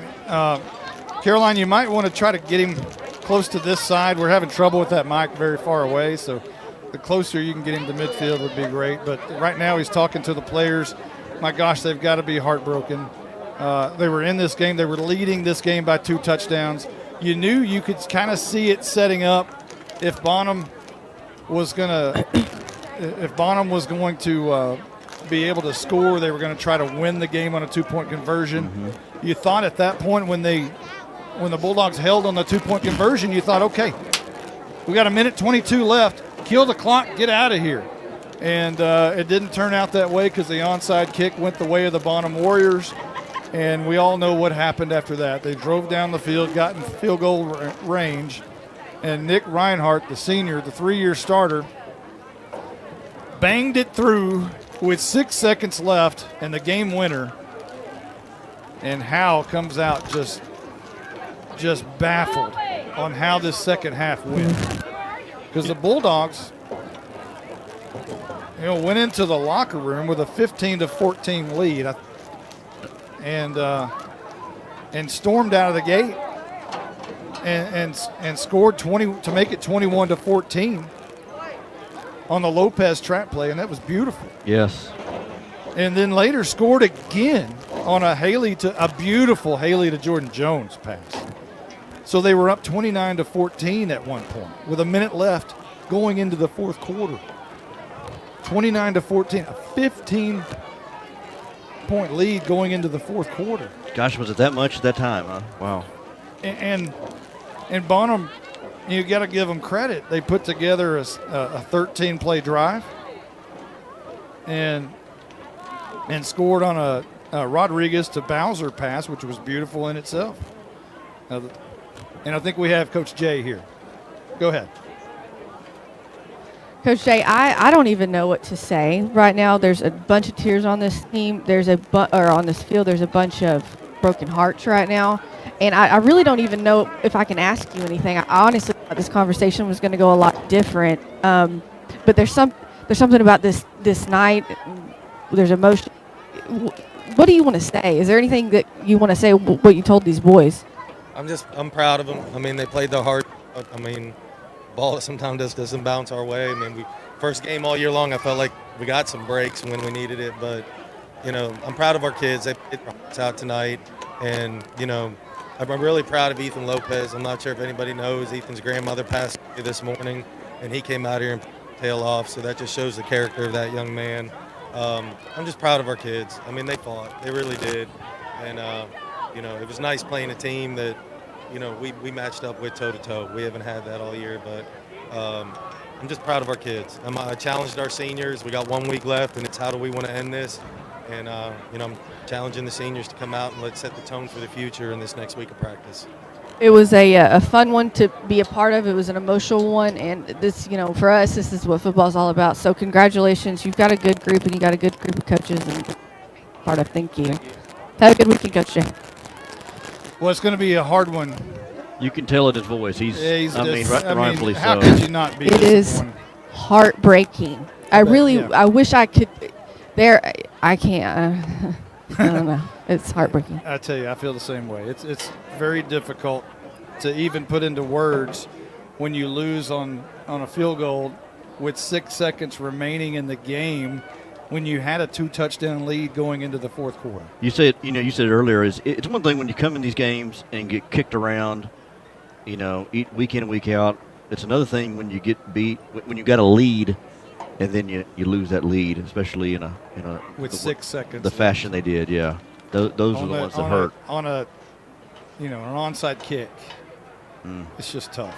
So we're going to take another quick timeout, and we'll have stats, highlights, and scores to pass along here in just a moment.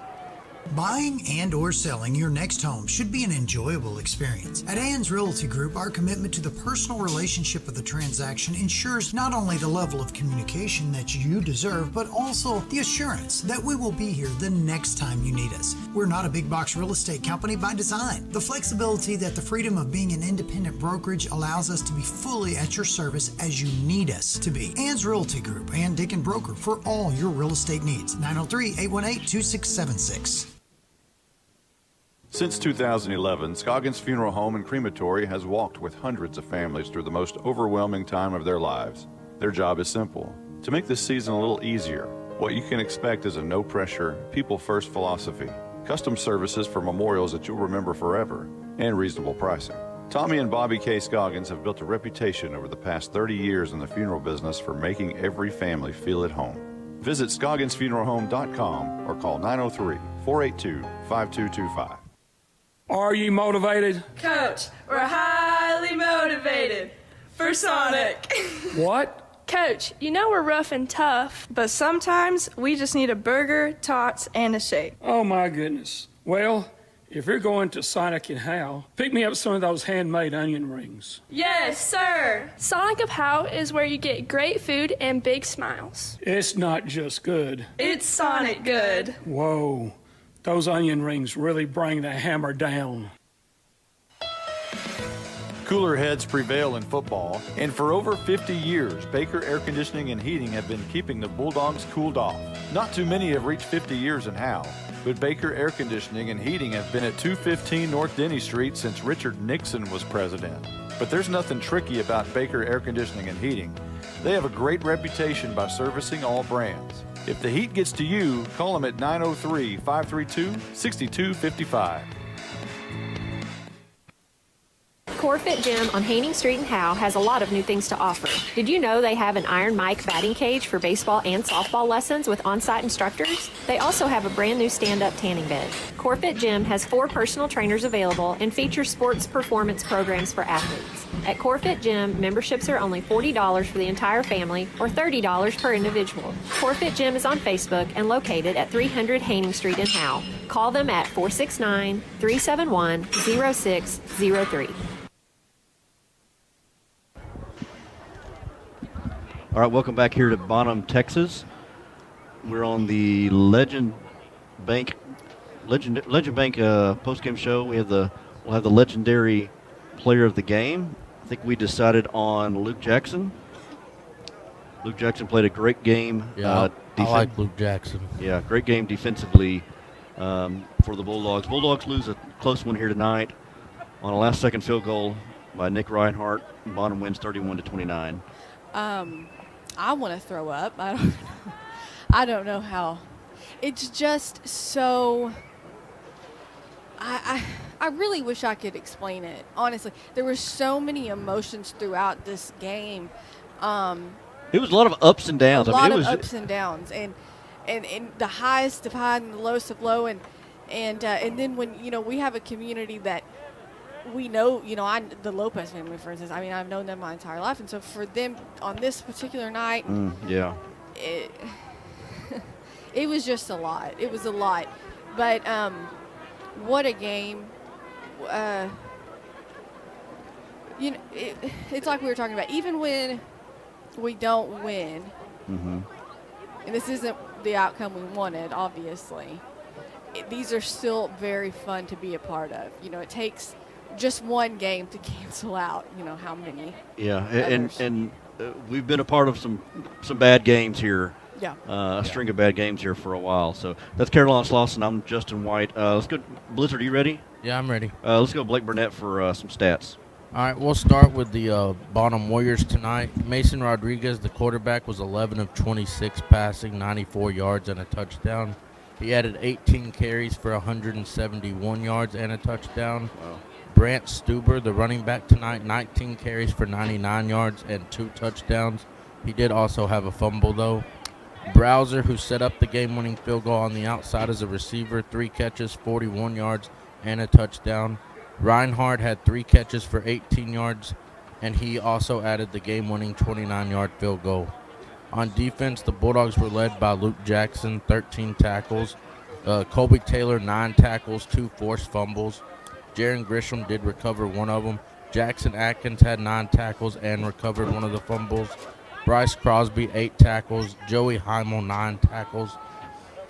For Howe on offense, Jordan Jones was the spark in the backfield. 21 carries, 112 yards, 5 catches for 57 yards and a touchdown. Bryce Crosby, 5 carries for 7 yards and 2 touchdowns.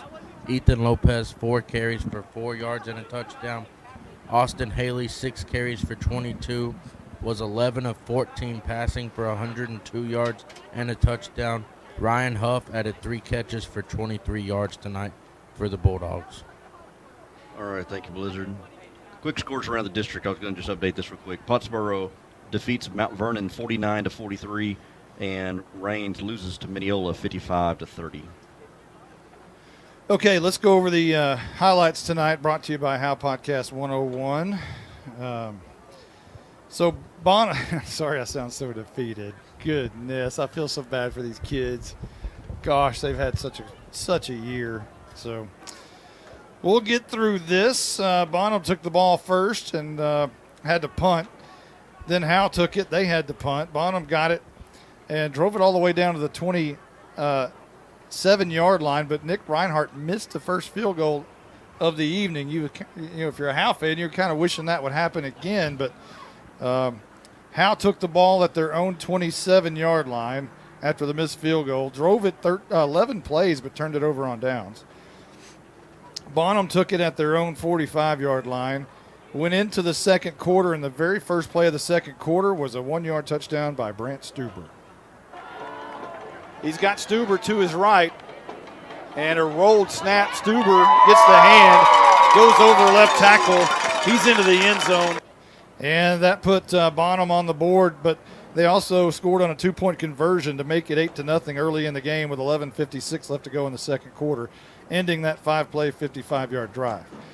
Howe's next possession ended on a punt. Bonham then turned it over on downs, and then Howe had to punt again.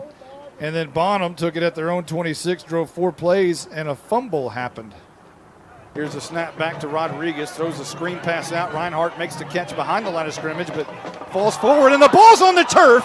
A scramble for it. Howe rolling for it. Howe has the football!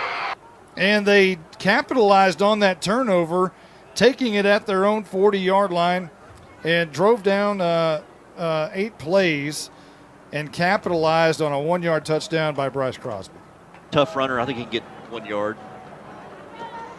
Well, here you go. 2nd down and goal from the 1. Haley under center. Double wing look. And this is going to be a handoff inside.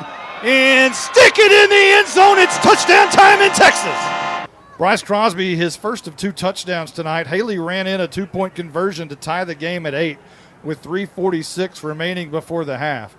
Bonham's next possession started at the Howe 10-yard line because none other than Nick Reinhardt, the story of the night, returned it from his own 18 all the way to the 10, and a play later, Mason Rodriguez punched it in. Keep the drive minimal. Snap back to Rodriguez. He's going to run right, and he's going to bounce it out. He's got the end zone. Bonham regains the lead. 6-yard touchdown for Rodriguez, and they ended the 2-play 10-yard drive and missed the 2-point conversion attempt, so that hung the score at 14-8 Bonham with 2:53 remaining in the first half. Howe's next possession started at their own 35-yard line. 8 plays later, they scored on Crosby's 2nd touchdown of the night. Double wing look. And this is a handoff to Crosby up the middle. He's in! It's touchdown time in Texas! And the PAT by Kevin Flores gave Howe the lead at 15-14.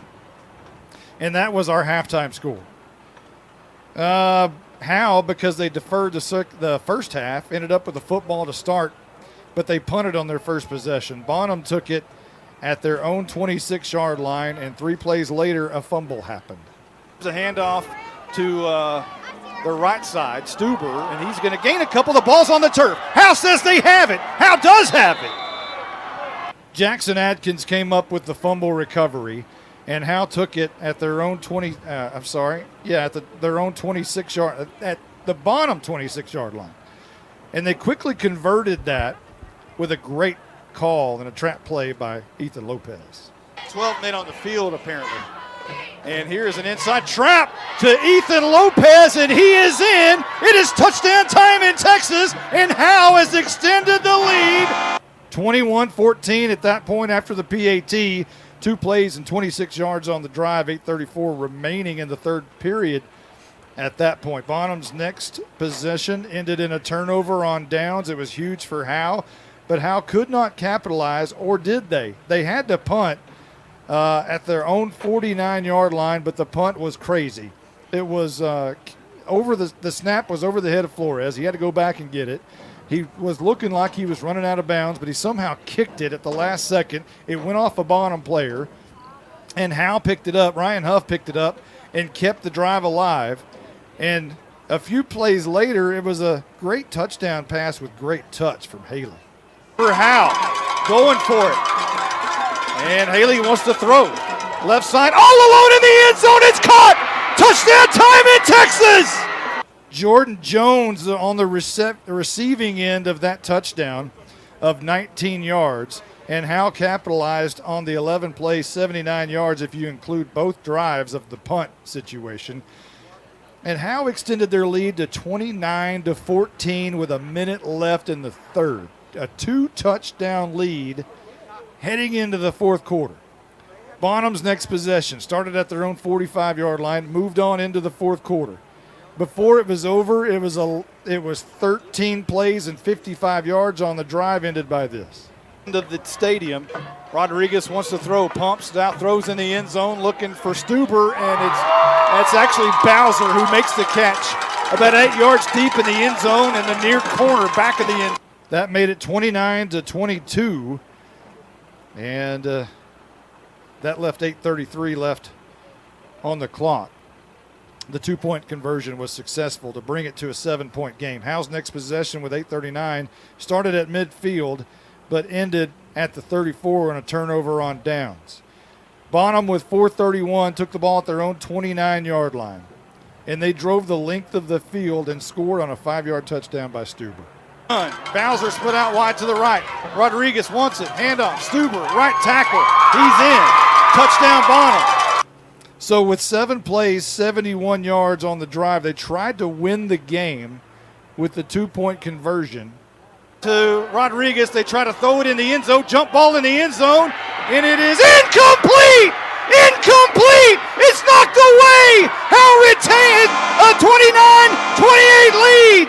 There was 1:22 left to go in the game. Howe had the 1-point lead, but you knew something was happening. You knew something was coming up. And what that was the onside kick. It bounced off a Howe player right in the lap of none other than Brant Stuber.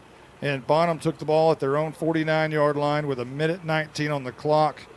They drove 7 plays down to the 12, and it was a 29-yard field goal attempt by Nick Reinhardt to win the game with 6 seconds remaining. 29-yard field goal. The snap is back. Stuber holds. The kick is up. The kick is high, and the kick is good. And Bonham, with 1 second on the clock, takes the lead, 31-29. God bless those kids. And that's how the game ended. They left 1 second on the clock, and the Bulldogs go down in defeat. And the very last ticks of the night as the lights go out here in Bonham, Texas. And it's quite symbolic as the Bulldogs will face Mount Vernon a week from tonight. And the lights continue to go out on the 2020 season. Let's get to 2021, folks. Let's do it. Hey, for everyone who's been a part of this one, we had a really good broadcast tonight. I think we had a lot of fun. It's always great to be in a great game. So for our engineer and spotter, we appreciate Carson Grogan, our statistician, Blake Burnett, the Blizzard, our sideline personnel, Caroline Slauson, and our color analyst, Justin White, our highlight coordinator, Jake Roberts. For everyone who's been a part of this one, I'm Monty Walker. We will see you next Friday night at Bulldog Stadium against Mount Vernon. So long, everybody.